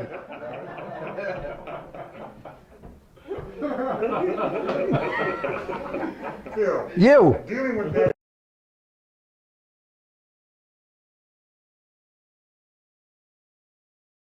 subject, so-called on the down low, which they're not on the down low. Oh, here we go. We done went right out of metaphysics into the down low. What is the connection between, I see a lot of women who hang out with homosexuals. What is that? Is that a secret relationship going on there? Well, you have to remember that the homosexual is like a woman. He is the one who sets the context for how women dress. It's still a man that dresses women. Yes. A kind of a man. But she's still looking to the authority of the male principle. Yeah. And women are ashamed to surrender to that particular part of it because it's like, well, how could you be the man? And why are you allowed to do all that shit? Because, we're men, and so what? You are allowed to do a whole lot of shit you want to do. I couldn't do it and didn't want to do it. But there is this thing where the masculine principle becomes the guide to the feminine principle. It always is that. I don't give a damn who it is that comes talking about most of the time when it began to switch the paradigm and women began to become more masculine. And that's when you see the change in the paradigm and the change in the equilibrium. Once that happens, you know that shift to the women becoming or feeling the masculine principle more than the male principle, and then the males feeling feminine more than masculine, that means that there is a crash coming. The equilibrium is out of sync, and it means something has to be readjusted. That's why at the end of every great civilization, you read in their books that every time homosexuality was rampant in the before it came down. I'm not even talking about Sodom and Gomorrah. I'm talking about real countries, Rome, Greece, Kemet. Everybody started switching up on the gender principle because it was all right to do. As creators, you could fuck it up if you want, but if you mess with the equilibrium, you mess with the peace. You mess with all of the ways that peace may come about.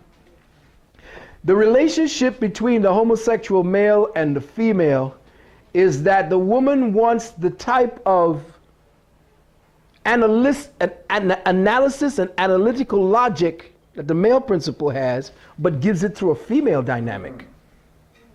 most of the ways that the women, especially in entertainment and all that talk, is gay talk. You know, girlfriend was not about a girl talking about their girlfriend. It was about faggots talking to each other. Break it down. It was faggots calling each other girlfriend that the sisters picked up on. Where do you think this came from? That was not women did that. It was gay faggots doing that shit. Who you think dresses these models on the runway? It's all gay men. Yes.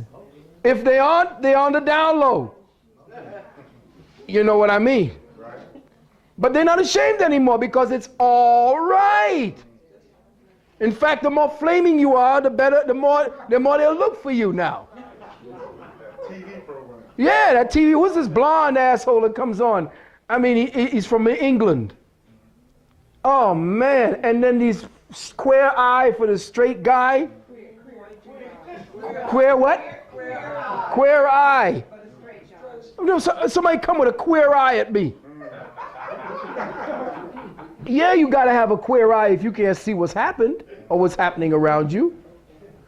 To tell you the truth, listen, I ain't got nothing but love for everybody. But when they try to make me think that this distortion they want to call a society is what it is, then that's bullshit. I gotta just say, okay, I'm not part of that. And I'm gonna talk about it.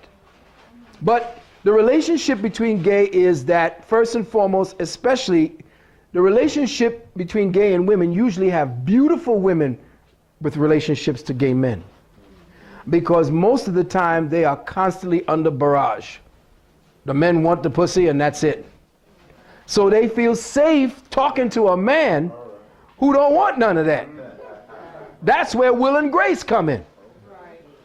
Grace can be herself. She just, I mean, before there's things that you shouldn't or even talk about as a woman out in the public, private shit. She's talking to him about it. Have you ever watched that show? Yeah. Man, and the other guy is just the flame of the week, the month, the year. He and she, he wants what she wants. She can't get what she wants because he ends up wanting it. It's madness. And that's the way the shows go. Now everybody play. Now if you watch Will and Grace, all these Hollywood stars, big time stars, come and do cameos on there. Michael Douglas and all these, ooh, is that who you really are? Because they be playing gay folks. Good too. Anyway, I didn't want to get into that. I wanted to get and stay here where we at. Yes, beloved. So is America, we're ready for fall? Because did you see us ready? I don't know whether you discussed before I got here. Yeah. Are we ready for the fall? Well, we are already starting to spiral towards that. We first have to go into complete fascistic state. We have to completely see the jackboots marching through the city before people start saying, oh shit. Yeah, I just saw in the Amsterdam this week 1,000 gays and lesbians took a boat, a cruise to the Bahamas. Yeah, that was with Rosie O'Donnell, and they had a picket there to shut them out.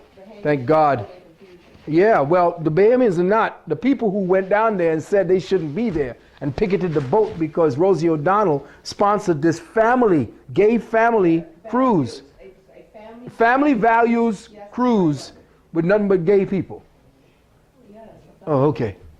But understand what I'm saying to you. This quasi-family state is set up to destroy the structures that keep the specific, how do you say it, the modular relationship that helps to evolve each one. See, you choose by who you are what it is you wish to participate in. Now, if you choose the female body, it means that the vibratory frequency of feelings is what you want to participate in. So the female body is the best antenna for the principle that has come to be deduced and reduced into what is known as feelings. So there are certain nerve structures There are certain dynamics. There are certain shapes. There are certain things that you have to be. Everything about you is inside. So everything about you would be more in contact with your internal. So you by nature would be more into the induction process. You induct things. You feel things on a greater level, on a deeper level. You have the capacity for empathy. You can feel the communication of the baby that comes from your womb, because the cries are vibratory wave patterns that are aligned within your own matrix if you're sensitive as a woman. So you'll know what the baby needs changing. That's a change cry. That's a food cry. That's a I want to walk cry. That's a stretch my arms, Ma, that, I'm a little, what do you call it? You'll know that if you maintain all the things necessary for your substructures to be female, feminine. If you do anything to mess with that, then you invite that small part. And you notice that the yin-yang is shaped in such a way that it's a black and a white with a tiny white in the black and a tiny black in the white. That is the equilibrium that keeps you polarized to the third dimension, because all things are of the unitary body. So you will carry a part of the one and the other. That's what creates the attraction on other metaphysical levels. That's why they say, well, she does things like me. She likes the things I like. Well, he likes the things I like. Well, why is that? Because there's a component within you that I vibrate to, and a component within me you vibrate to. But we don't transgress the borders that maintains the integrity of that polarity. Once one crosses the border, then the equilibrium of the scale is gone. Now nature does her best to try to bring equilibrium back. And they talk about, homosexual marriage should be equal to heterosexual marriage. Why? Well, because, it's the right thing to do. Well, there's one thing that a homosexual marriage can't do. And Brother Jay gave this to me. There is one thing that a homosexual marriage cannot do, and that is produce children.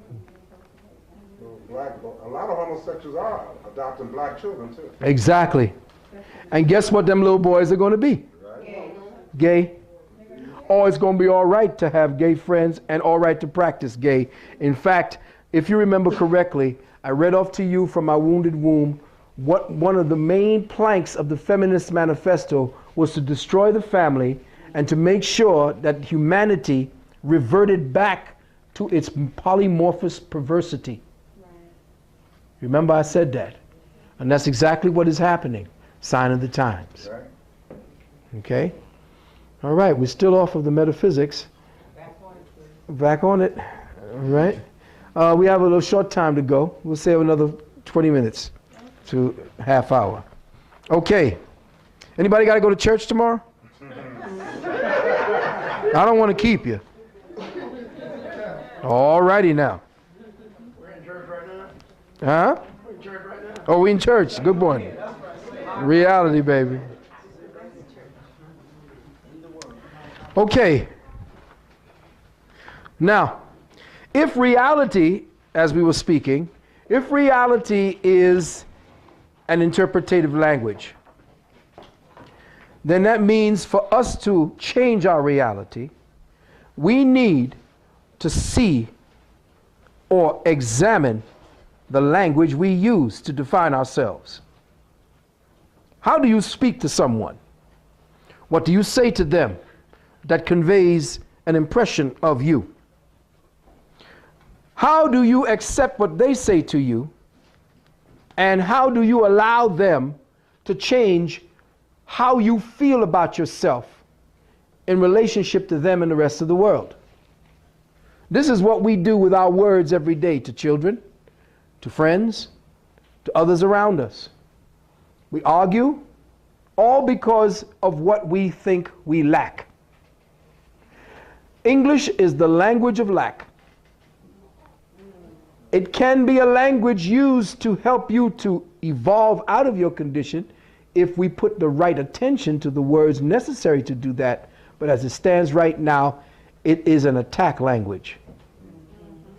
And it is used to destroy people's good feelings about themselves, their higher natures, and it is used to conduct fear.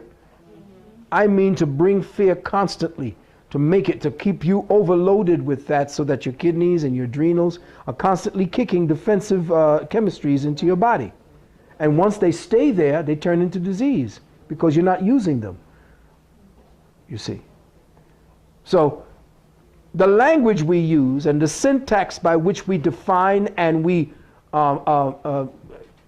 give form and taste, substance, smell, feeling to reality, that's what creates our conditions inside and out. And from the time that we start learning to speak the language, the first word that a 2-year-old learns after it learns the language sufficiently enough to communicate, the one it uses most often at that age is what? No. No. No. That is his or her way of defining his space. Oh, but you see, if you don't allow at least a time for him to have his space, then you're conditioning that child to become accustomed to your space. You see, you're forcing that child to become more amenable for repression and doing time. Is that also a form of rebellion? Well, it's not a form of rebellion more than a form of the personality trying to form a distinction from what is his or her surroundings. Remember, he has no say in his surroundings, and all he is essentially being handed off to everybody. You got to sleep, you got to do this, you got to do that. Once he understands how language affects his environment, he uses that in order to set the structures for his own perception. Because he's a little man that's frustrated because his little body is limiting what he feels his potential is. He doesn't know what it is yet, but it only comes out as this anger or this frustration. The reason why I ask that question is because I see little babies almost fighting their parents now. Yeah. Like, yeah. I don't even know, but yeah. they be hitting them and well, that's because the parent. It is the parent. Okay. It is the way that I've watched this pregnant girl walking into the movie to see Jason. Yeah, that's true. Right. Effect on the mind of the child. That's madness. That's madness. Women in the ancient days, when they carried the seed, sequestered themselves from all stress and influences. That child was in peace. That's why when the white man came, he could not understand why little native children never cried. Or if they did, it was like, you can't even hear children crying. They had the same kind of look that little baby that was up here was here. Just peaceful, smiles on their face constantly. You see? No, that's it. Milk on tap constantly. I mean, it was in heaven. Yes, brother. Yeah, I was going to say, reference to what you said about the sister going in to see Jason. Like the doctors say, if you get too depressed, see, that's negative energy. And what happens is either you can lose that baby or it'll come out deformed. Yeah. You got to put as much positive energy in yourself as you could so that the right. baby can, become born normal. Oh yes. Well, exactly why the distractions are there to deform your child from in the womb. What's his name? Fritz Springmeier, who they locked up, by the way, wrote on the Illuminati codes and Illuminati mind control. And he has a section that I have that someplace packed away called How to Make a Homosexual. From the womb. They can do that. They can create geniuses in the womb. They know how to do that because they know how our ancestors did it. They can mind control you by moving the sutures on your skull. They do that when they want to get rid of somebody and they want to cause somebody to mind control. They cause an accident or they wound them or shoot them. And then they get them in the hospital. And then the Illuminati knows through the Chinese, because this is a Chinese technique, that while you're unconscious, manipulating the sutures, the plates on your skull, in such a manner can change the way you think. Because the sutures represent a kind of power line of conductivity for thought. They're the ones that qualify the ambient energies that are around your head. The sutras do that in relationship to the holographic matrix of thinking that you have inside your head. And the flow of energy around your brain is based upon how those sutras are placed. The Chinese know how to change the plates and get you mind controlled. And they learned how to do that. Now, Dr. Nalani does something called craniosacral biodynamics. And she is currently working on this child who is quote unquote autistic. Of course, the child was vaccinated and some of them dropped and so forth, but they're talking about, well, autism is not what you think it is. It's not, it's bullshit. It's toxic poisoning and it happens mostly to boys. Okay? So autism is a boy's disease and they attack the boys that way. But there is a science that our ancestors used to do.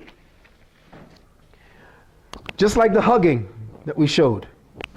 But there is a way for your body communicates in so many different languages that the relative language we use now to speak and the quantumized languages that is in your body based on how your blood works, based on how certain fluids work, your spinal fluid works, based on how the air in your body, because your body is not just a flat piece of meat and then you just breathe through the lungs. There are aeriferous passages all through your body that does not have any blood in them. And air is in there as well. So there are different ways that your body speaks. In fact, it becomes this choir. It either sings or screams. And that's why your organs are musical instruments. Each organ is within the body, and what is a body? Another word for a body? Church. So the church has an organ that people play. And you heard in one of my last lectures, I think it was the one I did, Code Breakers, where the church organ can get you into feeling God. Why? Because the music of the church organ synchronistically or synergistically links up with the harmonics of your organ, which is actually playing certain notes that represent the music of your inner spheres. That's why it hits the solar plexus. Well, the solar plexus, yes, is the sun center of your body. But the organs like the liver and the heart, the kidneys, the pancreas, each one vibrates on its own tone. When that note goes dissonant or flat, that's when disease comes in. The health that you get is based upon you cleansing the pipes and the organs so that the music may be played once more. When each organ is playing in synchronicity, have you ever wakened when you just felt so good? There was nothing resisting your body. You could do whatever you wanted with your body and you felt good. That's the youth energy that still resides there, you see. But you have to get the organs playing the right notes. You see, the violins and just like an orchestra. You're a walking orchestra. I mean, if the violins ain't playing on key and the piano ain't on key and so forth, how's the orchestra going to make music? It's the same thing with your body. Yes, somebody was over here. Yes. I just wanted to ask that in the native tradition, I could say this for most native tribes, is that when the baby is toddling around and it's at the age where you can talk to it, most of the tradition is that you don't talk to the child. You don't tell the child, no, don't do this, or yes, you can do this. You imitate what it is that you want. And so we allowed the children to just watch us. So if it was bedtime, everyone went to bed, the child sees this and he or she imitates. Exactly. Or if you're eating, you just show the food. Right. The baby starts doing it. Right. And so most of the baby coming up until a certain age was taught like that. Imitation, yes. And we didn't talk to the baby in the manner that. Exactly, exactly. That's the connection where the child is not interrupted by the first-hand experience. That's a wonderful thing. Yeah. Because in American Sign Language, the babies who have been born, most deaf children are born to hearing parents. And so hearing parents think that they have to know, they have to speak, they try to force them to speak. But the language that Sister Puma is talking about is sign language. And sign language, they call it American Sign, but there's sign language.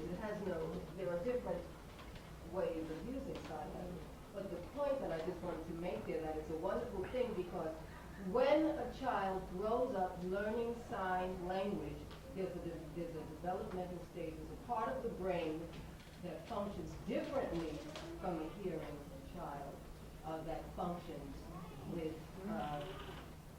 just using the voice, using languages that you speak. Deaf child has a different type functioning in the brain, in the language section of the brain.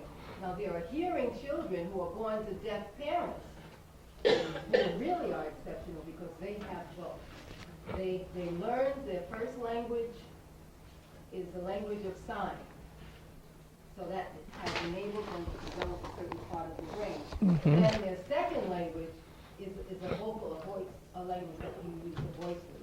And so what Sister Puma was saying, that's a wonderful thing to be able to have them both and not have to be deaf to be able to develop that part of your brain. And we could get into that more and learn how to use that to strengthen ourselves, strengthen our children, to give them a part of a state of development that they would not have had otherwise. Very good. The foundation of all native tradition is not to talk. You don't need. Yes, I noticed that. I was watching a documentary where two native men, there was this loud amount of celebrating going on. And most of the people, the white people, were shouting and talking, yelling at one another, right? The two native men were sitting across from one another, and it was standing right there. It was like, and they were. Right. And then the other one would, and the thing about the native and people, indigenous people, Africa, all of it, they have this stoic energy, this peace, this kind of attention that is missing from the person who comes from out of the city. And to watch them speak to one another with no expression on their face. Whereas American Sign Language, quote unquote, is about expression. And it was deep to watch the native people just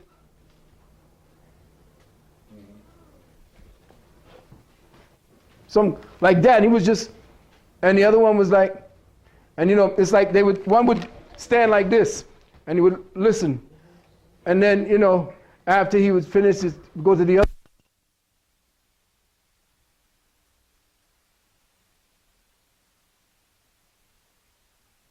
Peace. There is this peace. There is this placidness that I don't see here. There's overactivity. And of course, it comes from a place where the white man was hyperactive to begin with. Coming up into the indigenous cultures, demanding the way he did everything to be done, yes, today, now. That we'll get to it. You know, there's a whole other time sequence. We get up, we do certain things at a time, do that. But the white man's hyperactivity translates into the way he communicates.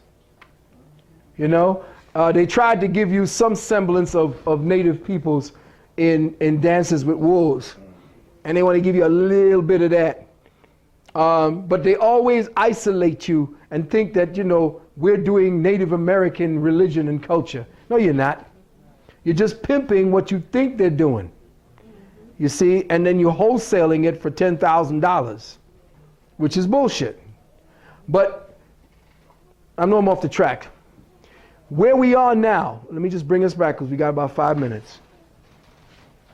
Where we are as a people now, as a spiritual people, as a structure of consciousness, is that we have to now take, and I'm saying this now because the little bodies of consciousness that I'm going to be holding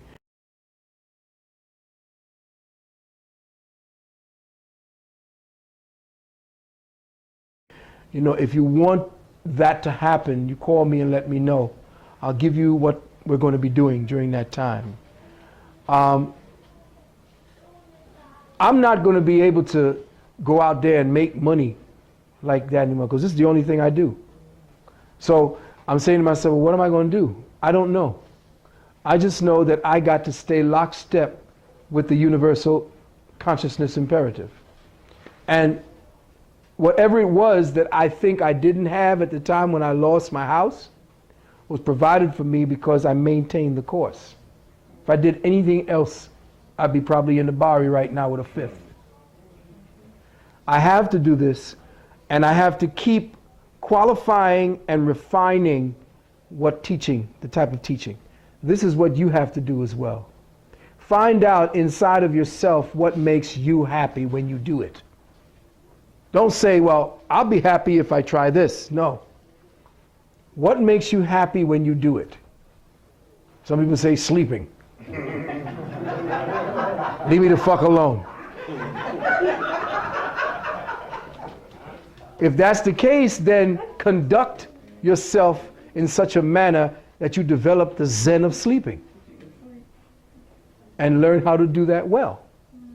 But whatever it is that makes you happy at this point, other than it being a debilitative practice, whatever that is, if it does not debilitate the temple, if it makes the temple happy, and if you smile when you're doing it, if you feel a sense of yourself, that means your thymus is opening up, and that thymus is what keeps us young. The thymus gland is huge in the little people. By the time we get to our ages here, it starts to shrink down into damn near nothing. But that thymus is what keeps us healthy. Once it shrinks, you start getting into diseases. Whatever it is that makes you start feeling good about yourself from the pit of your stomach, what makes you give joy, if it's about using your hands to sculpt. I tell people, you want to try something? Go take a sculpting class. That, you know, that immediately you get into the way the mind of God works. Because that's essentially what it is that your mind does. Your mind molds reality into existence. And you can interface with that physical practice and have a kind of synergistic relationship with the practice. Even if you're just digging holes in it for the meantime, until you find out what that meditation is inside of you that's trying to come out, that's trying to express itself. Let the clay become as your spirit catcher. You see, the clay is like an instrument for you. That's what a musician has. A musician doesn't have a guitar. A musician doesn't have a horn. A musician doesn't have drums. A musician has a spirit catcher.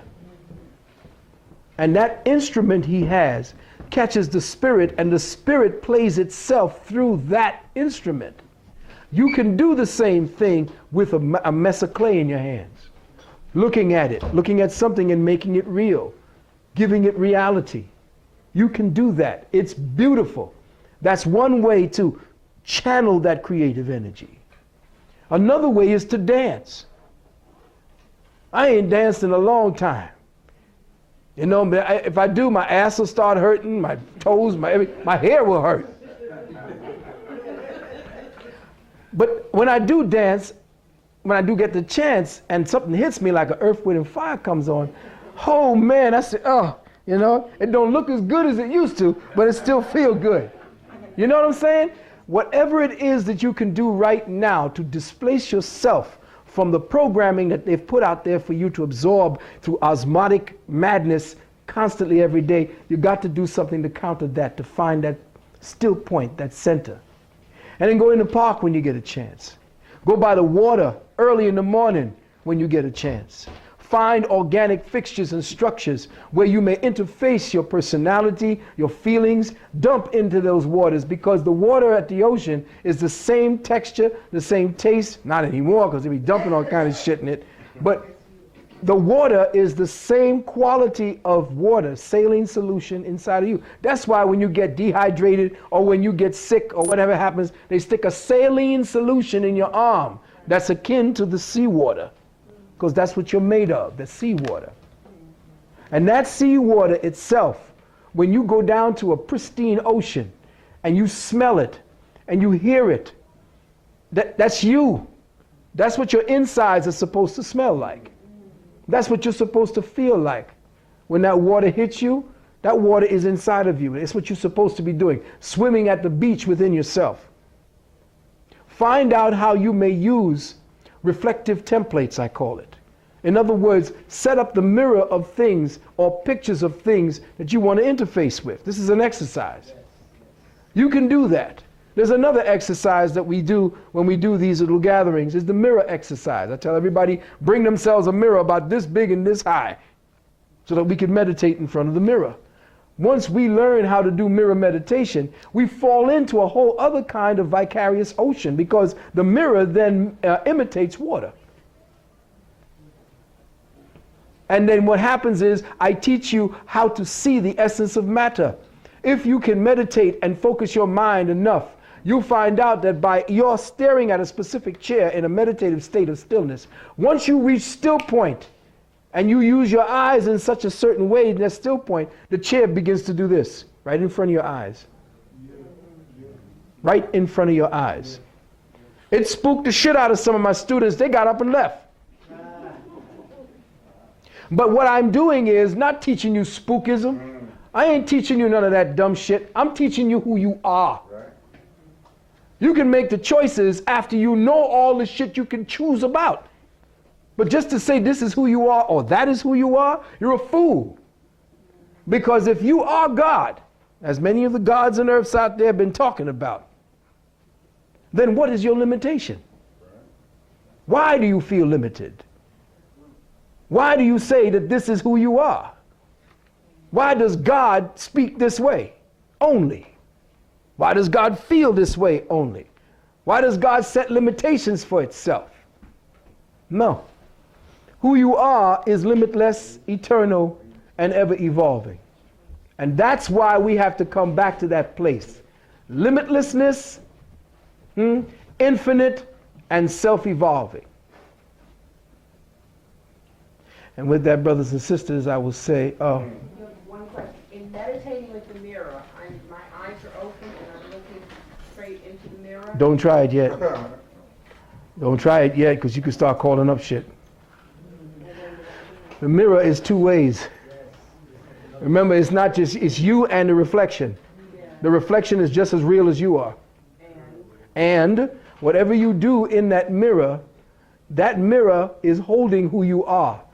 The reflection becomes part of you, and you become part of the reflection. Now the mirror itself, once meditation happens, remember, your mind, matter is psychoreactive.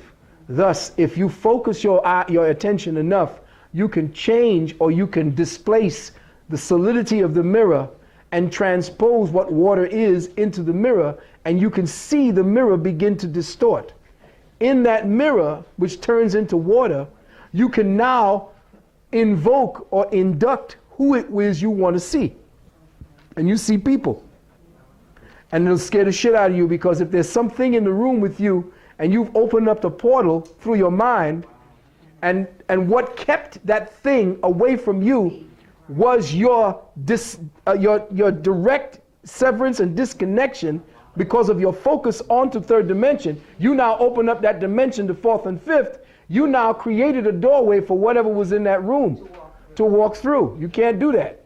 So when do I do it with you somewhere? You can do it with you or anybody, but I'm saying know that there's a consequence to when you start using your mind to focus it differently. Because the only reason we are safe, or we feel that we have a kind of measure of security from all of the forces around us, is because matter is self-restrictive as well.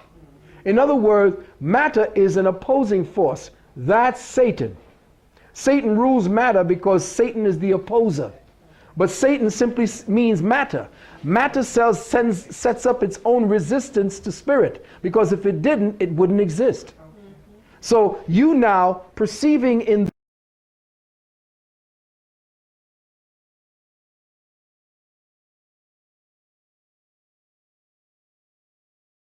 this reality, you set up a structure by which to perceive in.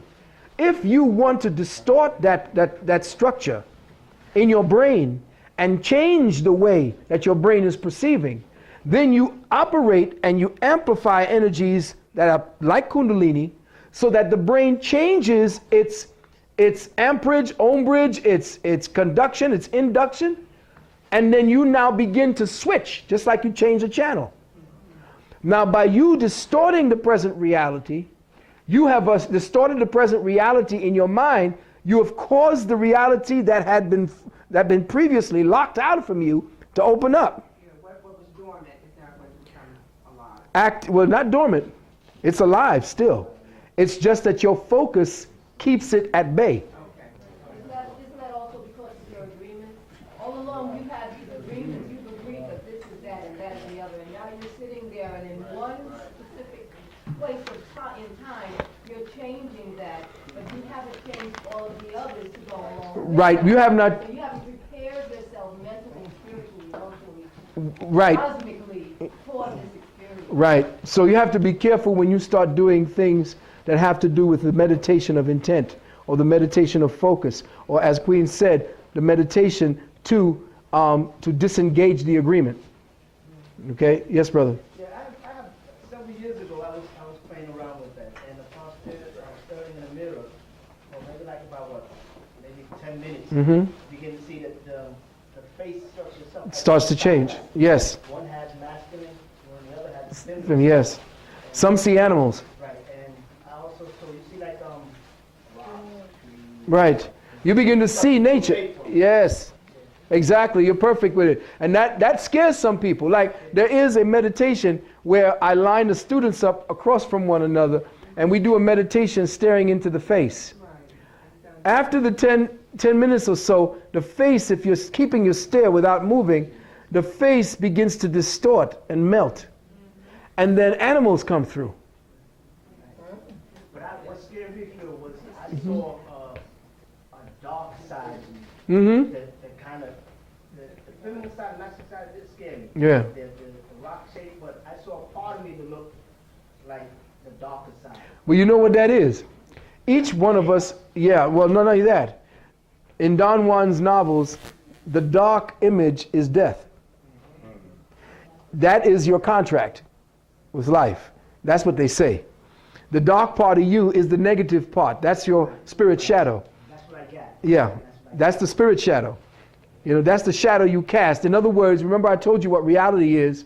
Reality is this agreement that from one point to another where you are, the shadow that is cast of you is who you are. So you're a shadow being cast from a point of reference. This part of you is the shadow. You see, the real part of you is distant from this thing. You see, so you are, the essential you has cast the shadow of what you perceive yourself to be. And it is that shadow, within that shadow of darkness, that we try to perceive ourselves within light. And that's the difficult part of trying to work our way out of the physical constructs of matter, because it keeps us locked down in the shadow world. Okay, and with that, brothers and sisters, I thank you. It's been a blast, and I hope to see you in the circle. Peace. Thank you. Bless you.